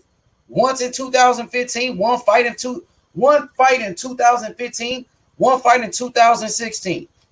in 2017, one fight in 2018, one fight in 2019, one fight in 2020, bro. I mean, that says it all to me right there, bro. I agree. He has to be more active. But I also think that JFL. I think that, I think what you meant too was like during the fight you want to see more dog out of the guy. Am I correct? Pretty much. Yeah, pretty much. Like he could be that dog, but he lacks that turn on switch, that savage switch. Like most boxers has a switch. Oscar De La Hoya, Oscar Rage, that's his switch. Mayweather, you know what I'm saying? He got a switch. Turn up on you. You know what I'm saying? Who else? Man, I want that. I want to have that Mayorga. I want to have the Mayorga switch. Yeah, I mean, Tank Davis got a switch. I'm pretty sure, you know, there's certain people that I feel as though don't have a switch, you know what I'm saying, which cause them to be consistent and be like complacent in their fights. They don't change it up, don't change their strategies. And, you know, that's what you take an L like that, you know what I'm saying? And it's like, then if your opponent wins and it's like, bro, you lost to him, bro, and you could have turned up. For sure. I know for a fact that I had that switch at one point in my life. Because when I used to play basketball, and you know I played in some competitive games, right? I know I have that switch in me because I would turn it up. I know exactly what you're talking about. You mean like for example in basketball? On a side note, Kobe Bryant, rest in peace. He had a switch. He kind of cool, collective, but once you get on his bad side, he turn up and drop points on you. Michael Jordan, same way. Don't get on his savage side, bro. He gonna turn up and drop like 60 points a game on you. You know what I'm saying? Yeah. I want to welcome World Combat Sports to the show. What's up, big bro? What's good, everybody? How you feel, H-Man? I'm good, man. We talking about your boy tonight, man. Gary Russell Jr., man. Shout outs to everybody on the panel. Of course, Coco, JFL, World Combat Sports. Y'all go check out his channel. Hold on. World Combat Sports is in the building. I appreciate that, yes. Coco. For real. Salute to you, man. How are you, sir? Hey, man, you know what? I want to thank you for everything, and I especially want to thank you for your service, for everything that you've done for this country and everything that you're doing post-military career. Yeah, I appreciate that very much, man. Thanks for looking out. Real talk. Yeah, shout out to World Combat Sports. That name definitely suits them, and that's just facts. For Yeah, I sure, man. appreciate it. I appreciate it, my brother. Appreciate it. Yo, man, I want everybody to subscribe to World Combat Sports' channel. I will be dropping a link right now of World Combat Sports. I want to get your thoughts on Gary Russell Jr. as a fighter. He's a hell of a talent, of course. He got the hand speed, you know what I mean, and he just got speed.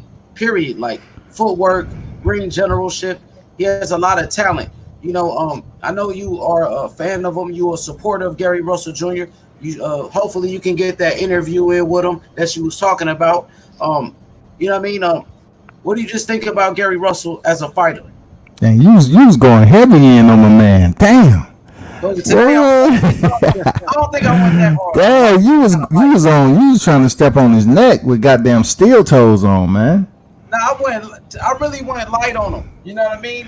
Well, put it this way, man. I seen Gary Russell fight, man. He's a technician. He's a beautiful boxer. I ain't gonna lie. Gary Russell Jr., his brothers Antoine and Antonio, man, I call them Russell brothers the first family.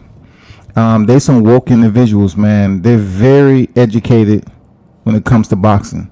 It's a lot that they do as a family that deals with boxing that many people don't know about. Like, they truly study the sport.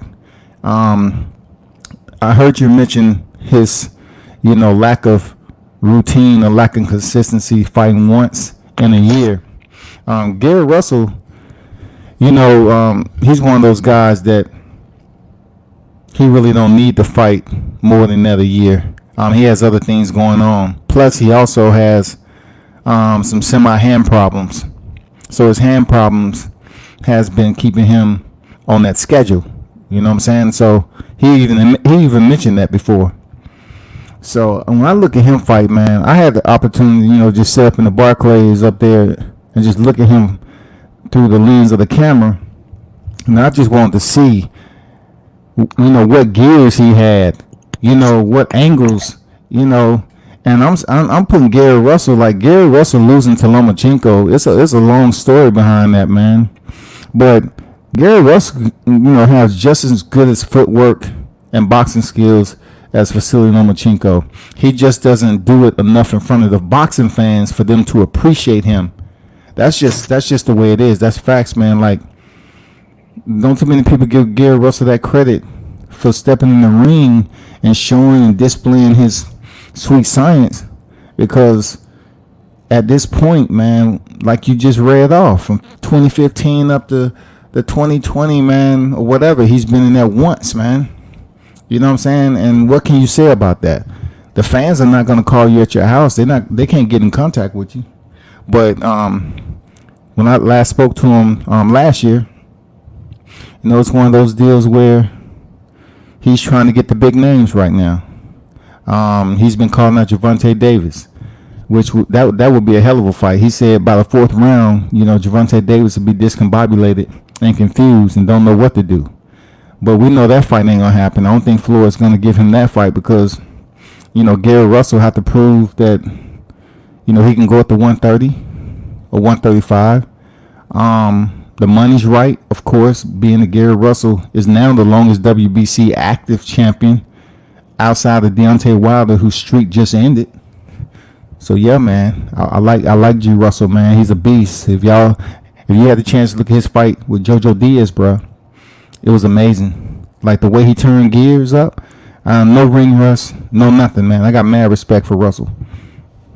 For sure, he got skills. We know he got skills. We know he got a lot of speed, but that inactivity for 5 years, he fighting once a year for 5 years straight, once a year, and it's like in the sport of boxing, it's definitely what have you done for me lately. So Correct. 1 fight a year is not enough, and the level of competition that he's fighting, it's not like he's fighting once a year and he's doing a pay-per-view, doing a major fight. He's fighting once a year against some people that we really don't know, but his resume, I just want to break it down, some of the big fights in his career.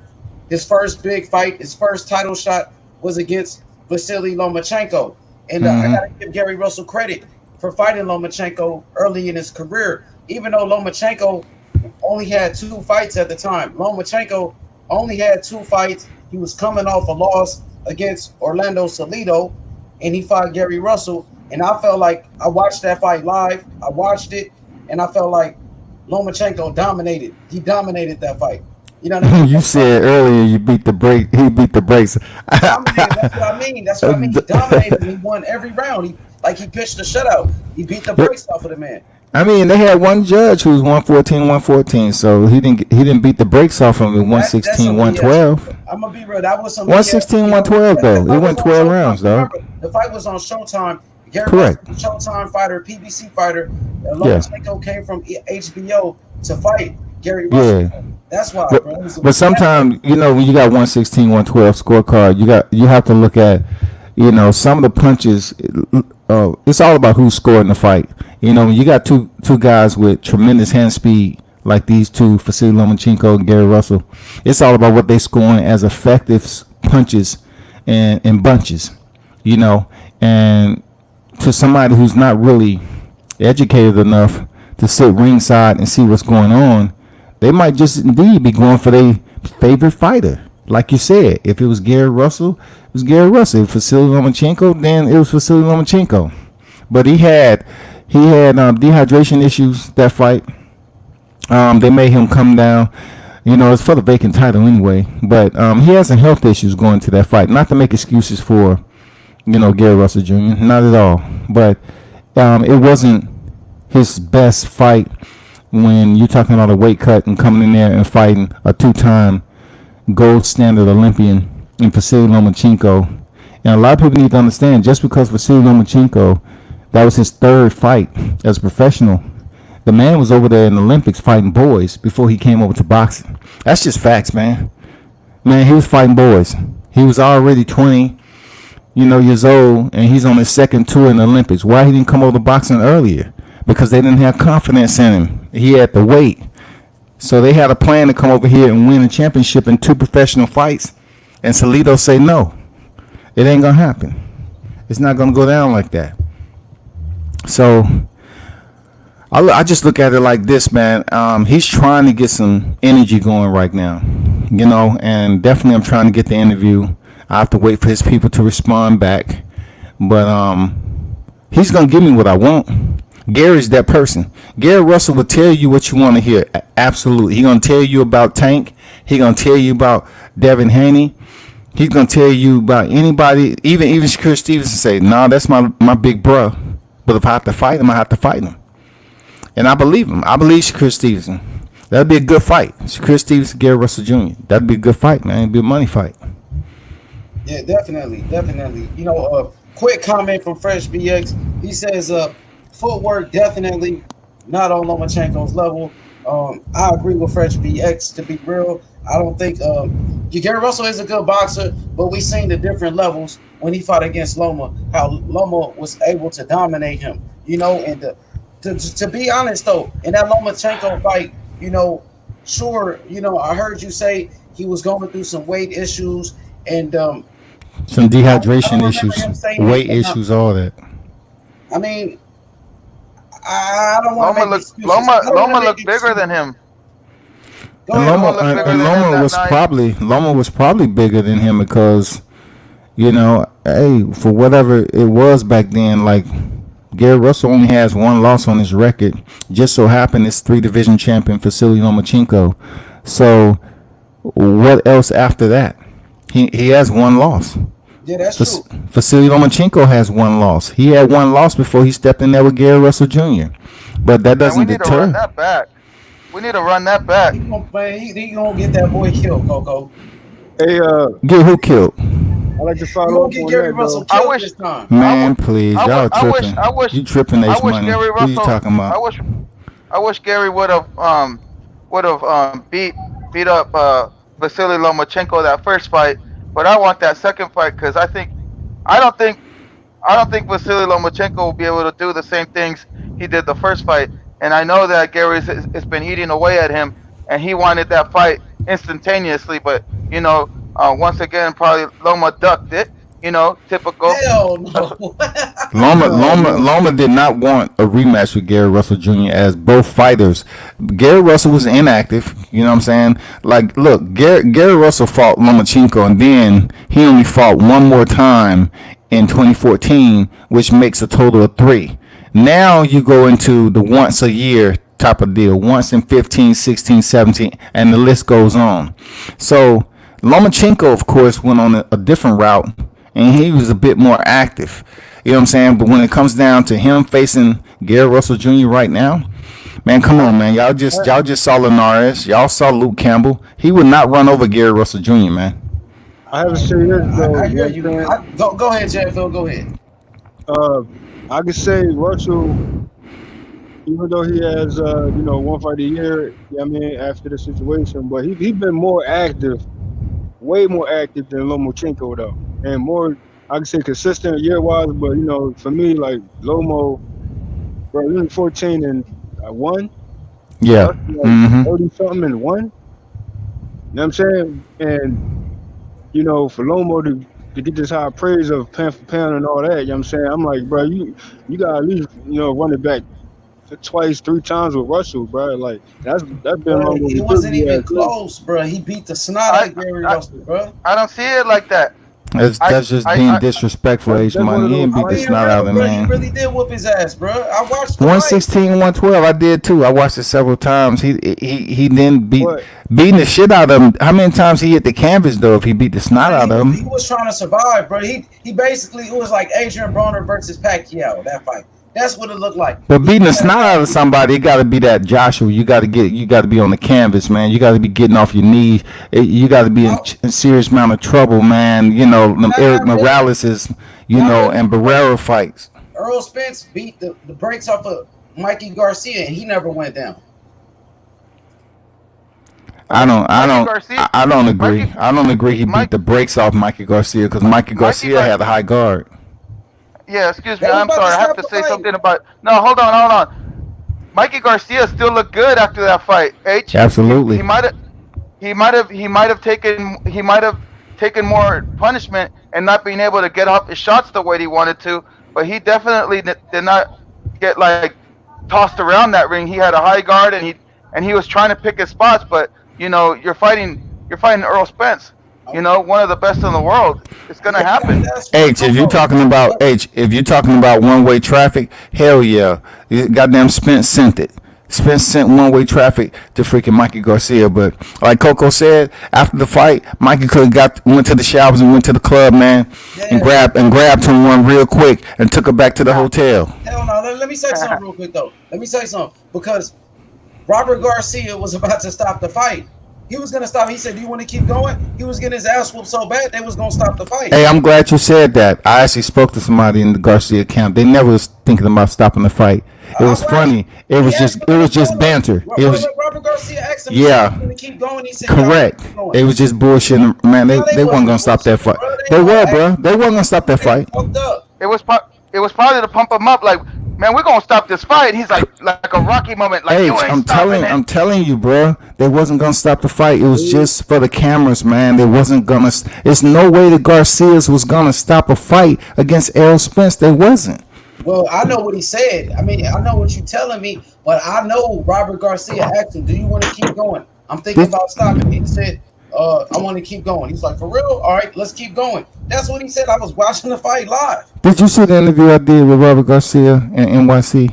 Nah, I'm gonna go check it out. I'm trying to see. I need to look at that interview again because I want to know if we was conversating on record when we was talking about that or off record. But he told me, man, he was just talking to Mikey Garcia, sort of what Coco was talking about. He was just talking to him, man. Mikey Garcia wasn't in enough trouble up top. He wasn't taking that punishment to the point where he was stumbling and all that. It was just banter, man. It was just that on TV, talk to your fighter, some bullshit, and send him back out there to fight. Robert would never stop that fight, ever, bro. But here's my thing. I still feel as though there should have been a run back with Russell and Loma. It's just one of those fights when you meet that opponent that is worth a trilogy. You know what I'm saying, or possible, a rematch. You know what I'm saying? It's just one of those fights that deserves a rematch or possible trilogy. You know what I'm saying? And maybe he'll perform. Maybe Bruh, he'll be better in the Their second skills are fight. very comparable. Their skills I'm are very sorry, man. Shout out to comparable. Gary Russell for fighting one time a year. You've been fighting once a year in the past 5 years. It's been 5 years Yeah, straight. He's been fighting once a year, bro. Well, he he's should been have. winning, bro. He should He's Well, been he's not winning. relevant. He's not applied relevant. the Canelo effect. You know what I'm saying? You know how He's not Canelo took a relevant, loss bro. to Gary, what Mayweather, have you done for me in these streets? and then What have you what done for me Canelo did after lately? that. Dang, dude, how's it, man? Gary Russell's is the longest reigning WBC champ in the game right now, man. He capping too. And another thing he doing World Combat Sports, I'm being critical because I gotta be real. What has Gary Russell Jr.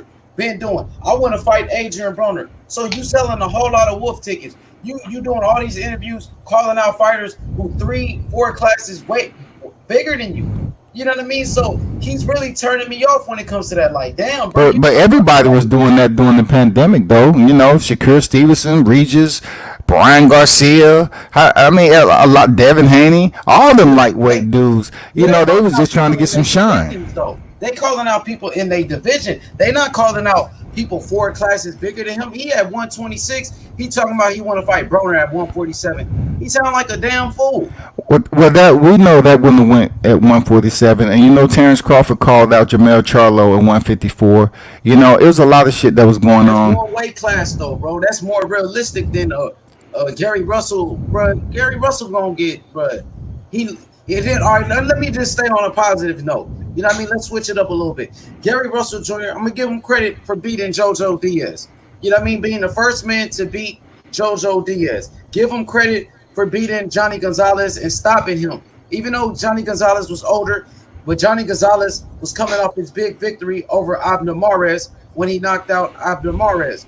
So he beat Abner Mares. No, Gary Russell beat Johnny Gonzalez and he beat JoJo Diaz. So we give him credit for that. So what's next for Gary Russell? He Let talking me ask about, you this: did you watch the fight between JoJo Diaz and Gary Russell? no, I didn't. I watched the Johnny Okay, Gonzalez okay. fight. I Thanks for watched Johnny being honest. Gonzalez though. Thanks for being honest. You need to watch the mastery.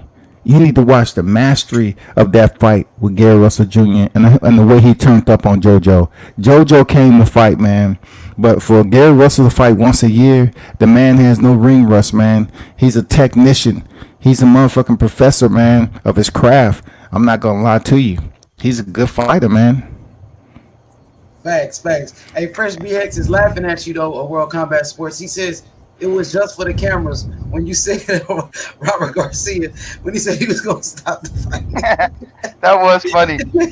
Hey, BX, you It was wild. just, to the state of what was going on with Mikey Garcia. He was getting one way traffic, and you know what as I do anything.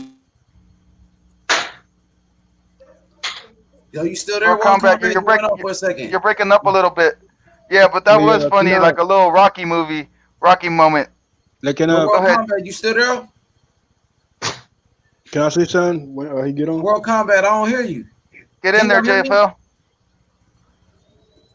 Yo, y'all can hear I'm me? waiting for Yeah, combat. we hear you, H. Go ahead, JFL. Go ahead, JFL. World Combat, we can't hear you. Go ahead, I want JFL. because I want to combat hear what I said too, but I'm all right. So although Russell one fight a year, he like 30-0 or 30-1, and it's good that you got this comparison with Eddie Hopkins. Now, I mean, and if you go to if you look at Eddie's skill set, is it compares to a Russell. You know what I'm saying? Russell, he is a technician. Hopkins was a technician. You know what I'm saying? But at the same time, they both, seem to have like this shell and, don't turn up as much. You know what I mean? And then they just lack a certain savage switch. You know what I'm saying? But if you're going to compare like resumes and stuff, it's pretty much the same. You know what I'm saying? Because if you think about it, Lomo loss is like uh, Eddie losing to Tracy Patterson. You know what I'm saying? And Russell went over Diaz. That's like Hopkins win over Hector Xavier, whatever his name is. Not Sanchez though, but or Dorsey. You know what I'm saying? So it's kind of like it's still similar in the sense of a good comparison, resume and skill set wise. Absolutely, absolutely.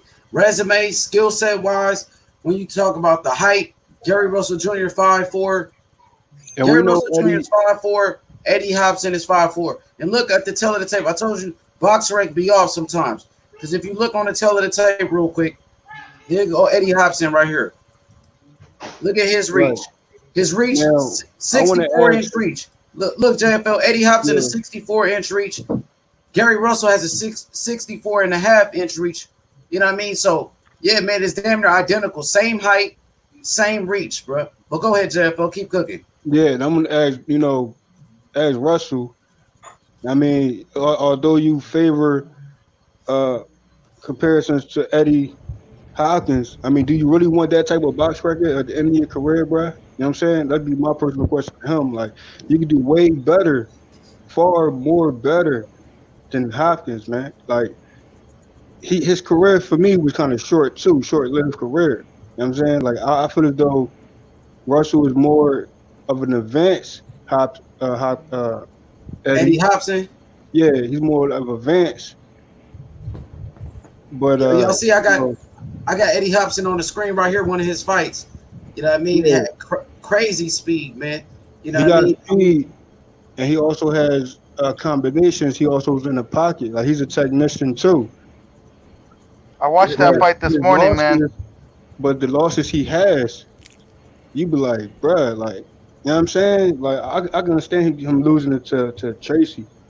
Yeah, I Tracy mean, Harris Patterson. He was a hell of a fighter, but Tracy Harris Patterson was the son of the great Floyd Patterson, bro. You know what I mean? Floyd Patterson is the youngest heavyweight champion. He was the youngest heavyweight champion of all time until Mike Tyson broke his record. So, right. But yeah, the he was thing a hell of a is, fighter, bro. He wasn't no Tracy, bum. right? And but thing is, no, Tracy lost to Gotti, bro, twice. Yeah, he lost it. Yeah, he lost to Arturo Gotti, but he also dropped Arturo Gotti too. And Gotti was a legend though. That was a young Gotti too. Yeah, Gotti was Yeah, a legend for taking extreme amount of punishment, but he was a tough dude. I can't take nothing away from him, man. he lost to Eric Morales too. Yeah, He had one a of my favorite terrible fighters, Eric demise. Morales. So it's like for Rest me, in I'm like peace, Russell. Gotti. Like you can do way better in competition and names. You know what I'm saying? Like you go to Eddie Hopkins, like who like what names he really got on his resume. You know what I'm saying? Like for me, it's like Russell need to step up more, be more consistent, 2 fights a year, big names, you know what I'm saying, and surpass one of the legends, you know what I mean, that you reflect. You know what I'm saying, that you not resemble, but skill set wise, you technicians. You know what I'm saying? So, Look at I that only can read hand off speed, a few bro. names off of Russell box rec, bro. Like only Diaz and Lomo, bro. And the other fights in between is good, Yeah, credible Johnny fights, you know what I'm saying? Johnny But Gonzalez, Jojo Diaz. Jojo Diaz is he a need to good step fighter, up but for I'm me. not gonna say. Look at that hand speed, bro. That's that Gary Russell hand speed, right? Look at this. The man threw about 30 punches in 10 seconds, bro. That's crazy. You know what I mean? But yeah, man, Gary Russell is best. And that opponent, Go ahead, Coco. I I'm think sorry. that opponent was 14-14 though. Yeah, this was one of his first fights, though. This At is the like time. one of his first Yeah, fights. So everybody come up in the game and they start off, taking baby steps. But he was a world champion. He was yeah. an IBF world champion. Gary Russell Jr. is a world champion. WBC. Eddie Hopson was a world champion. IBF. I mean, even Hey, if you lost to Lomo, that run back later on might can happen later on. I mean, long overdue, if you ask me. But in the meantime, Look at this nigga. get Look those at this names. nigga's hands. Oh my god. That motherfucker had hands, dog. That's crazy. But the Bro, hey, thing is, World Combat. oh yeah, I meant to mention. You see that? You see what he do? Like he turns up. He turn on us. I can't really say he got a switch too. He just throw punches in bunches. But I'm talking about like he lack a switch too sometimes. And I Yeah, he mean, did. He was switching. He was switch hitting. You're right. Look, he had great feet, bro. You know what I mean? The thing about him, he got knocked out by Tracy Harris Patterson, and he was never the same fighter again. But this dude had tremendous skills, bro. You put Eddie Hopson in this era with these boxers, man, this dude be dominating most of these dudes, bro. You be whooping their ass, bro. You know what I mean? Look at that right hand to the body. But look at that hand speed, bro. Blazing, lightning. Bro, for me, he was like a. Look at that shit. Oh! Let me run that back. Hey, but you know what would happen? Look at this Coco. You know, hold on. You know what would happen with him in this era? He would be getting ducked. But those shots are coming off the front glove, though. You know what I'm saying? Like, they look pretty, but all of them ain't hitting him in the face. Oh, yeah, he's not landing everything. You know what I mean? But it looked good, bro. Like on some Sugar Ray Leonard type-ish. Like, you know what I mean? He throwing a flurry. He was just throwing a flurry, showing off his hands. He has skills, though. World Combat, where he was trained by Lou Duva, you know what I mean? With Lou Duva, with the great Georgie Benton, you know what I mean? He was, you know what I mean, from main event promotion. So the dude was the truth, bro. I can't lie, bro. You know what I mean? But his career was kind of short, you know what I mean? I think he was like a Gary Russell Jr. He was the Gary Russell Jr. of that era for sure. He got some good hand speed. I ain't gonna lie. He got some good hand speed on him for real. 10-year career. My thing is 10-year career. You know what I'm saying? Like for me, this opponent he fighting here, it shouldn't go no more than that. He should put him away. And all that fancy punching and all that is cool. You dancing, playing around. Bro, you can get him out of here quicker than what you think. You know what I'm saying? You just prolonging the rounds for no reason.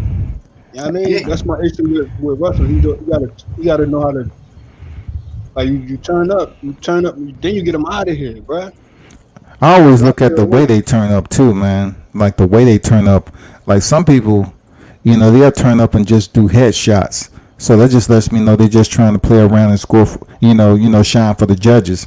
But the real ones, they go to the body, they dig the hooks, and then they may shoot an uppercut at 12 o'clock or come with a hook up top. They really there to punish him and fold their opponent up. Some guys, like what he was doing, he was just, giving a show of a flurry of punches up top, off the gloves. Sometimes, some went through or not. But I don't think he was really trying to finish. I think he was just trying to look pretty myself. For sure. World Combat, before you fell off, Dan, I forgot what you were saying.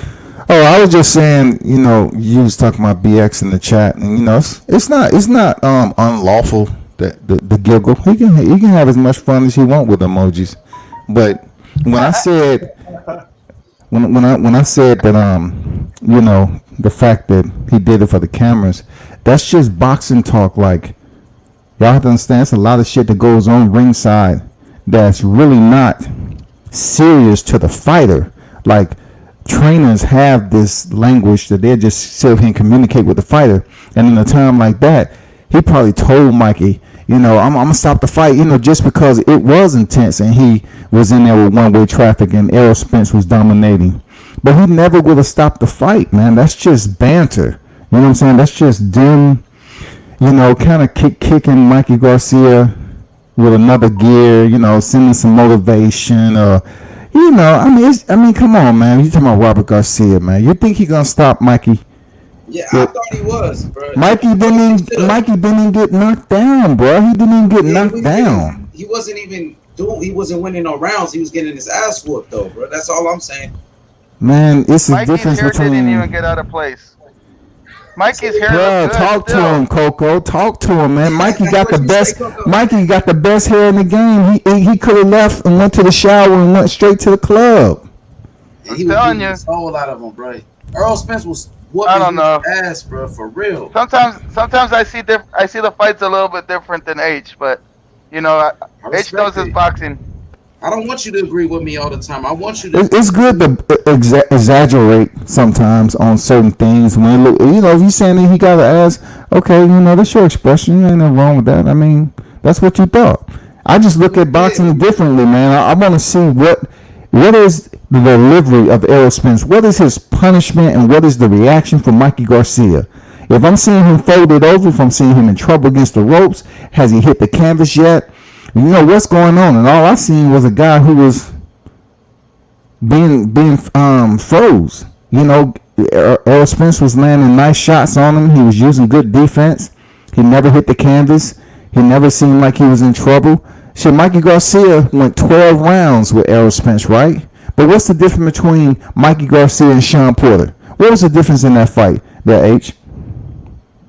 The difference, Sean Porter was able to win rounds. Sean Porter got knocked down in the 11th. That's the difference.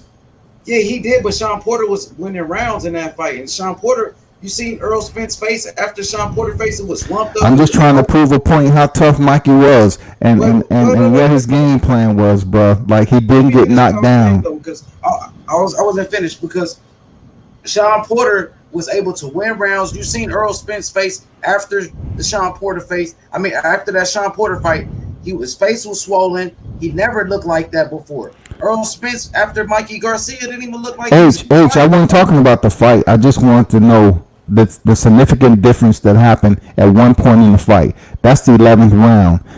Okay. Errol Spence, and what you said, it makes sense. But Errol Spence knocked down Sean Porter with a left hook in 11. He didn't get nowhere close to doing that with Mikey Garcia. Nowhere close. Running, bro. Mikey was running. Mikey was trying to survive. Oh, he wasn't. How he was running, H? He wasn't running in that fight. He fought to survive. He wasn't trying to win. No, he was going side to side and working the jab. Man, Mikey Garcia running. Come on, man. Even when he fought 140, even when he fought Sergey Lipinets at 140, he was boxing off the back foot. And when he chose to come forward and parry Lipinets touch jab and then crush him with that right hand, man, he was fighting off the back foot. Whenever he wanted to close distance and come forward, he did. And he got the belt and then vacated. Mikey ain't no runner, man. Man, Mikey ran against Spence, and I know one thing, he wasn't trying to compete. Facts. He was trying to survive. Not a runner. Well, let me finish real quick, Coco, because Mikey was trying to survive against Spence. He wasn't going in there like Sean Porter was going in there, bro, fighting fire with fire. Sean Porter got caught because he was in there rumbling. Mikey wasn't rumbling. Mikey was. Why would he want to rumble though? That was his first time though. Let me finish. Mikey was running. Mikey was trying to survive, bro. He wasn't trying to get knocked out. Mikey, him winning the fight was going 12 rounds with Spence. I won 12 rounds with him, and I didn't get knocked out. That was him. That was his glory he had in that fight, bro. You know what I mean? So now we over here talking about how he won 12 rounds with Spence. He didn't get knocked down because that's what he was fighting for, bro. He was fighting to survive. You know what I mean? And Porter was in there rumbling. No, as Mikey said, he was better than Errol Spence in a lot of areas, and he just couldn't prove it. I don't think he went in there to do anything but try to test his will against the best in the welterweight division, and he wanted to go in there and see what it was to make his debut against Errol Spence Jr. That was a tough task in itself, bro. Very tough. But he wasn't running. He wasn't running, though. Pull that fight up, bro. He wasn't running. Pull that fight up, bro. Come on, man. You pulling up everything else, man. Pull that fight up so we can assess the goddamn performance. Consensus. Can I say something? Yo, what up, Gusto? Look, I'm looking at King Mitch in the chat. Even King Mitch, another person says Mikey didn't look hurt, but he said that first time he got beat. You know what I mean? What did he say about Big G? Where he say? There we go, right here. King Mitch says Big G wanted to stop the fight, and that's a fact, bro. I'm not here capping. I'm not lying, bro. Everybody knows. Man, hold on. Mikey called out Spence. Pizza? What up, man? What up, panel? What up, World Boxing Combat? What's going on? What's good, man? Everybody in the panel. Going for the Gusto. How you doing? Okay, Gusto?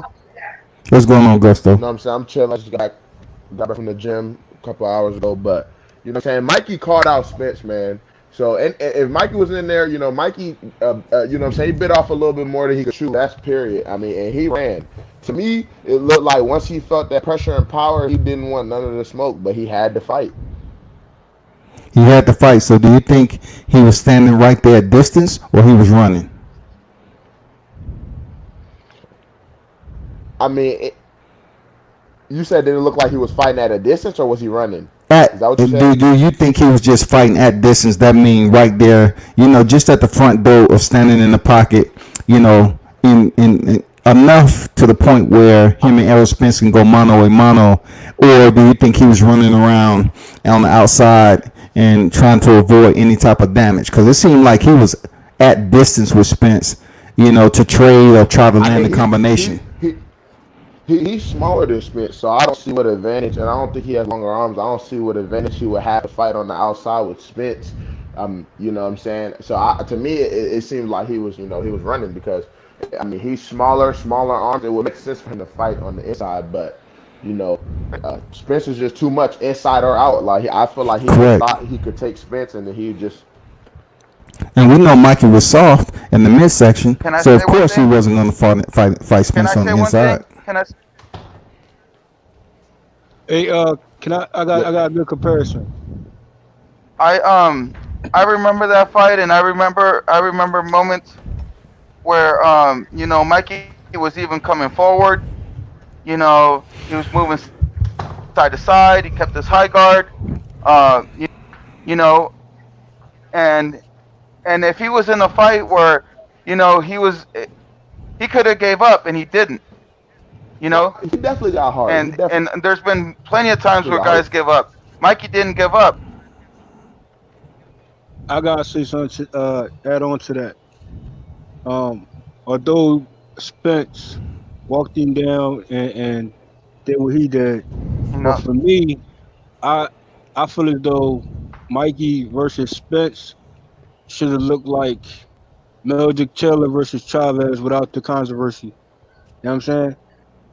One thing about Chavez, once he was getting beat up, like brutal combinations, and he was getting that work.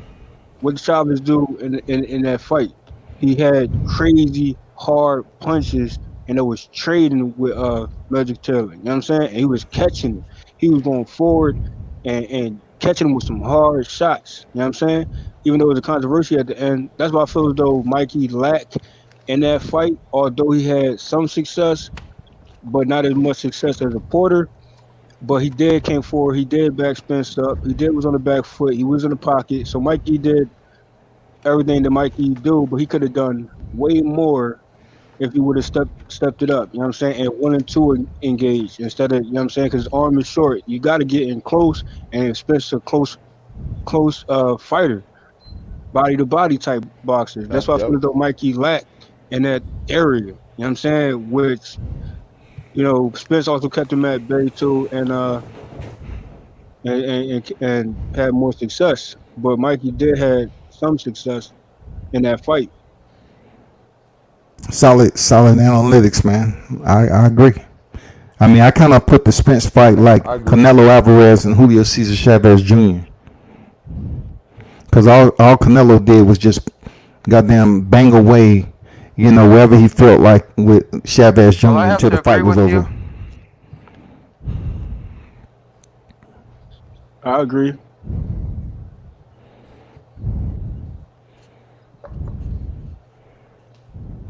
What's going on? Y'all there? Yeah, I'm here. What's good? I want to say I can't wait to see Earl Spence fight again. When we have this many people on the panel, it's almost good that we are having these pauses to give each other a chance to talk, so we're not stumbling over each other. Facts. So that's definitely a good thing to see that everybody's being respectful and letting everybody get their points out. But yeah, man, I can't wait to see Earl Spence fight again, man. How do you feel about that, H Money? Spence, man, I love Spence. I want to see Spence possibly take that Maurice Lee fight. You know what I mean, against Maurice Lee. You know what I mean. People talking about Spence versus Danny Garcia. Spence is coming back. You know what I mean, from that car wreck, and I think it'll be good for Spence to take a Maurice Lee fight, possibly at a catch weight or something like that. And just, yeah, man, because coming back off of quarantine, he's coming off of quarantine. He's coming off a car wreck. In Jesus' name, I pray. Amen. He doesn't even have his teeth in back yet, bro. So he still got He still got those Hey, pokes in his mouth. hey, H Man, Money, I would like In to. Jesus' name, I pray, man. Hey, I wanted to, you know what I mean? I like to have that type of conversation on a freestyle, free smoke session. You know what I'm saying? I For know it's real. comparison and all that, but you know, I like to really go in on a lot of topics that currently was going on, and you know what I mean. So maybe we can set up a free smoke freestyle live, you know, chat. You know what I mean? That'll be what's up to do. You know what I mean? For sure. You know, tomorrow we got boxing, so you know what I mean. During those the undercard fights, yeah, man, we could talk about everything. You know 'Cause what I I really mean? agree with this Morris Lee situation, there, Ryan situation. You know what I mean, so forth, so forth. So, but I you got you. know, Yeah, we can do that. We I'm can gonna do be that. back over my channel tomorrow. You know that I gotta talk about these fights live, man. You know whoever want to jump over, they can jump over. You know, no Yeah, yeah, problem. yeah. Everybody, you nah, know what I'm saying? I'm gonna show Go. love. I'm gonna That's what I'm check you saying. out. Go subscribe to his channel. Go I'm gonna subscribe. drop be the there. I'm gonna drop the link early tomorrow. I'm gonna drop it before it even starts. So, you know, if y'all want to come over there and chat it up, man, it's all good. Hell yeah, we gonna turn up. We gonna turn up, man. Matter of fact, I'm about to drop the link to your channel right now. Oh, I'm gonna have a shot of Hennessy for everybody on deck. I don't know how you Well, I gonna got a sip it, but question. I'm gonna have mine. Heck yeah, hell yeah. Hey, Jared Anderson fighting tomorrow, the real I big can't. I But baby. can't here's my respect question though: Who? Go ahead, Jeff. I'm sorry. Go What ahead. the should I mean, real be? big babies. Now, what should be Russell next move? Like next logical fight, like 5 fights in, like. Cause for me at 30-1, bro, like it's for me get those names, bro. Like 10 more fights, at least show more of a consistent effort going forward. Because I believe he can get to like 40 something and one, or like I think he can go that far. Um, and he wasn't in a consistent uh boxing wars and certain fights. You know what I'm saying? He only did one fight a year, so he's not damaged goods. So he's still fresh, in my opinion. So he should turn up after, at this point in time, you know what I'm saying, and really get those bigger fights that he want, you know what I'm saying, and get those names, you know what I'm saying. So who you feel like? oh, the I next feel fight for let's Gary. start. I already know. I and know who Let's I look, let's want to see start. him fight. Let's start one at a time. Okay, Let's start. Okay, let's start with D Hodges. hello. I Who do you can't talk. think is the best fight for? Yeah, hold on, D. Who do you think is the best fight? The next best fight for Gary Russell Jr. Shit, I don't know. I always want them to rematch Lomachenko, but I know that ain't gonna happen. I ain't gonna lie. I really don't know 126 that well. I really don't. I really don't watch it, but So I would love to it's see him not rematch it's, Lomo because I think it's he'll not do better against this Lomo this channel. go round. He need that. He need because the Gary Leo Santa Cruz ain't gonna fight him, so he ain't got. Who you got? D Hodge. Go down your list, like 5 fights. Like how you think he should move going forward? No, you gotta name the people. That's why I said y'all gotta name them for me. I don't watch 126. so you. Hey, I got a quick question. So y'all talking about Gary Russell at 126, or are we talking about Gary Russell going to 130? Is he moving up? I mean, I think On he should Combat go. Sports or what? Is he moving up? What's Yeah, going on? yeah, that's his plan. Move up because most of his weigh-ins, if you see him, you know he's at 140. Okay, so all right, Can I ask a question? go ahead, Coco. Um, would it be too hard to merge a fight between like the name that was mentioned earlier in the show, Shakur Stevenson? Would that be too complicated because of Top That's Rank what I was and about to say. the PBC? Shakur Stevenson is not even in the radar, man, for Gary Russell Jr. It ain't no way because he's trying to get that Josh Warrington fight to unify the division. I got the name. Okay. I know my answer is But going to be short. Go ahead, Coco. Okay, I'm hold sorry. on, H. Let me just ask another question real quick.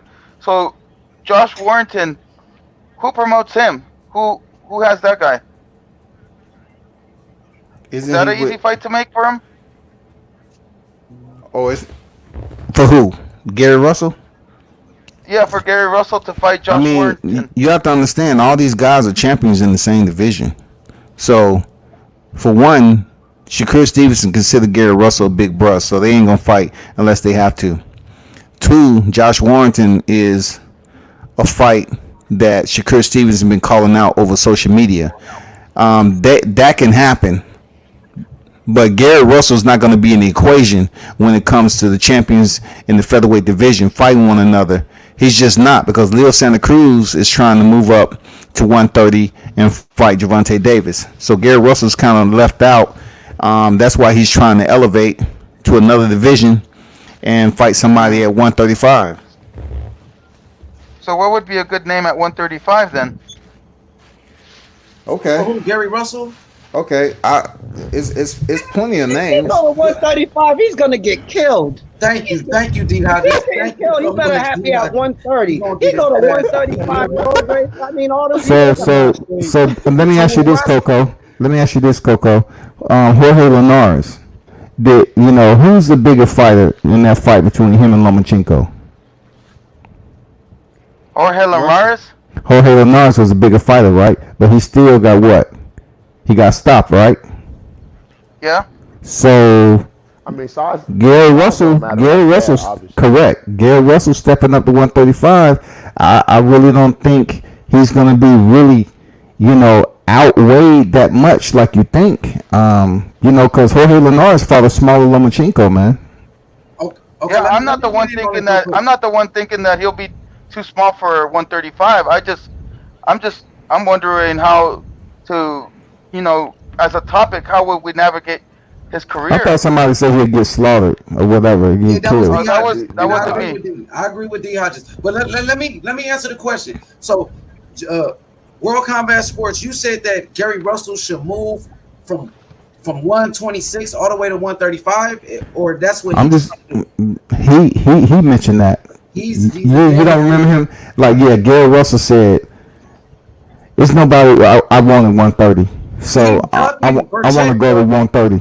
Burchett, bro. The fight is Burchett. No, he ain't buck. He want Burchett, but guess what? Burchett is trying to fight either Jamel Herring or JoJo, something like that. I forgot. Burchett is trying to fight Jamel Herring or another champion that's in the division to unify. For sure. Look, let me say this. Let me just answer the question Coco asked real quick. Let me get my answer. I feel like this. Gary Russell at 126. Why? First, I think he's been doing a lot of capping on the internet, talking about he's going to move up to 135. He's going to fight Devin Haney. He said he wants to move up to 147, fight Adrian Broner. Man, dude was right. Well, let me finish. Let me say this real quick, then you come in. I'm saying the next move, Coco, Gary Russell Jr. and JFL, who asked the question, Gary Russell Jr.'s next fight should be against Miguel Burchett, a world champion at 130 pounds. He's at 126. Gary Russell's at 126. Move up to 130. Fight Burchett for the world title. You know what I mean?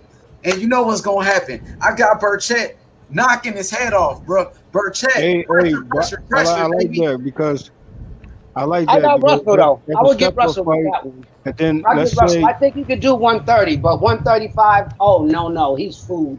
He better stick with 26 and 30. You remember? Go ahead, Jeffo. I can't write off Russell at any weight. You know what I'm saying? Because for me, I think he's long overdue. He should have been moved up years ago. You know what I'm saying? I think he's suitable and he can hold the weight from 126 and he can gradually move up to 147. But it's how consistent is he? You know what I'm saying? To do that. You know what I'm saying? So he's been at the divisions this whole time, 30 fights in. I'm like, bro, it's time to move up, man. Dude, at 147, Mikey will spark him at 147, and he's the weakest welterweight. I'm talking about. You talking about Mikey? Mikey? Nah. You talking about Gary Russell 147? That's way too little. No, I'm not. Mikey ain't fighting at 135 no more. Yeah, I'm saying, but if Mikey was at 130, 135, who would you favor in that fight? I would favor Russell over Mikey. He ain't got no power, bro. Gary Russell is feather fisted, bro. The man ain't got no power, but he's pillow fisted. But he can box though. It's boxing. The game is boxing. He can box. You're right. He can box. You know, but them dudes. But what about? I think Burchett would give him some problems. Burchett is a beast. Hell yeah. Absolutely, he is a beast, but it'll be a good fight. I just put it as a good fight. I don't see Burchett walking over um, Gary Russell Jr. if he was to go 130, because he just basically said he didn't want anybody at 130. Why You not? You know, don't want to be a champion, bro? You gonna skip a weight? That's a duck he's move.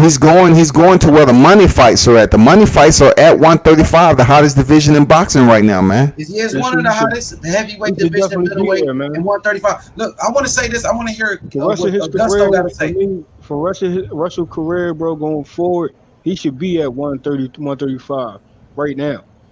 Okay, I want to hear what Gusto got to say. Let me just say this: what type of shit is that? You talking about ain't nobody at 130 for me, this and that. Just say you don't want to fight Burchett. You got Burchett right there waiting for you, bro. That's a big fight. A Mexican superstar. He got a whole country behind him. Floyd Mayweather fought all the Mexicans. You know what I mean? Come on, they got Mexicans buying tickets. Mexicans love boxing. That's a big fight. He's ducking Burchett. But I want to hear what Gusto got to say real quick. He's not. He don't want Burchett, man. He definitely don't want to. Like, if he said that there's no fights for him at 130, you know what I'm saying? I don't think, what I'm saying, he's gonna want to step in there. Burchett, that's a strong puncher, versus yes, Russell can box, has lightning quick, what I'm saying, hand speed, but I don't know. I don't know if he could take them shots at 130. And then 135, I mean, who was y'all saying who would he fight at 135? That's my take on that. For sure. But why would he skip 130, bro? You're gonna skip a whole weight class. That's some weak ass shit, bro. That's weak. That's an excuse to try to duck Burchett, bro. What were we saying? Hold on, H. What were we saying the other day, though? Remember we said that not many greats are capable of hopping up 2 weight classes like Manos de Piedra, Duran did to fight Sugar Ray Leonard. It's not been done a lot. That could be the big splash. He needs to go into a skip one and get into a higher division and try to make a splash. I hear you, Coco. He gonna go up to another 2 weight class and get his ass beat, Coco. But that's the what I think. like H Money said, go ahead, JFL, go ahead. Like H Money said though, like if you know his name at 130, I'm expecting him to go to 135, which I feel like that's gonna be his more natural weight at 135, in my opinion, because he has the stamina. I believe he has a chin. He wasn't really in the boxing wars, like except for a Lomo fight, maybe a Diaz fight, but he's not damn as good as bro. So he could actually move up to 130, 135. But if there's a name at 130, get him out the way. You know what I'm saying? And then that'll put you back in the conversation. You know what I'm saying? And then you can actually go up to 135 and meet where everybody's at. You know what I'm saying? Because you got Lomo, and I'm like, why Lomo not moving up? You know what I'm saying? And you know what I'm saying? So Mikey can move up. They can move up, bro. Okay, I want to say this real quick. Read this the chat. Smoke King Mitch coming with the pressure, and we got a question too for World Combat Sports. Look, World Combat boxing champ. He says, World Combat Sports. When are you going live the next time? Tomorrow for the fights. Tomorrow for the fights. Yeah. Boxing champ. He gonna be live tomorrow for the champs. Tomorrow for the fights. Here go the link for his channel. Go subscribe to him. Check him out tomorrow. He's going to be on early, too. So before the fights, we could all get in. You know what I mean? We could all go support the brother, man. You know what I mean? And I want everybody to know I went to his channel and reached out to him. You know what I mean? So, yeah, man, shout out to World Combat Sports, bro. He a part of the family. And my boy, Key Mitch says, he funny. He says, I bet $1,000 Gary Russell Jr. next fight will not be at 135. Me too, brother. Man, that's what really. I'm getting in contact with his people right here. I'm gonna try to get his people on the phone right. If I can, if they still up. It's going on 1 o'clock. For sure, man. Cause man, I ain't gonna say too much. Let's get him on the line, bro. I think he needs to. Go ahead, JFL. Cook up. Yeah, Russell need to step it up, man. Stop and we already know you 30 fights in. That's cool, but out of those 30 fights, we ain't saying too much. You know what I'm saying? So I guess he should definitely step up. He's been talking about it. That's it. If you say it, stick to it, and get to it, and get to that weight where you should be. That's how I feel. You know what I'm saying? Because you lion hearted, right? So if you lion hearted and you want free smoke, make that weight, man.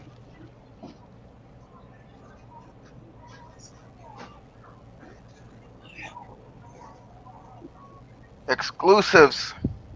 Yeah, but I'm telling you, he better not go past 130, in my opinion. You can't 130. count him out, man. He a technician, D Hodge. No, but I can't lie, because Manny Pacquiao, like you said, H Money, he came from 108. So, Terrence Crawford came from 130. So, I don't see him at 135. I don't see. He it. can hold that weight. He can hold the weight, man, just like Garcia did. Garcia popped up 135 to 140, took on Sergey Lipinets, beat him, and then went up to 147 for Errol Spence, man. People saying the same thing about Mikey Garcia.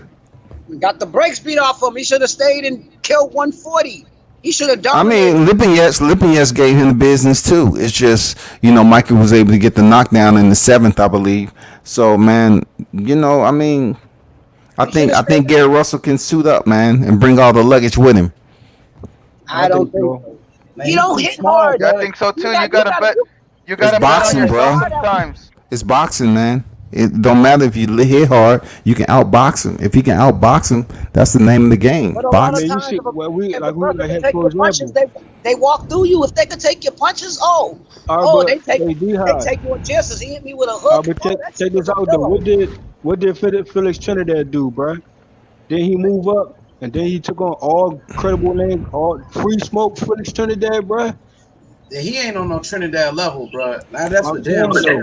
They were saying Felix Trinidad was gonna get washed, and he wasn't suitable for those weights. But he went up and lost certain fights, but he still moved up and still about that free smoke. But So, he ain't. Trinidad was special. Yeah, he was special. Coco's right. Trinidad was special. Let me say this real quick. There's 2 fights I want to see from Gary Russell next. I'm gonna be real. Gervonta Davis, Tank Davis, and my boy Burchett. But Tank Davis is a good fight for him, bro. I ain't gonna lie, that's a good fight for Tank. They both on PBC, bro. That's a good fight. It is. Tank Davis Excellent will fight. win, though. I think that one. But Tank's gonna That's too spark much. him. I don't know, bro. Man, Tank Gary Russell has better cardio than Tank. Let's get that straight. Tank is I gonna don't know, stop him. bro. I think I seen Tank fight. I seen Gary Russell fight. Gary Russell shift gears all the way up to the last round. Dude has great cardio, man. Tank, he went through his first 12-round fight with Yukis Gamboa, and he got tired in between the fight. It depends, because Tank a Kodiak, man. He's a savage, bro. It'd be this how. Yeah, I gotta go with Tank. Tank Davis and Russell. Tank Davis and Russell. It would be like a technician versus A bulldozer. See, Tank goes to the body too. That's what I like about him. He has power.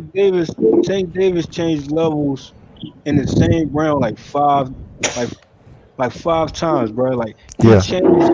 Like, you gotta notice how Tank Davis changed level within one round. Like he go up to like 5 levels in one round, bro. Yeah. True. But Russell, he's consistent with that same level. Yeah. That's the difference. Even though you might say Russell has a better cardio, better stamina, and Tank doesn't need that extra when he has levels to his game, and he adapts quick. I'm talking about quick, bruh. So that's a hard fight, man. I think like Armor, Tank, Russell, like fights like that, man. If Floyd allowed him to step out, and take that fight with Russell, it'll be great. But I'm not sure that's something they have on the front, on the top end of the table because of COVID. You know what I'm saying? Because they want money. They probably want a gate for that. They want PPV. I think Russell wants smoke. You know what I'm saying? It's just you gotta get the twigs and start a fire and get that smoke. You heard me? Well, with Russell, man, he been in the game as long as he is. He might not feel that he have to do that. You know what I'm saying? That might be his mentality. Nah, man, that can't be his mentality, bro. You lion hearted, bro. I heard him speak, bro. Like if he's saying that already, and then it don't make sense because I'm like, bro, your resume is Eddie Hopkins, bro. Mm-hmm. Hey fellas, I gotta excuse myself. It was a good show. I'm gonna continue listening, but I gotta handle something. And keep doing what you guys are doing, man. Love you guys. All right, Coco, Coco, salute, you man. done? I Yep. Coco, salute, See you. man. Thank you. See you tomorrow for the fights. Yes, sir. Peace. Yeah, Like this man. COVID situation, bro, it's like really have people got to sit down and really like figure things out, man. And it's a perfect time is to get contracts back and forth, negotiation time, strategy time. You know what I mean? And bring back boxing in an epic fashion. You know what I'm saying? Like it's just people got to be on top of their game, man, and want that free smoke.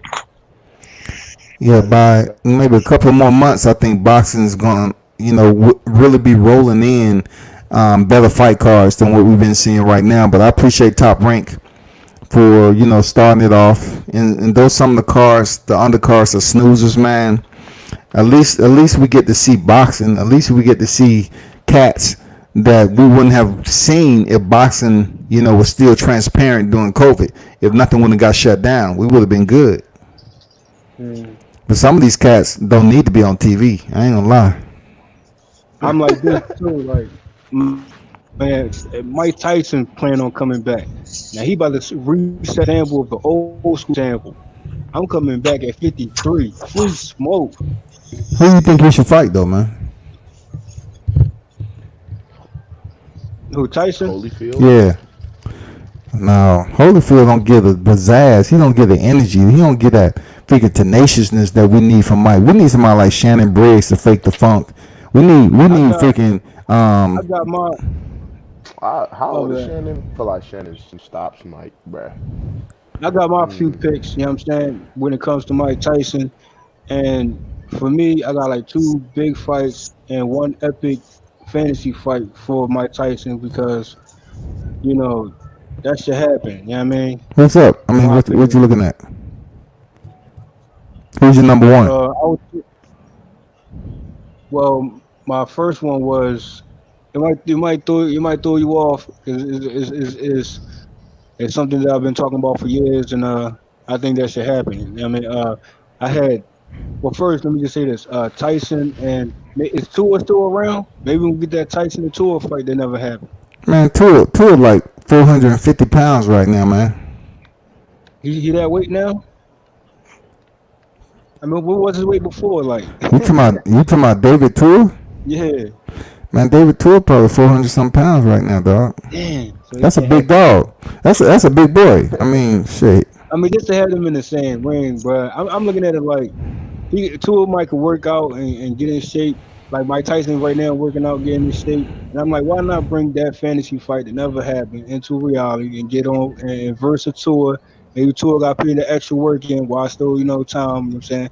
That could be a fantasy fight into a reality fight that we never had, you know what I'm saying? And I think Tua about that life. We know Tua Hawaii, man. We know what type of heart he got, bro. Yeah, for sure.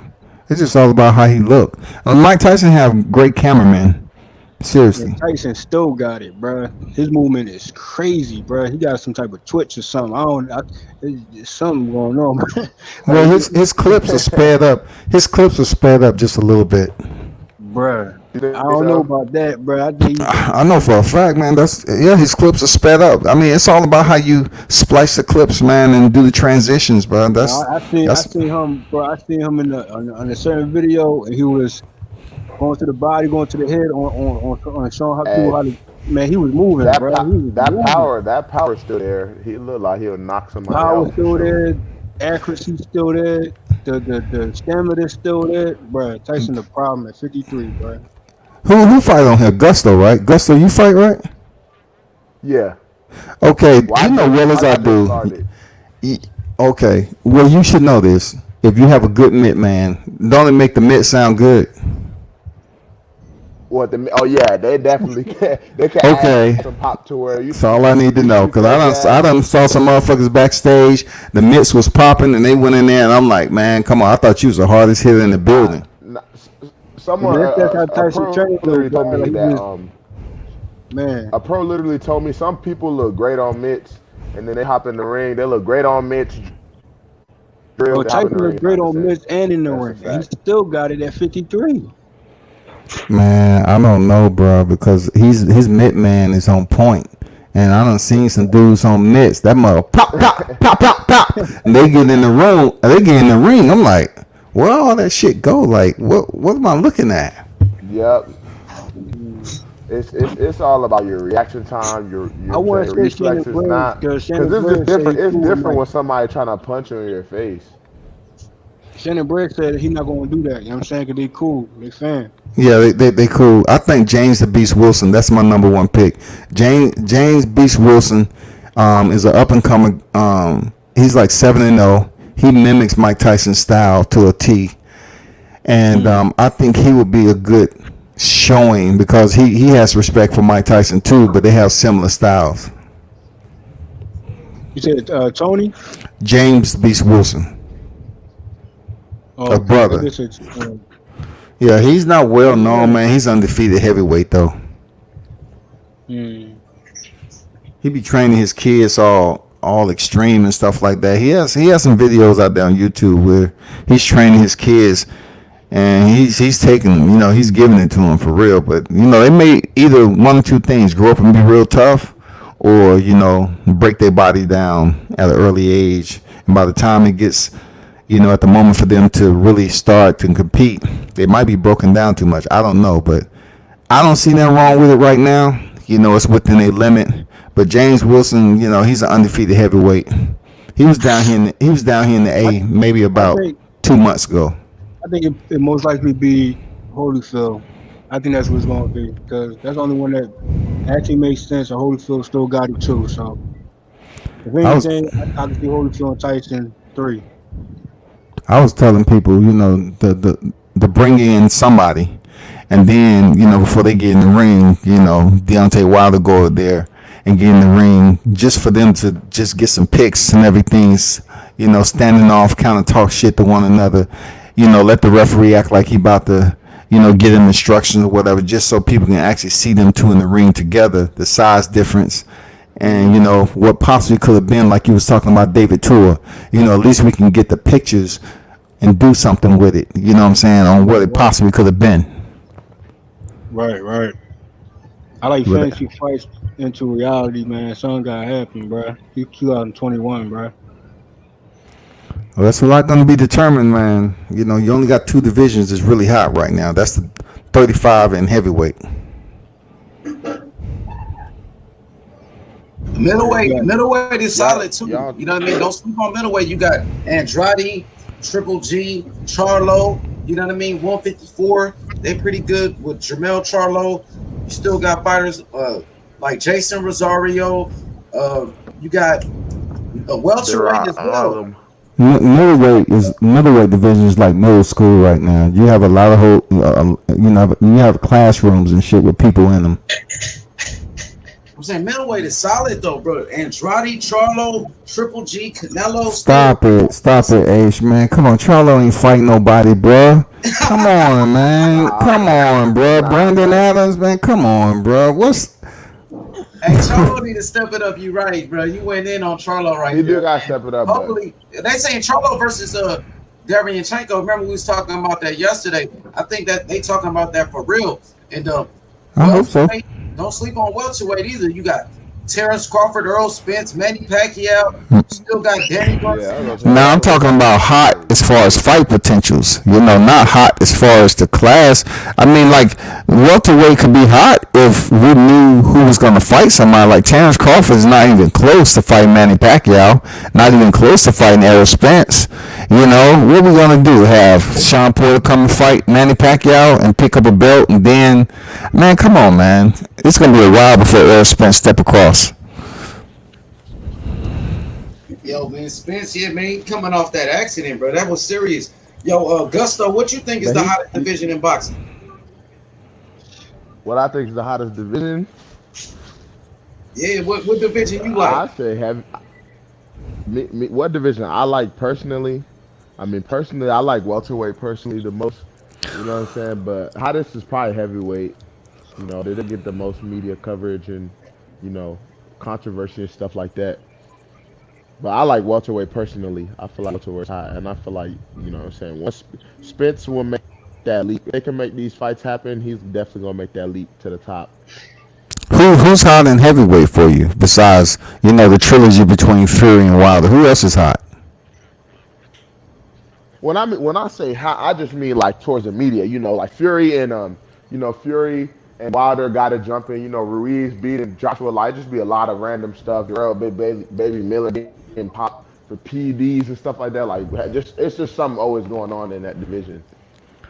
Oh, I was thinking the more so hot as far as matchups we can make with the champions and the top ranked contenders. I'll say Oh, you mean and that sense. Ajaba and Dame Dubois.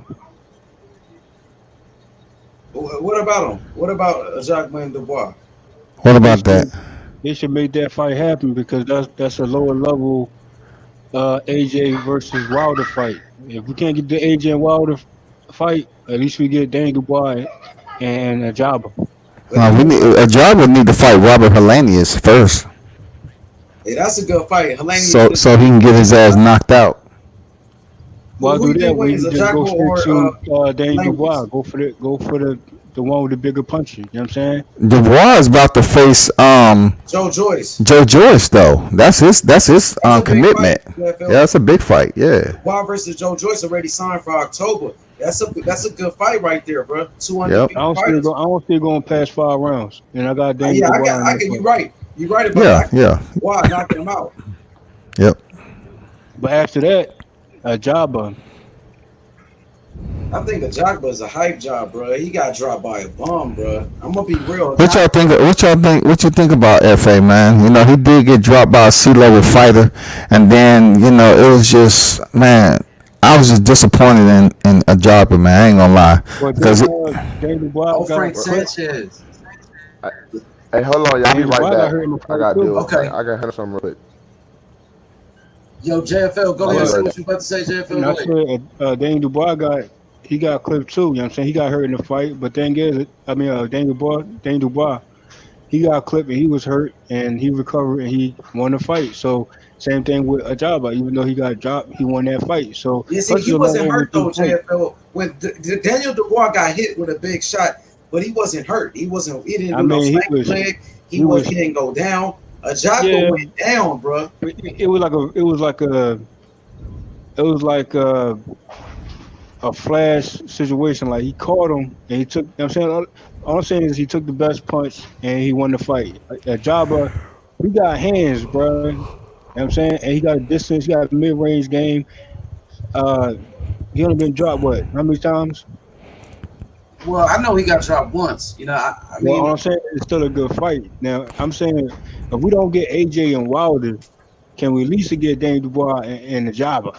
That's all I'm saying because it mirrors both fights. You know what I'm saying? So we saying both fights not gonna happen because that's what it's looking like.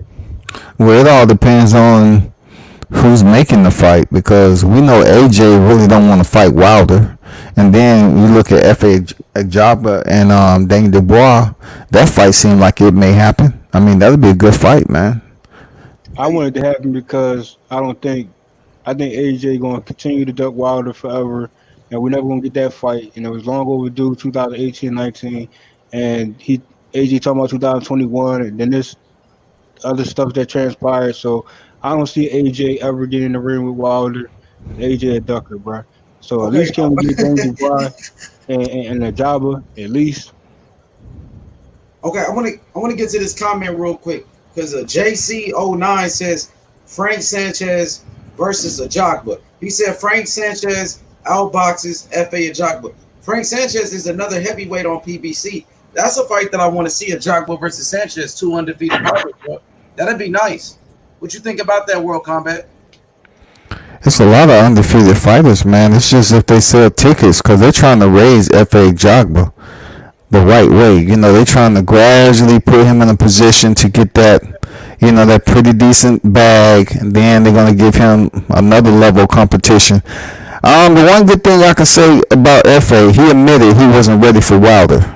So you talking about Frank That's a Sanchez? fight too. Yeah. A job in Wilder. That's an epic fight too. I mean, Daniel Wilder. Wilder would knock him out in Yeah. one round like he did Brazil, man. Real talk. That just F.A. showed. F.A. Jobber don't move his head, man. I mean, because he trades. He stay in the pocket and he trades. So I mean, But the thing Frank is, I still Sanchez like to got see. skills.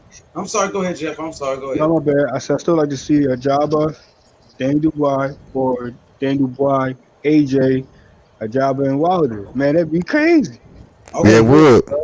Sanchez is only ranked, inside the 15, top 15, in the WBO. Okay, well, man, he got a lot of skills, bro, and he's a Cuban heavyweight, just like Luis Ortiz, and he trains with Canelo's trainer Eddie Reynoso, bro.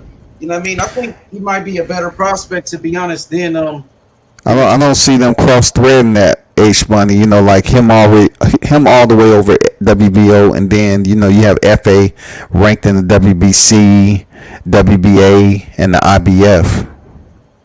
But yeah, you're right then. With the politics in boxing, you definitely got a point there. You know what I mean? So it doesn't make sense. You're right. But man, I just think he's a better prospect, or he's a better fighter than a Jogba all around when it's all said and done. I think Sanchez, if they do fight, Frank Sanchez will beat a Jogba. I agree with JC09.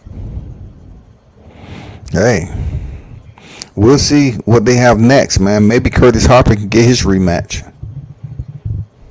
Who that is? Come on, Curtis Harper, man. You know the deal. The man that gave freaking FA Jobber the business before the goddamn. No, the one who walked out of the ring before the first bell rung. Oh, now I know you talking about. A motherfucker said, okay, dang. He split the ropes, went back to the dressing room, and said it was a money issue. That's unheard of, bro. That was insane. Yeah. As soon as you said that, I knew exactly who you was talking about, bro. Yeah, he put the brothers back, when it come to boxing. He put us back, man, maybe about a good 25 years doing that bullshit. Yeah, that's insane, bro. That's insane, man. But yeah, man, I'm excited tomorrow. JFL, the real big baby, Jared Anderson, you know what I mean? Coming through the next Riddick Bowl, baby. Hey, man, World Combat, please bring Jared Anderson to your show, dog. I need that, please, bro. That nigga, hey, he about to be the new king, bro, of the heavyweight division, bro. I think he better than Dubois. I think he got more tools in his toolbox. Coco in the chat. What up, Coco? I don't know if you want to hop back on. Let me drop the link if you available. Shout out to the Don, Coco. Hey, yo, one thing I want to say, World Combat Sports, Coco is kind of like towards your age, too. Coco's like, he's near your age a little bit. You know What's what I mean? my age, H Money? What's my age, bro? I think you told me. I just asked you a question, like, what's my age? You said, if I ain't mistaken, you said you was 50. Yeah, for sure. Yeah, you know what I mean? Yesterday, the day before that, today, yeah, it ain't going nowhere. Hey, yeah, so Coco, you know what I mean? Coco, he really does like what you bring to the table, man. And Coco's a little bit older, you know what I mean? So Coco definitely, bro, he's mature in the game.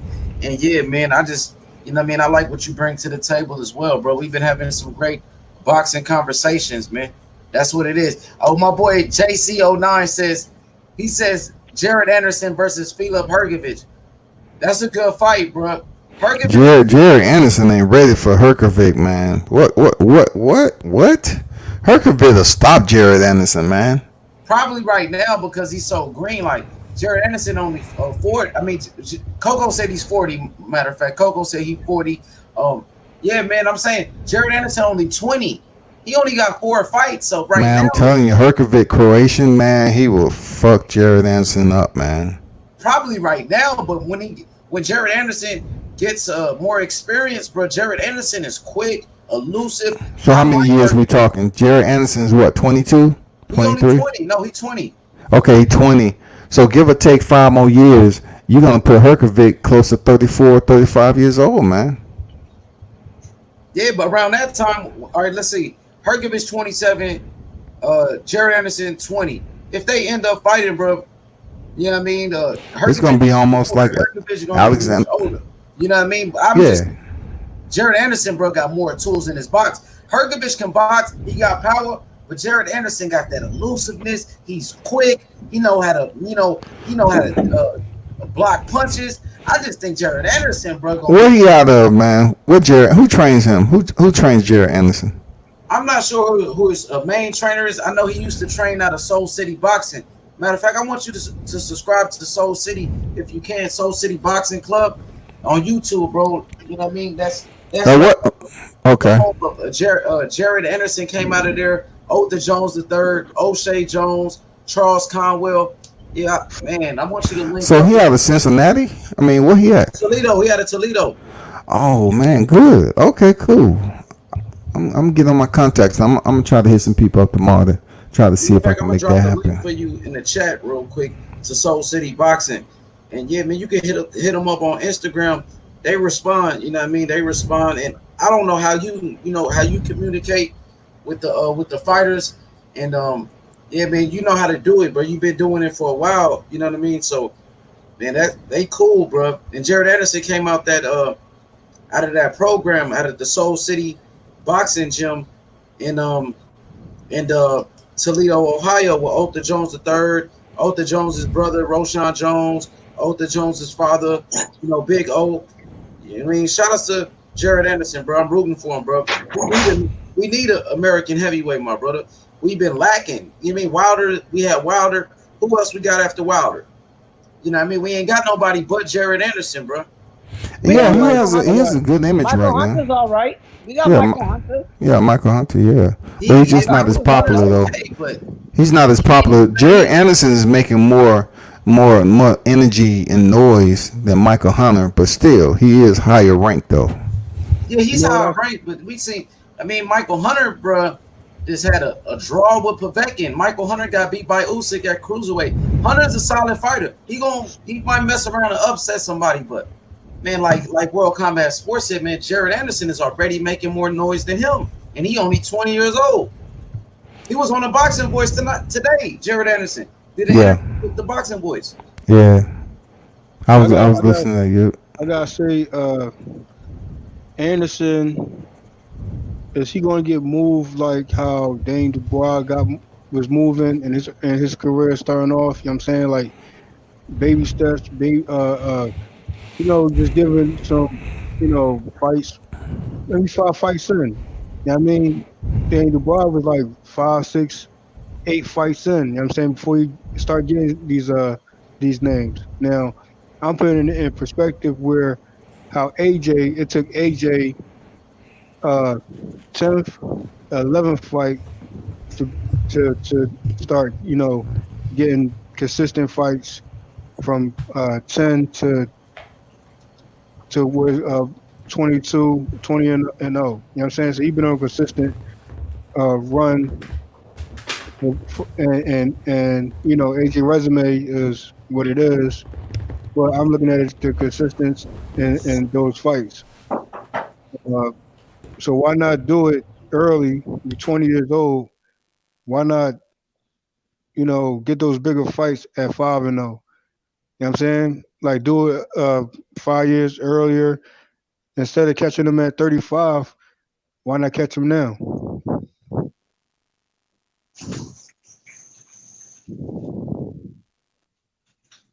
Yo, Coco says he says Jared Anderson is the next Riddick Bowe, man. I agree with Coco. I said 35, but in 5 more years, Hergovich, whatever his name is. Say it again. What you said about Hergovich? The name that you said in 5 more years, he'll be 35. Philip Hergovich in 5 more years he'll be 32, I think. If you add it up, he's 27. 5 more years he'll be 32. So around that time, I can see it makes sense, but I'm like, why not catch him now, early, right now, early in your career, 5-0, 6-0. It goes straight out the gate, man. You know what I'm saying? And fight Hergovich, I don't know about that. They ain't gonna let him do that, bro. He got too much, bro. Bro, he you know whose manager is, bro? Jay Prince, bro, out of Houston. Like, bro, that's the same manager that Floyd Mayweather had, the same manager Andre Ward had, Roy Jones, Shakur Stevenson. Bro, they ain't gonna just let that dude lose like that, bro. How Mike Tyson was moving at 18, bro? Say it again. how Mike Tyson was moving at 18. Mike Tyson was, man, I know at 20 years old, Mike Tyson was heavyweight champion. You know what I mean? Like, that's unheard of, though, bro. So, Mike Tyson was champ at 20. And he's coming back. So I'm just saying, like, if you want free smoke, I'm like, you know, get these warm-up fights, these lesser opponent fights. It's cool to show where you at. He got, Danny Wild finally got Joy Joyce. All of, you know what I'm saying? Like, long overdue, if you ask me, but perfect timing, I guess. But I'm like, if what's his name, Jared Anderson, if you really want to make a name, man, I say start it way early, as soon as you can, bro. 5-0, 6-0. Okay, I need a name, bro. I ain't gonna wait till 10-0, 15-0, and then, you know what I'm saying, nah, bro. Go for the Hergovids right now. Go for the Hunters right now.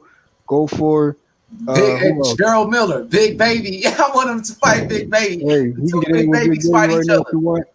Who else? You got what about who right your now? Boy, though? What about your boy Big Baby Miller? Move up. I mean, if you want to take on that challenge, you can. You know what I'm saying? But that's a good fight. You got Usyk trying to move up too, right? So, yeah, Usyk already moved up. He had heavyweight. Hey, heavyweight now. Right there. Get that Usyk fight, man. Hey, look, he on top rank. On top rank, you got him and Jared Anderson versus Dubois probably happen, bro, in the future because they both fight on ESPN, bro. Now, Dubois, he what? How many fights he got now? Damn, Dubois got about how much? He got like 12 fights. He got 10 fights. How many fights Dubois got? Let me look it up. I think he got like 10 fights. I mean, but he just now getting to Joe Joyce. I mean, if I was the real Big Baby, I'd go after Danny Dubois right after. Like I'll make that fight happen ASAP. Like I'm gonna get 2 more fights in, and like I need that Danny Dubois fight. And he should fight who his name, bro? Yo boy, dog. Yo boy, Big Baby. Oh, Danny Dubois got 14 fights, 14 wins, 14 knockouts. And AJ ducking him too. Fury ducking him. What about Fury ducking? They both with Frank Warren, bro. He should fight Fury. That's an easy fight. Fight Tyson Fury. Man, you know that's everything pending with Fury, man. So he's out there crazy right now. But in the meantime, he got the Washingtons, the Hunters, the Joey Joyce, Usyk right now in the mix. You know what I mean? The boss gonna fuck Joyce. I put money on it right now. Joyce is too slow. The boss gonna piece him up. What? You're right. I agree with you. I agree with D. Hodges. It's gonna be a massacre, dude. Yeah, I agree with D. Hodges. Daniel Dubois gonna smash him, bro. Dubois is a beast, but he got some flaws in his game too, bro. He comes forward, he doesn't move his head. Dubois be getting tagged up, bro. Hey, y'all know Regis Prograde got a YouTube page. I don't know if y'all know Regis Prograde got him a YouTube page. There we go, right there. He talking about Maurice Hooker 12 minutes ago. Just did a video talking about Maurice Hooker and shit. You know what I mean? You know what I'm saying? You got Ortiz. Like, why not? Man. Gary Russell, bro. You know what I mean? We want to see Gary Russell, bro, in there, bro. Well, Burchett, bro. Let's make that Burchett happen. You know what I mean? If Gary Russell can't get up in there with a fighter like you know what I'm saying, Shakur Stevenson, if he can't get in there with Gervonta Davis, fight Gary Russell, fight you know what I mean, fight against Burchett for a world title. Don't duck the smoke, man. That's all I'm saying. We said, you know, we know you got speed.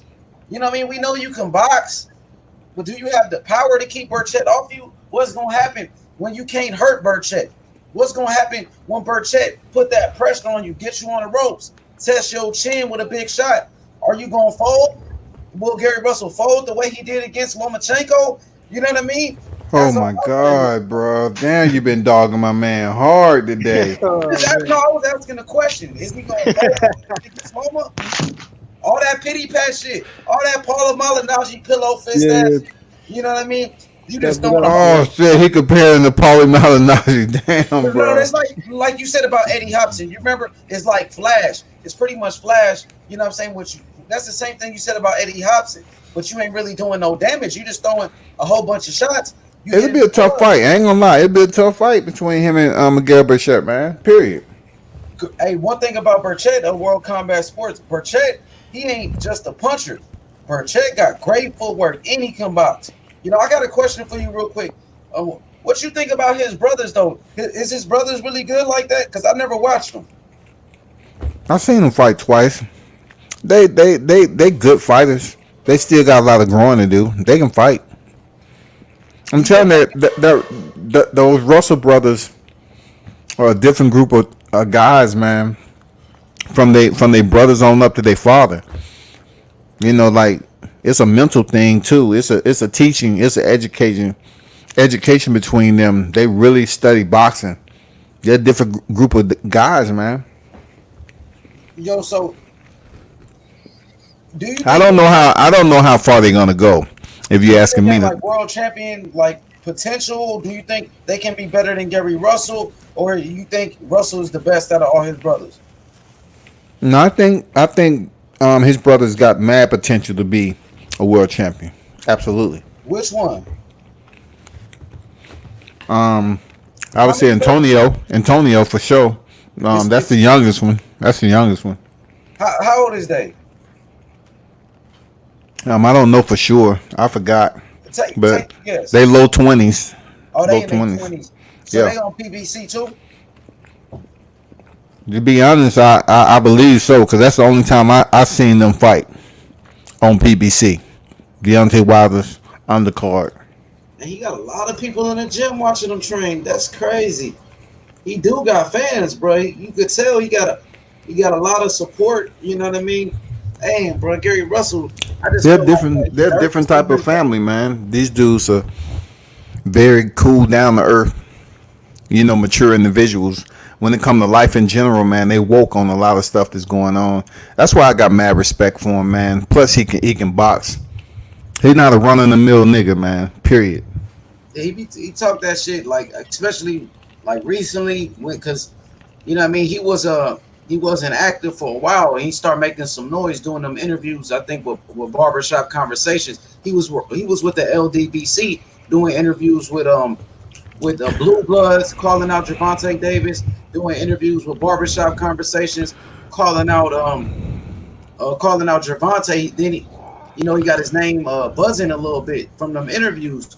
You know what I mean? So now it's time, like, yo, what you gonna do? You got you a little buzz now. You know what I mean? You calling out all these fighters. Well, he actually started buzzing. He actually started buzzing because he got around Leo Santa Cruz's father, who was going through cancer, and say, "Look, Leo, look who I'm next to. See, if I wanted to, I can reach out and touch him." Right? That's what got him buzzed. That's what Fred did the interview, because people was like, "Damn."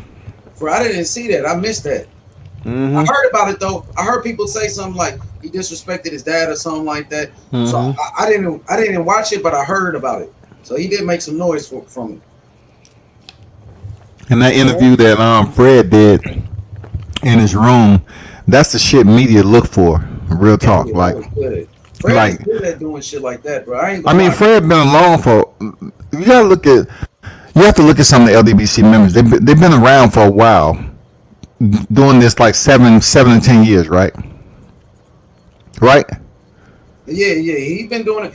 I think Fred was doing the politics stuff. He was doing a lot of shit. They've been in the game for a while.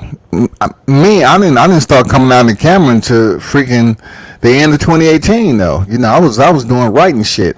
So anyway, the long story short, you got to build a rapport with these fighters to come up to the room. You got to have a connection or something for them to sit up and come to your room for an interview. That's the fight. That is the interview you want of all. Period. That's the one you want. And for Gary to come up there and talk to Fred, man, that's the shit. That's the interview you want. As media, that's the one you want. Yo, Fred, he's good at that. He did that with Devin Haney too. Went to his room and talked about Gervonta Davis and stuff. So Fred, he does a good job, man, especially with his interviews. I got to give him credit. I got to give him credit when credit is due. His interviews be fire, though. H Money, whenever you get a chance, you can highlight Eddie Hopkins' box rec. Oh, Eddie Hopson, I got you, man. Yeah. Hey, I ain't gonna lie, man. Gary Russell do got skills, bro, and he was able to outbox JoJo Diaz, bro. Got to give him credit for that. And remember, JoJo Diaz beat Tevin Farmer with one eye, damn near. You know what I mean? So that is a good win on his resume, bro. I told you that earlier though. I said, yeah, he turned up, he shifted gears, JoJo Diaz, and you say, but still, looking back at Lomachenko though, Lomachenko goddamn dusted that nigga off, man. Please, I was like, damn. You know what though? World Combat Sports when he fought Lomachenko, bro. I remember he was getting so much hype, like Gary Russell. Everybody was saying Gary Russell this, Gary Russell that. And then, I was feeding into the hype. And then when I seen him against Loma, I'm like, come on, man. God damn, bro. Man, Russell the truth, man. Russell the truth, bro. Yeah, he's good. I remember Floyd Mayweather Sr. was talking big about him. Like, I think he used to work with Floyd Mayweather Sr. at one point. Floyd Mayweather Sr. was training him. You know what I mean? And Floyd Mayweather Sr. was like, man, this dude's going to be the next great thing. He's going to be, man. Man, from his daddy down to the youngest son, man. The sons in between, Gary Russell, the father, his sons are all named Gary Russell, and the boys that they had are named Gary Russell. Yeah, that's true. That's true. I'm just saying that's how their family is, man. They family real deep, man. He got a deep family, bro. He got that George Foreman going on, don't it? I'm just saying the way their family operate from his father on down. Like their older brother is the one they usually hold the mitts in the video. That's their older brother. That's not their father. Okay, for sure. I was like, damn, is Daddy young? I was thinking. No, that's his brother. For sure. Jay, here go Eddie Hopson on Box Rec. Yeah, you know what I mean? I want to show. Yeah, just people look at this Eddie Hopkins. They look at his Box Rec and just look at it, man. You know what I'm saying? Like, this is a perfect example, a perfect comparison to a Russell. You know what I'm saying? Facts. Like, that's true, bro. That's true, bro. I was researching this dude, bro. That's how I found him. And this is accurate, so accurate. For sure. 30 bro. 30 wins. Bro. It's so accurate, it's scary. Just look at it, bro. Now, look at the names on this man's resume. I know Eddie a problem. I know he got fast hands. I know he's nice. But look at the names. Like, for sure, they both southpaws. Look, Gary Russell Jr. southpaw, Eddie Hopson a southpaw. Gary Russell Jr. 5'4", Eddie Hopson 5'4". You know what I mean? They said 62-inch reach. But when we looked at his fight, his alias, fast. Oh yeah, his alias is fast. Facts. You know what Gary Russell alias is? Mister. Okay. I didn't know that, man. I'm telling you. You got to get a better nickname, bro. No, man, I'm telling you, that's how woke they are. You know what their family alias is? Apex Predators. For sure. He does got a close family, bro. He do got a close family, for sure. Look, they both southpaws. Yeah. Go ahead and get Jeff on my back. You explain. I'm just, like, people look at it like, I mean, to me, his career was kind of short, but at the same time, I'm putting, like, Gary, he could level up way past Eddie, bro. He could really level up, bro, and surpass Eddie resume, bro. See, one thing about Eddie Hopson, he was at 130. Gary Russell Jr. at 126. He was fighting at 130. He was a former IBF world champion. As you can see, he won the IBF world title, bro. You know, and he defended that how many times though? Then he lost his next fight. Tracy. Correct. Tracy Harris Patterson knocked him out. That's he couldn't even defend this shit. What about his other title? No, he's only a one-time champion. After he got knocked out, he wasn't the same. After he got knocked out, he wasn't the same. And that's where it separates him and Gary Russell Jr. in my opinion. But the fighters in that era are much better than the fighters right now. Tracy Harris Patterson, bro, a much better fighter than JoJo Diaz and all them dudes, bro. Bro, I'm just talking about him as a fighter. Two of his losses was via knockouts. Gary Russell is defending his title for over 5.5 years already. Yeah, but he ain't been active. He ain't been fighting the best competition, bro. The thing is, it's still the same level of opposition. The same exact resume, bro. Yeah, the resume is somewhat equal. I agree with that. But when it comes to the fighter, there's a bit of disparity in my opinion because, when you get stopped, he got stopped twice in two of his losses. And then also, he didn't defend his title, which championships does matter. So Gary Russell, since he picked up the WBC, he hasn't lost it. That's just where that's where the gap happened for me. I respect it. Can you Go go ahead, back Jeff. to go back to his resume real quick? I got you. I just want to show you guys this. Tracy Harris Patterson, the son of Floyd Patterson, bro. The son of... Yeah, he's a true. Yeah. Yeah, look, 63 wins, 43 knockouts, bro. Man, Gary Russell ain't fought nobody like that. Oh, he did, Lomachenko. And just like JC09 says, he got dusted, bro. Yes, Loma, come on, bro. Loma smoked him. This JC. Man, they just showing the host love, man. That's all that is on a Monday. Hey, look, JC09 says Gary The club girl. got smoked by Loma. They just showing the host love, man. Then nobody dust Gary Russell, man. He got his ass. I ain't gonna lie, bro. We need to do a live on that one, bro, because dude got fucked up. Let's go to the here.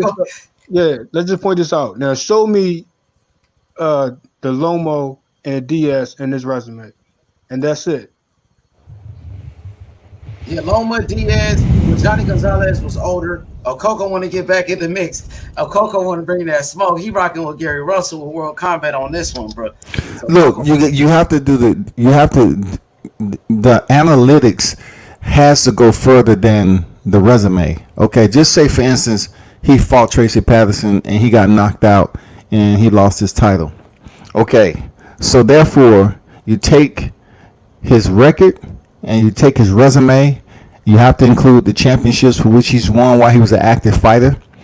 You have to basically consolidate all that together to a proper assessment on where we're going to put him, whether close to Gary Russell or apart from Gary Russell. And what extracts from that? Knockouts extract from that. Championships extract from that. If you didn't defend your title and you lost in your first defense, I mean, yeah, Tracy Patterson was a dog, but he never should have took the fight if he wasn't ready. Hey, Ace Money though. Check out the dates, bro. The date of which fight? Which one? When he fought Tracy Harris Patterson when he lost? Look how consistent it was, bro. 94, 94. 94, yeah, he fought 3 times in 95. Look, no, he fought 4 times in 95. Look at him, bro.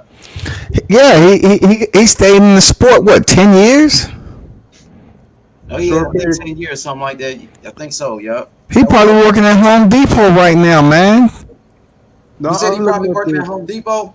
I'm looking at the dates. I'm looking at the level of competition. He only got 2 names on his resume, and he lost to Tracy and Tracy Santos. lost to he wasn't. Look, when he got knocked out JFL after this fight, he was never the same fighter, bro. You know what I mean? So yeah. So keep going, JFL. Keep cooking. I want to hear what you're saying. Go ahead.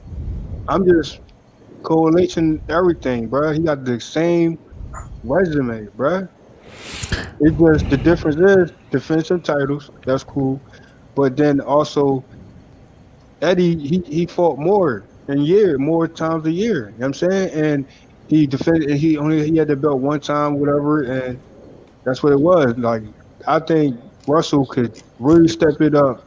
Get those 2 fights a year, surpass Eddie. 3, at least 3 fights. Come on, 2 fights a year. You ain't. He's gonna step it up, man. He's still an active fighter. He's nowhere close to retirement. So of course, man, he's gonna step it up. Definitely, I agree with that. He's 30 fights in, just like this Eddie guy is, bro. Yeah, I agree with that. Look, I want to mention this real quick. 30 wins. I'm not throwing shade on Russell. I'm just like this is a good comparison. It's like accurate as the male. You know what I'm saying? It just I see Russell in that 130 class, in that 135 class, and getting those bigger names where he could really pack a punch. You know what I'm saying? Like exactly. I agree, man. I agree with you, I agree with you on that, man. You couldn't shit on him. Though, because H Money already did that all day. Okay. Now, look, I want to ask JFL. That's what I'm saying, man. He a beast, but he just needs to turn on that switch, bro. Okay. JFL, you want me to do something else with this resume? Are you done looking at it? Or you still looking at it? He was hitting Lomo with combination. You would think with a drop him, bro. I was like, how he ain't drop Lomo, bro? He ain't never been known as a power puncher now. He known as a boxer. I know, but saying he got a lot more pressure with his power. Like, he got to set his power up in the sense of you doing all those punches. You see how certain boxers, there's technicians, and when they do a combination, is either one of them punches going to get you out of here, bro? Okay, look, JFL, is there anything else you want to look at on this resume? You still... No, man, I'm just saying, like, there's no shade in there. It's just like, this is just so accurate, bro. Okay, yeah, Jay, man. I was surprised when I found him. I was surprised when I found him. I'm like, damn, that's Gary Russell all day. But look, I want to show World Combat Sports something real quick. You see, he was fighting at 130 though.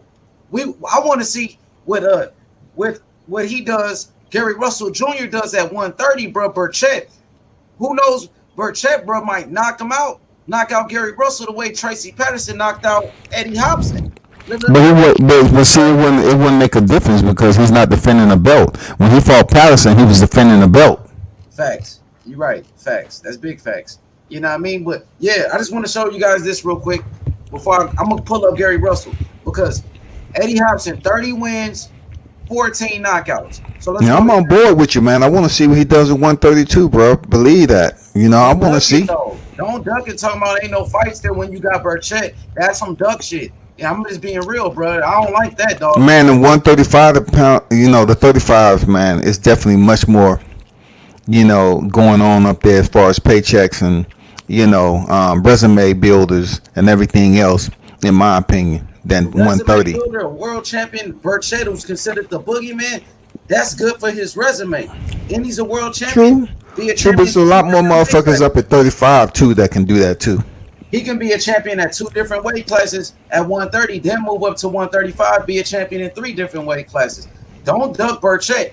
But when you tell me he wants to leave 126 and move to 135, and he's 32, bro. So he's 32 exactly. Dude, this man getting up there, bro. What is he waiting on, bro? His career been on hold. But look, if he goes from 126 and avoids 130.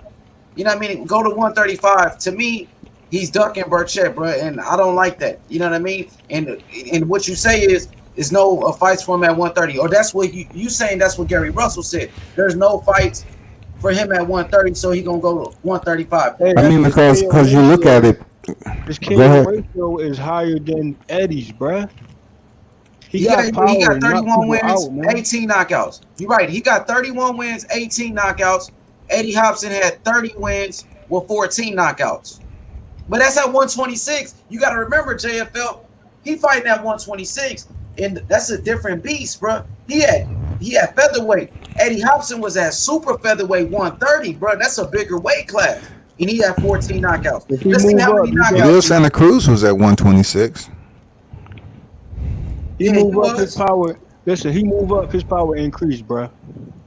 I don't know. You know what I mean? Some people move up in weight and they can't carry the power with them. So, I agree about the power transfer. I think Gary will be a stronger fighter. I don't know if he's going to be as quick. It depends, but yeah. I mean, he don't got to be just as quick. He just got to be in the pocket, in them trades like he normally does, and get people out of here. That KO ratio up, that should go up to like 60 something, bro. Yo, what's up, Coco? Or 70. I think it'll be a good fight between him and Jamel Herring too. Yeah, but that'd be whack though, bro. Come on, man. But black fighter versus Mexican fighter, man. The Floyd Mayweather blueprint. So brother versus brother, is gonna be whack now. I'm not saying it's gonna be whack, but Floyd. But y'all ain't saying that shit about Terrence Crawford and Errol Spence. That shit ain't whack. No, I didn't say that. I didn't say it was whack. But Floyd Mayweather was fighting a lot of Mexicans. De La Hoya, Canelo. His biggest fights was against Mexicans, wasn't it? Yeah, but everybody cannot just follow the Mayweather blueprint because that's a hellified blueprint to follow. Yeah, the Jamel Herring ain't got no power, bro. He got come on, man. Man, he's a champion. He's defending his belt though. Yeah, he ain't no Miguel Burchett, bro. We want to see. And plus, he's a former Marine too, so I gotta show my brother in arms love, bro. Ooh, bro. Hey, Yeah, shout out to Hey, Jamel Herring, bro. He's cool, bro. I talked to him Okay. before on the Boxing Voice. I talked to him on Facebook. He cool, but he ain't no Burchett, bro. He ain't gonna be exciting. Burchett got power, bro. Burchett got a whole country behind him. When Floyd Mayweather fought Marquez, you know what I mean? They were saying, Floyd, you should fight Shane Mosley. He was like, man, I'm fighting Marquez. He got a whole country behind him.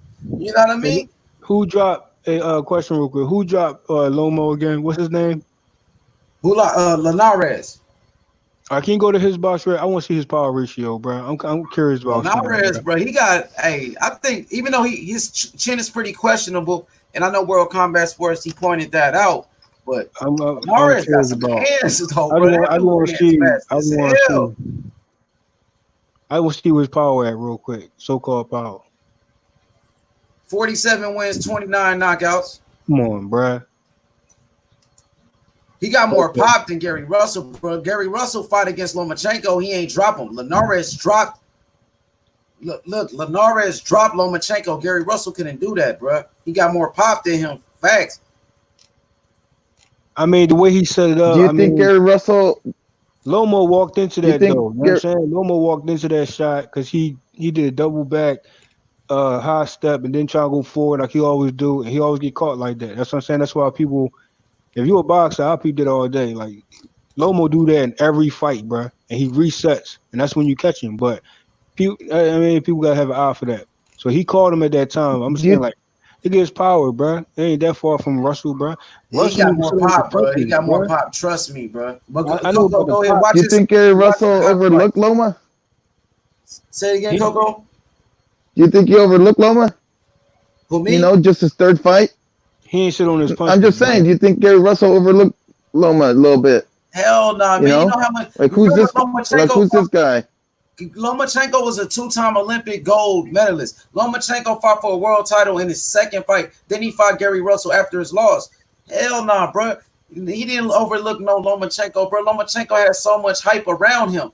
You know what I mean? And look, at the weigh-in, Gary Russell, bro, at the face-off at the weigh-in, he wouldn't even look Lomachenko in the eyes, bro. The man was terrified. Can you put that picture up? Can you put that picture up?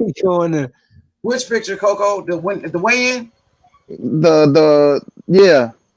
Yeah, let me make sure I get a good image of it, bro. Gary Russell Jr.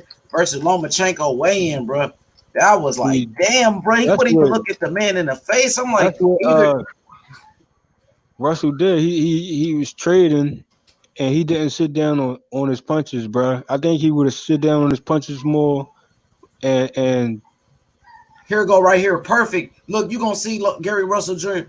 put his face down, Coco. I was like, yo, this dude's scared, bro. What the hell wrong with him? He ain't never did that in no weigh-in. When he fought Lomachenko, this motherfucker wouldn't even look at him in the face. He wouldn't even look him in the eye like a man, bro. Did Gary Russell ever do that in any other weigh-in, bro? Hell nah, bro. That's the only time he did that, dog. Wouldn't even look at Loma in the eyes, bro. Let me see, bro. Where is it at? Come on, bro. Face. They bullshitting, bro. I want to see. Yo, you gotta be careful though, because remember, this cool to show, right? Say again. This cool to show, because last we time gotta put the disclaimer up. H, put the disclaimer up. Facts. H, you gotta put that disclaimer up real quick. Okay, I got you, Coco. Man, I want to see, bro, when he put his head down, bro. Dude was scared to face him off, dog. I'm like, come on, man. What's up with this cat, bro? That ain't gonna even show when they face off. What's up with that? They ain't showed the whole thing. Let me see, dog. Bullshit, dog. Oh, here we go. Yeah, here we go. Found it. Look at Gary Russell, bro. Wouldn't even look him in the eyes. Look, World Combat Sports. Look at the man's eyes. All the way Lomachenko. Look at him. Dead in the eyes. Look at Gary Russell. He's like eyes a foot taller. Look at this man's face. Nah, he's just bro. taller Look at the than man him. in the eyes. You fucking scared, bro. Pissing me off, bro. When I seen this, bro, I couldn't believe it. Lomachenko all up in him. Loma was in him, bro. Like, I'm going to knock you out, bro. He looking at him like, I'm going to fuck him up. Gary Russell looking down. Terrified. Look how he's getting away. Like, yo, the fuck? You not even looking at him? Pause it. What up? All right, here I go. Let me do it again. I'm sorry. I couldn't believe it, Coco, dog. Pause it. I seen this shit. I was That's what really turned me up when I seen Gary Russell do that. Dang. Look, Coco. Look how much bigger Loma is, though. He was extremely big. He was bigger, but And Gary Russell had weight issues and shit that fight. A lot of shit that was popping off. Dehydration issues, all that. But as far as him not looking in the eye, it's not what you think as far as it has inferiority or nothing like that. No, man. The Russell boys on some other, enlightenment in their life. He was on the Zen. They don't look grown men in their eyes before battle. For what? They say, you trying to show them more respect than they actually need. But I'm saying World Combat Sports, he ain't never done that before. Every other time he's at a face-off, he looking people dead in the eye. I can go to his other face-offs. But when it came to Lomachenko, man, this is the 2-time Olympic gold medalist. He hearing all the hype about him. They wouldn't even look at De La Hoya like, what the fuck? I'm telling you, H Money, them boys ain't cut like that. Them Russell brothers ain't cut like that to be scared of Lomachenko or anybody else. They just not. But look, I just want to say this though. I'm go to another face-off. But look, Coco, if Lomachenko is the bigger man, why is Gary Russell struggling to make weight? That's all I'm saying. This the bigger man. No, he was struggling to make weight because he had hydration issues. Hydration, man. He had, the same issues he had in the Olympics. In the Olympics he had issues too, right? That's why he didn't go and contend for a medal. He had issues there too. It might be something wrong with his system or his body or whatever the case may be. All right, let me go to his weigh-in with Jojo Diaz. Let's go see if he looked Jojo Diaz, if he manned up and looked at him, bro. Oh, my God, manned up, bro. Hey, I just want to see, though. I'm curious, bro. Hey, hold on, H. What up, I want to say one thing. Tevin Farmer and the Jojo Diaz fight? That was an even fight right there. I started thinking about it because both of them were only fighting with one eye. Oh yeah, I know because Tevin Farmer's he got that cocked eye, bro. He crooked eye. Shout out to Tevin. That was a crazy looking fight. And then H Brown turned around and said, "Shout out to Tevin Farmer, man. You funny, dude." This is what I'm saying. Yeah, he got that lazy eye, one looking left, right. That's how he can box so good. But shout out to Tevin Farmer, though, man. Tell him, man, that's my guy. So he's not even looking at JoJo Diaz. Exactly like I said, bro. That's what I'm trying to tell you, bro. I looked at it because I didn't know. Bro, I'm trying to tell you, they don't give the man across from them respect by looking them in the eye before battle because they don't deserve it. For sure, you just taught me something. I didn't Come on, H Money. Your theory, appreciate that World Combat. H, your theory just got shut down, bro. Oh yeah. Nah, H, he's doing the same thing he did with Same Lomo. thing, man. Same thing. Yeah, I didn't know that. Dang, I'm happy I seen it, bro. That's his brother. That's his brother with the hat on over there with the black hat on. That's his older brother. I'm happy, bro. I'm happy I just seen that, bro. Let me see his other fights real quick. So he does that every weigh-in. So you're back on the team? That's on every Are weigh-in. you back on the Gary Russell team? H Money, we don't. You're back. No, we can't. We gotta have him on a reservation period. He just can't jump back on the team after all that criticism. I'm with Burchett. I'm with Burchett, bro. So I want Burchett to fight him, bro. I'm gonna give the man credit, bro, because I was wrong. Who else did he fight? What was it? Johnny Gonzalez. Let me see. This was his title shot. So at World Combat Sports, he does that every fight though. Yeah, man, it's a thing that they have within the family, man. Their brothers do it too. His brothers do it too. Dang, that's crazy. I didn't even know that, bro. I swear I didn't know that, bro. They don't believe in looking in the eye and taking a man's soul and all this other shit. No. Oh, they weigh-in was pretty heated though. It looked like. Oh, that was Charlo. Charlo was getting into it with somebody. Hey, I be loving Charlo at the weigh-ins. Charlo's face-offs be live though. Well, the best one they ever had was Jamel Charlo and Tony Harrison. Classic. Period. Hey, Charlo and Lubin was heated too though. Charlo weigh-ins be lit. I can't cap. But it wasn't lit as Tony Harrison because Lubin didn't have the one-liners like Tony Harrison. Tony Harrison had the one-liners forever. Dang, he does that in every weigh-in. I tried to tell you, bro. I tried to tell you, man. I'm not up here capping, bro. I didn't know that, dog. I thought. And I want MX in the live chat to give me some freaking reparations for tripping like Like I'm just saying shit for no reason. Oh, we talking about I need BX. BX. I need my reparations because he was up there, just going in on the live chat. No, he do that with me all the time. That's just him. He you know what I'm saying? He like to go against the grain. You know what I mean? BX, He does that with me all the time. No, I'm just BSing with. I'm just BSing with you, man. Oh yeah, cause me and BX be going. Yeah, no, he goes against. He'll get at you. Yeah, he go. I've gone through it with him. Time. We like cats and dogs. He goes after H all the time. But H called him a damn genius one time.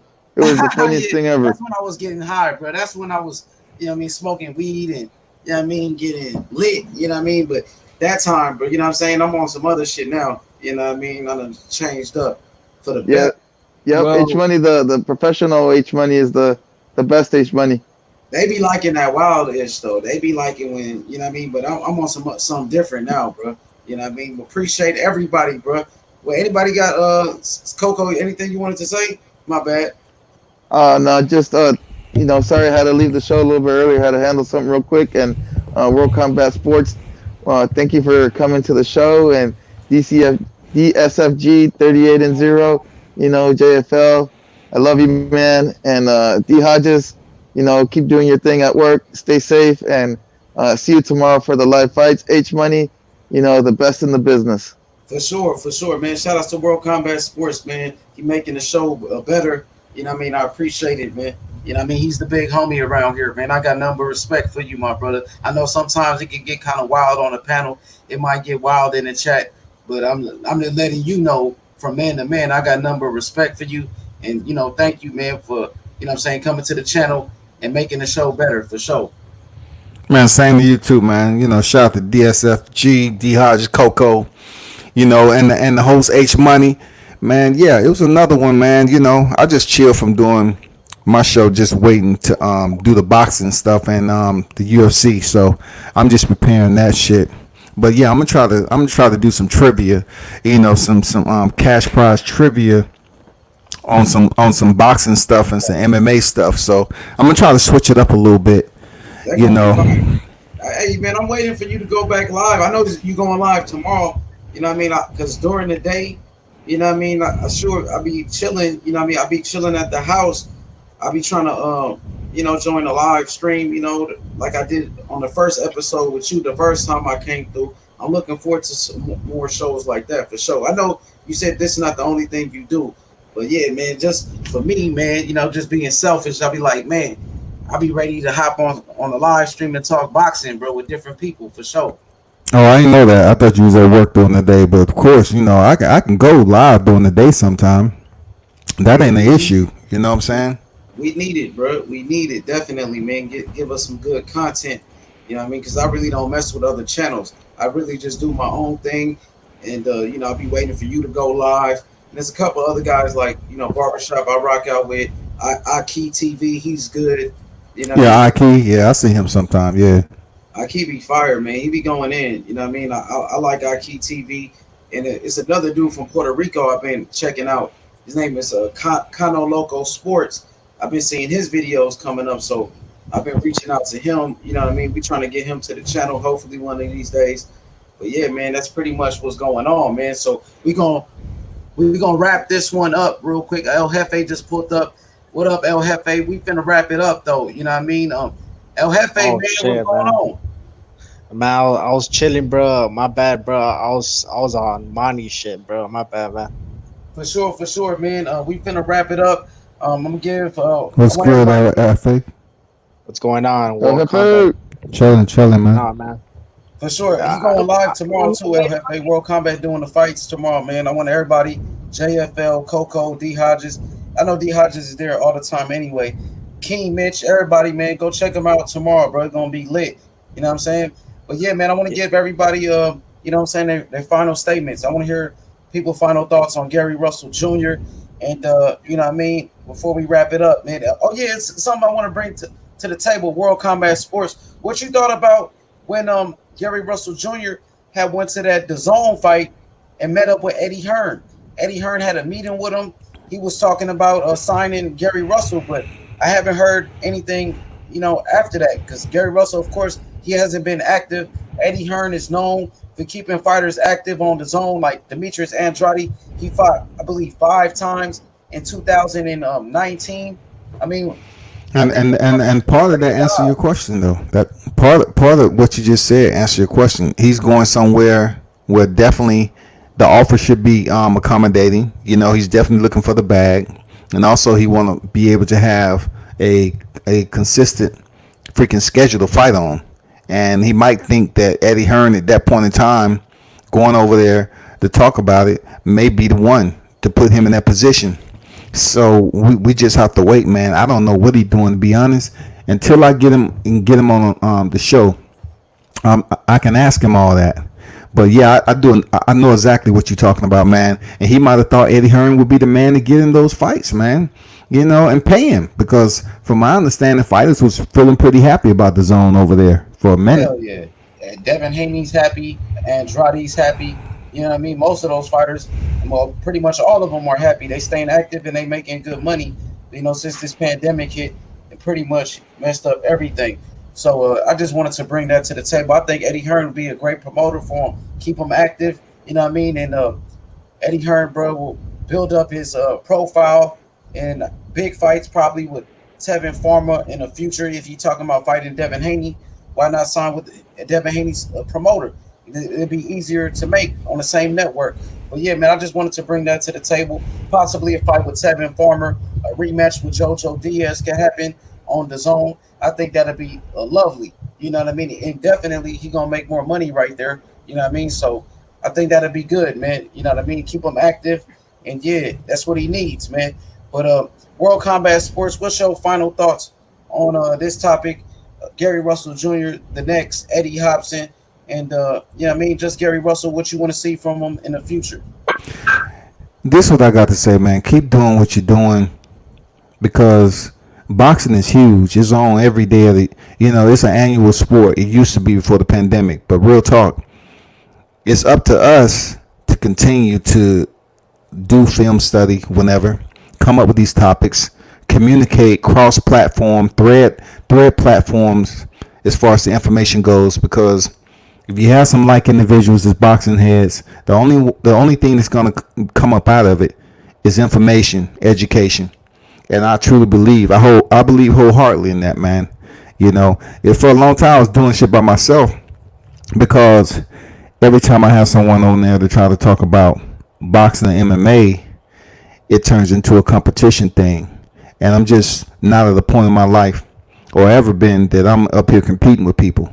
If I learn something, I learn something. So what you're doing right now, you having all these individuals on your platform, is conducive, it's informative, and I think overall it's productive to where you're trying to go in the sport of boxing. So continue to plan and do the comparisons, come up with different topics, you know, freaking travel to these different networks and read these articles and talk about certain things. I like reading articles. I like doing film study periodically too. But y'all keep on doing what you doing, man. Big salute to y'all. That's the only reason I come over here and fuck with y'all, because you know, H Money dropped by my show, and I said, okay. Even though I seen him on another show cussing motherfuckers out, that shit don't scare me. I did 20 years in the military. I've seen worse shit than that. But all I'm saying for you young hitters out here, keep on doing what you're doing, man, and I commend you for it. I respect it. For sure. You know what I mean? That's why I'm not trying to do that. You know what I mean? When I came to your channel, I just try to talk boxing, because, you know what I mean? I know you probably seen me before or something like that. Somebody might have told you something. And no, I didn't know it was you, bro. I just them dudes be talking bullshit. Them dudes was talking bullshit. That's why I did that. Everybody I had roasted in the past or something like that, it was because they was on some bullshit, bro. And I had to, you know what I'm saying, I had to expose them. But other than that, I didn't say you was wrong, man. I didn't say you was wrong. You actually, I didn't know shit about you when I saw you pop up. I found out that you pretty thorough and solid on your boxing knowledge when you came over to the shop. You know what I'm saying? And then I said, okay, cool. All right, shit, I'll drop over there. And, you know, then the panel and everybody else who joined in, everybody have a good sound base of being a boxing head, a mainstreamer, purist, not a casual. You know what I'm saying? So that shit right there means a lot to me. For sure, yeah, that's what I do, man. You know what I mean? I always been like that. I'm just here to talk boxing. All that other stuff, I just leave it alone. You know what I mean, my brother? But appreciate you, man. You know what I mean? I'm looking forward to being in your live stream tomorrow. You know what I'm saying? I can't wait, man. You know what I mean? So appreciate it. Everybody go subscribe to World Combat Sports. He's going live tomorrow for the fights. I'm going to be there. You know what I mean? I want y'all to be there too, man. You know what I mean? Appreciate it, bro. Y'all do me a favor and check out. I'm dumping my YouTube over on my IG. So some of the videos and some videos I have me posted on YouTube, but I'm posting a lot of them on IG, man. And if y'all want to check them out, that's cool. I don't go for all the views and shit, and I don't even monetize my shit. I just do it because I love the passion to going out here covering the sport, man. So yeah, I appreciate it, man. For sure, man. What's your IG so I can follow you? Just World Combat Sports. I got you. I'm gonna come through. I'm gonna do that tonight. Matter of fact, appreciate it, my brother. I'm looking forward to how I'm going. Man, tomorrow. Yeah, y'all take it easy, man. Salute. For sure, man. JFL heads, man. What's your final thoughts on this topic right here? Gary Russell Jr., the next Eddie Hopson. I don't want to be long-winded, so I'm just saying straight up. Gary Russell, we comparing you to an old era, a great fighter, Eddie Hopkins. You know what I'm saying? These comparisons are shown to show to be better than those old school fighters, or at least surpass them in the new era. You know what I'm saying? My advice is step it up and really compete. And I know you're a lion at heart. You know what I'm saying? You ask for smoke, so be about that smoke, free smoke, and make those fights happen, man. And just be more consistent, bro. That's all I'm saying. Because I know you're better than that. And sit down on your punches more and get them out of here early, man. It don't got to be 12 rounds all the time, baby. You know what I'm saying? So be better than Eddie Hopkins, man.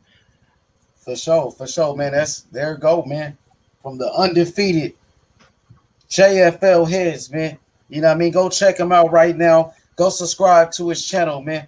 You know what I mean? It's DSFG 38-0. Go check out his new video, you know what I mean? Exposing Mr. Sunshine, bro, which is a classic video, bro. You know what I mean? And he just exposed who his name? What's the dude name? Your boy, Showbiz the weirdo. You know what I mean? Exposed him. You know what I mean? So yeah, man, he's doing his thing, man. Go make sure y'all subscribe to his channel ASAP. You heard? But yeah, man, El Jefe, you know what I mean? Let's get to El Jefe, the El Jefe experience. El Jefe, bro, what's your final thoughts on Gary Russell Jr.? What do you want to see from Gary Russell Jr. in the future? Who should he fight next? Man, great topic. I'm gonna have to catch the playback, man. It was a long video, bro. So I'm gonna be doing my workout, bro. Listening to H Money and the whole crew, man. This is the new era, bro. New era of boxing, man. New era of fans and channels, bro. But I would love Gary Russell, bro, just to do what he's saying, man. He says he wants to go to 135 and fight Devin Haney. I would love to see that fight, bro. I think if Haney beats him, that's a great name for Devin Haney to have in his resume. And if Gary Russell beats Haney, bro, like that's a great young name to have on his resume, bro. So I would love to see Gary Russell just do what he says. Let's get these fights on together. And I do believe Gary Russell is better than Eddie Hopkins or Hopsons. For sure, man. Believe he was a former world champion. Eddie Hopson had tremendous hand speed. Make sure you check him out. Go watch some of his fights. It's on YouTube. He was promoted by Main Events with Lou Duva, Kathy Duva, and yeah, man, the guy was a world champion, IBF world champion in the super featherweight division. You know what I mean? Yeah, sure. we want to see Gary Russell step up in competition. What about Miguel Burchett? Why not Gary Russell fight Burchett? Why is he ducking the fade?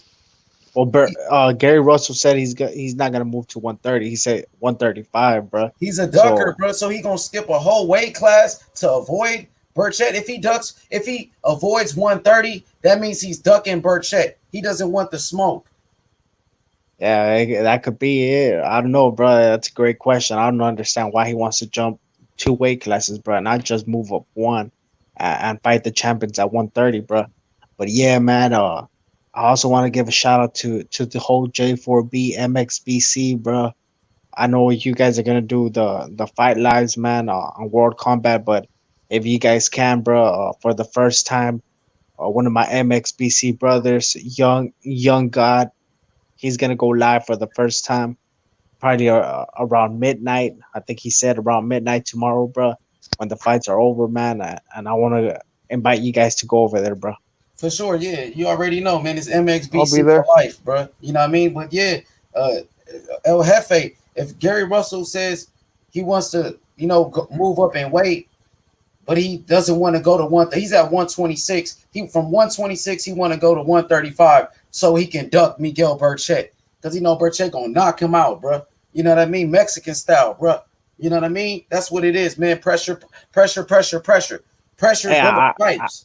yeah, that is true. I saw you put that pressure on Punch It today, bro. That Oh shit yeah, was. you was in there, bro. You seen didn't he say show your face when you come to my channel and drop your location and give me your address? Didn't I do both? What Hey, happened? bro, we were cooking him on Ellie's shit, bro. Oh yeah, we was cooking Yeah. him. He's a hoe. That's why I pulled up over there after I wanted to smoke. I wanted to smoke in Ellie Setback live stream, and then I caught him on his own live stream. But El Jefe, didn't he say, yo, when you come to my live stream, show me your face and give me your address? Isn't that what he said? And didn't I do that? Yeah, for sure, you did. So what happened, bro? I mean, what's your thoughts on that whole little situation? I thought he was playing stupid, bro. He ducked the smoke. Yeah, because I'm gonna He blow his ass he, off, he bro. didn't keep the same energy, bro.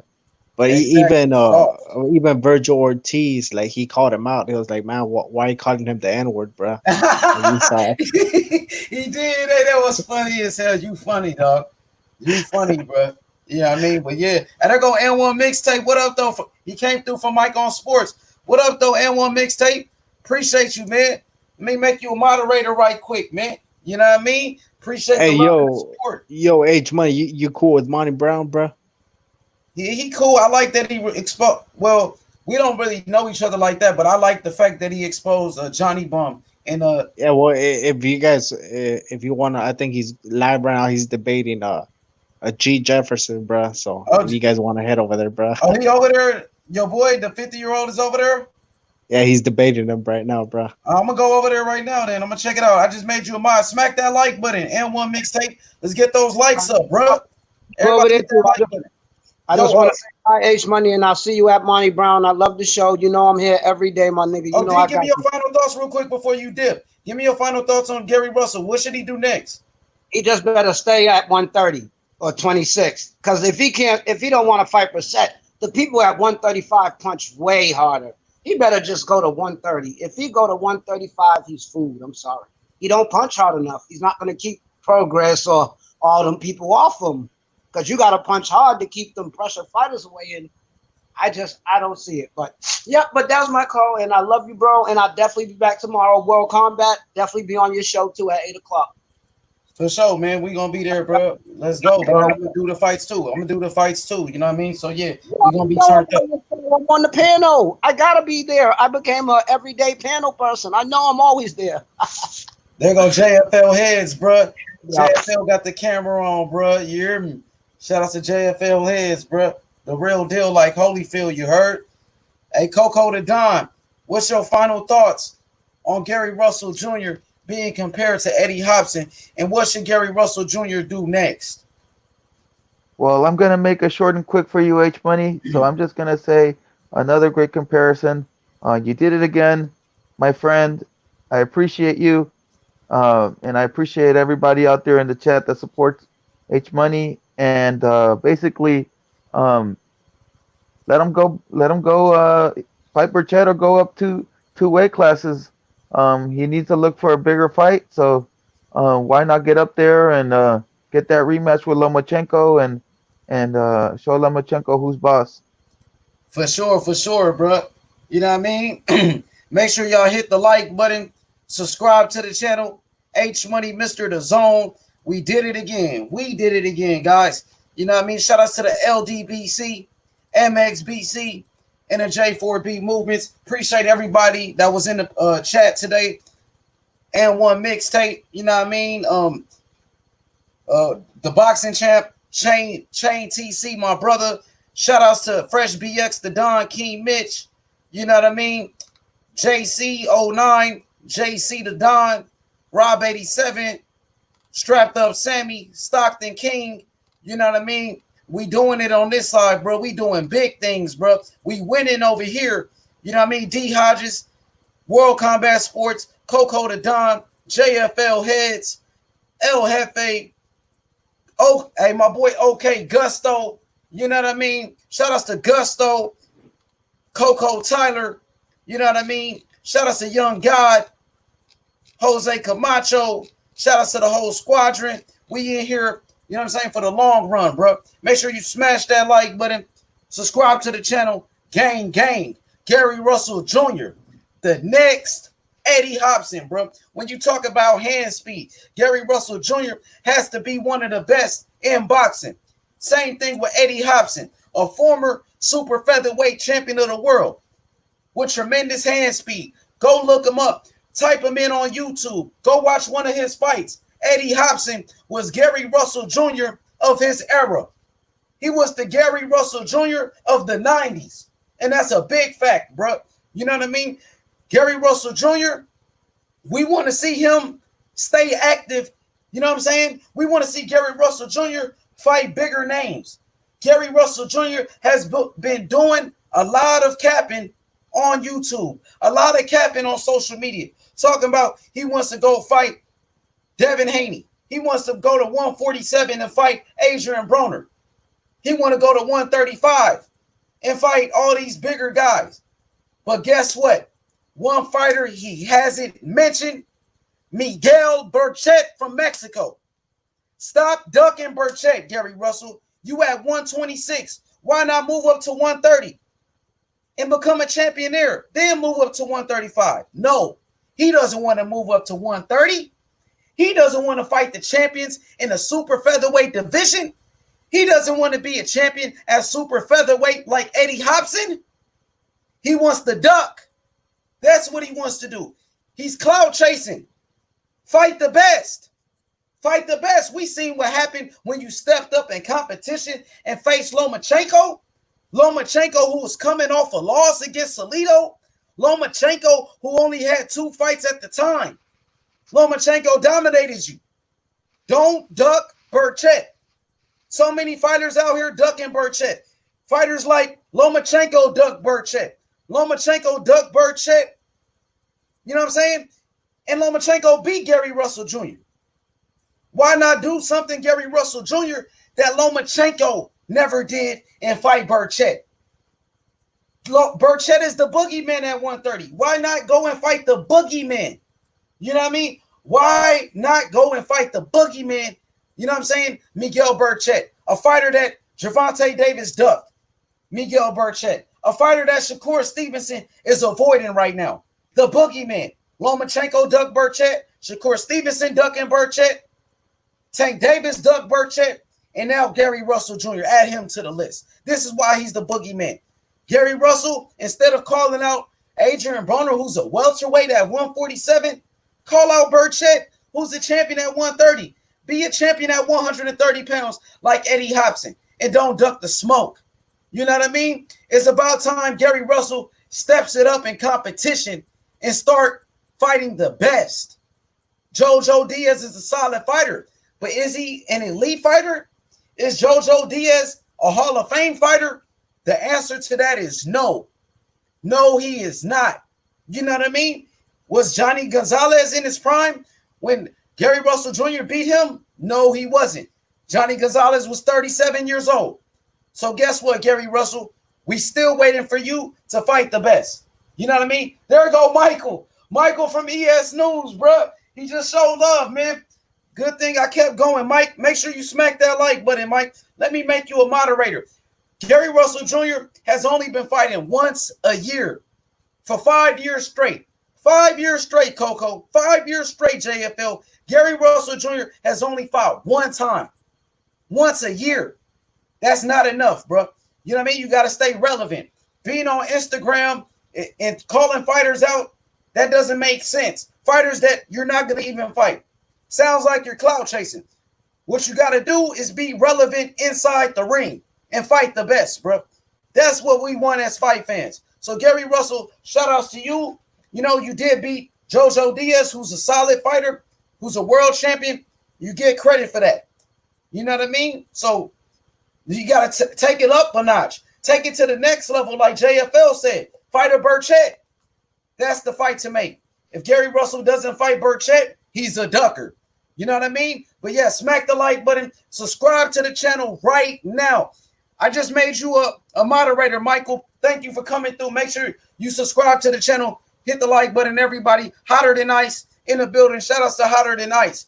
Gary Russell Jr. is the next Eddie Hopson, bro. We out here. Peace.